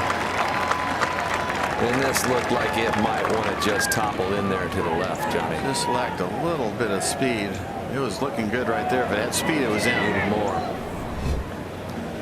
So now with Fowler and Kisner in there with pretty much with 4s, Garcia has to make this. And Enjoy a sudden death. He knows pretty much what this putt's going to do now, not dissimilar from a little while ago.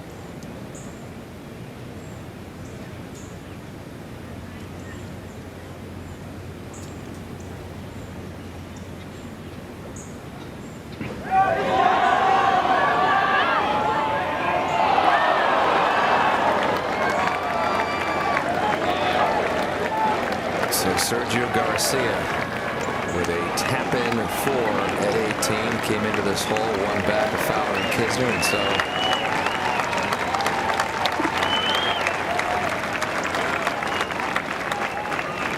so Fowler just to clean up the par. To get it to the 17th. So the first 3-hole aggregate playoff. Not yet enough to decide it. Sergio will exit, and Fowler and Kisner will head back to 17 for a sudden death meeting there.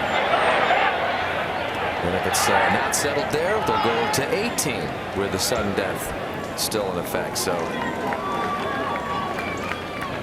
Garcia is the first player to lose 2 aggregate playoffs on the PGA Tour. Remember back at the 2007 British Open at Carnoustie to Padraig Harrington.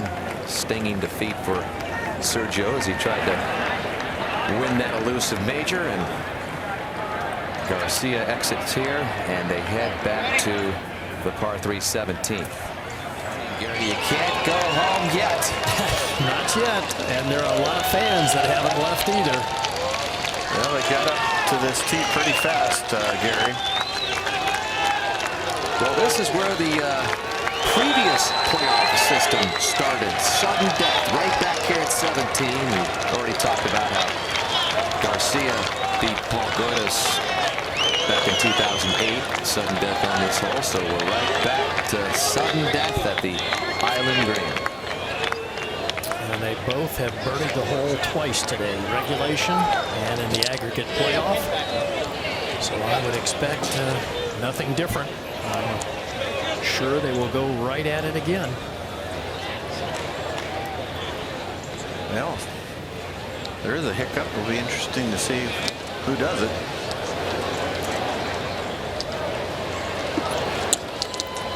Roger, you have to be impressed how both men have played this hole. Yes. And the conditions are just exactly what they were when they played it last. So I'm sure this is a gap wedge. And the same thoughts in his mind as he just had 20 minutes ago or so.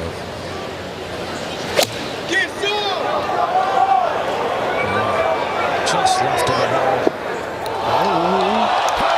Howard just carries the bunker and takes that big kick forward. And very similar to what we saw with Ben Martin in regulation. Take another look from above at this one.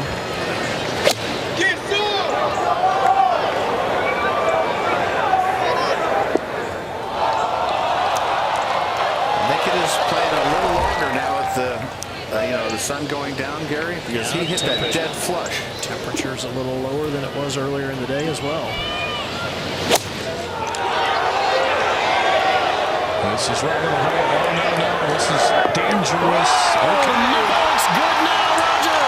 It's within 4 or 5 feet of the hole. People are going crazy.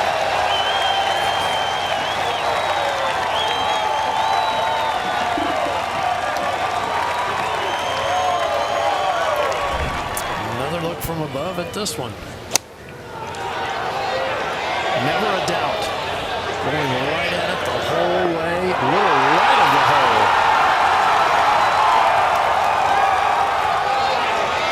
And here's the home tracer of the trajectory.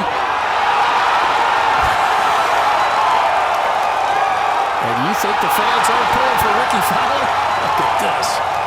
Fowler's tee shot less than 5 feet from the hole, 4 feet 8 inches. And Gary, we have spent so much time through the years talking about heartbreak on this par 3 17th and how it's ruined time and time again. So many chances of winning this Players' Championship, but Rickie Fowler has owned this hole. He is in line for what would be his 5th birdie in 6 trips through the island green at 17 this week. And Danny, with the finish that he put on in regulation, if he were to make this, it would be 8 under par for his last 10 holes played.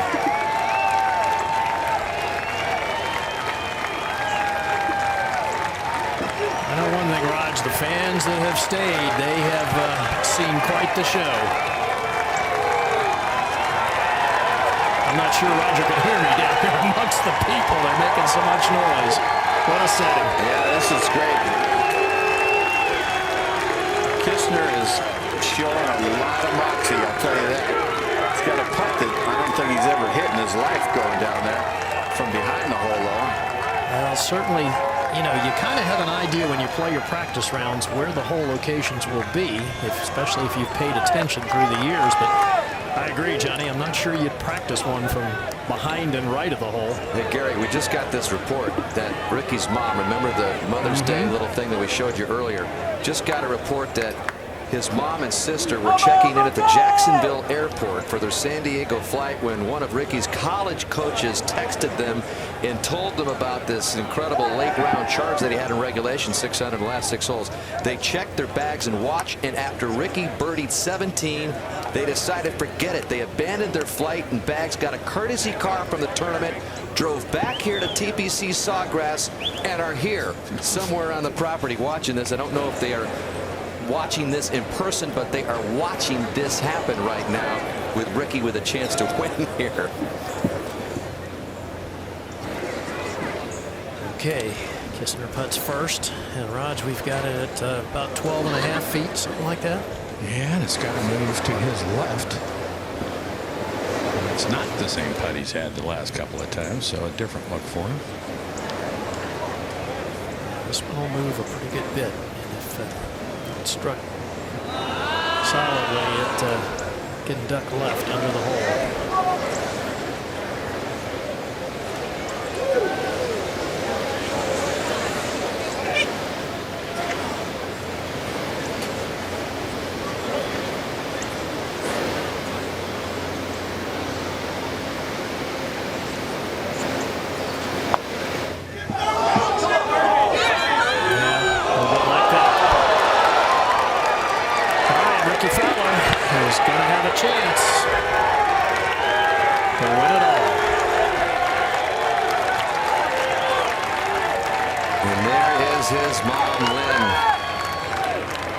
His girlfriend Alexis Randock, Rickie's sister, also here, 4 feet 8 inches away from a Players' Championship title.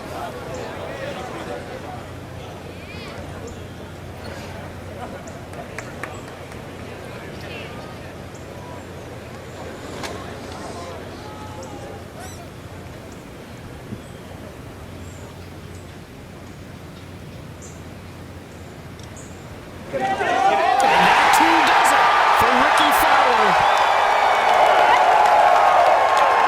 Rickie Fowler owns the Island Green and the 2015 Players Championship.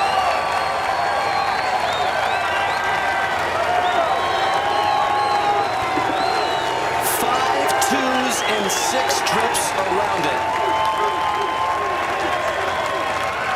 So often a dream crusher, Fowler absolutely delivered down a stretch of holes here at TPC Sawgrass like we have never seen before.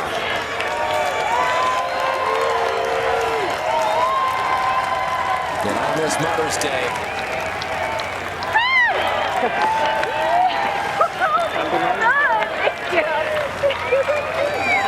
the heads coming from the Fowler kid. Mom, girlfriend, sister Taylor Fowler.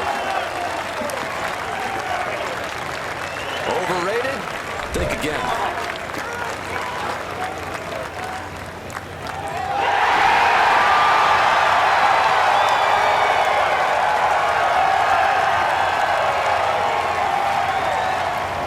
And happy Mother's Day. It was worth turning the car around and coming back out. Let's go down to Steve Sands. All right, thank you. With the champion in 2015 of the Players, Rickie Fowler, you were down there on the back nine. How were you able to turn it around so quickly and get yourself into that playoff? Like I told you earlier, I kind of just had to wait to push that button.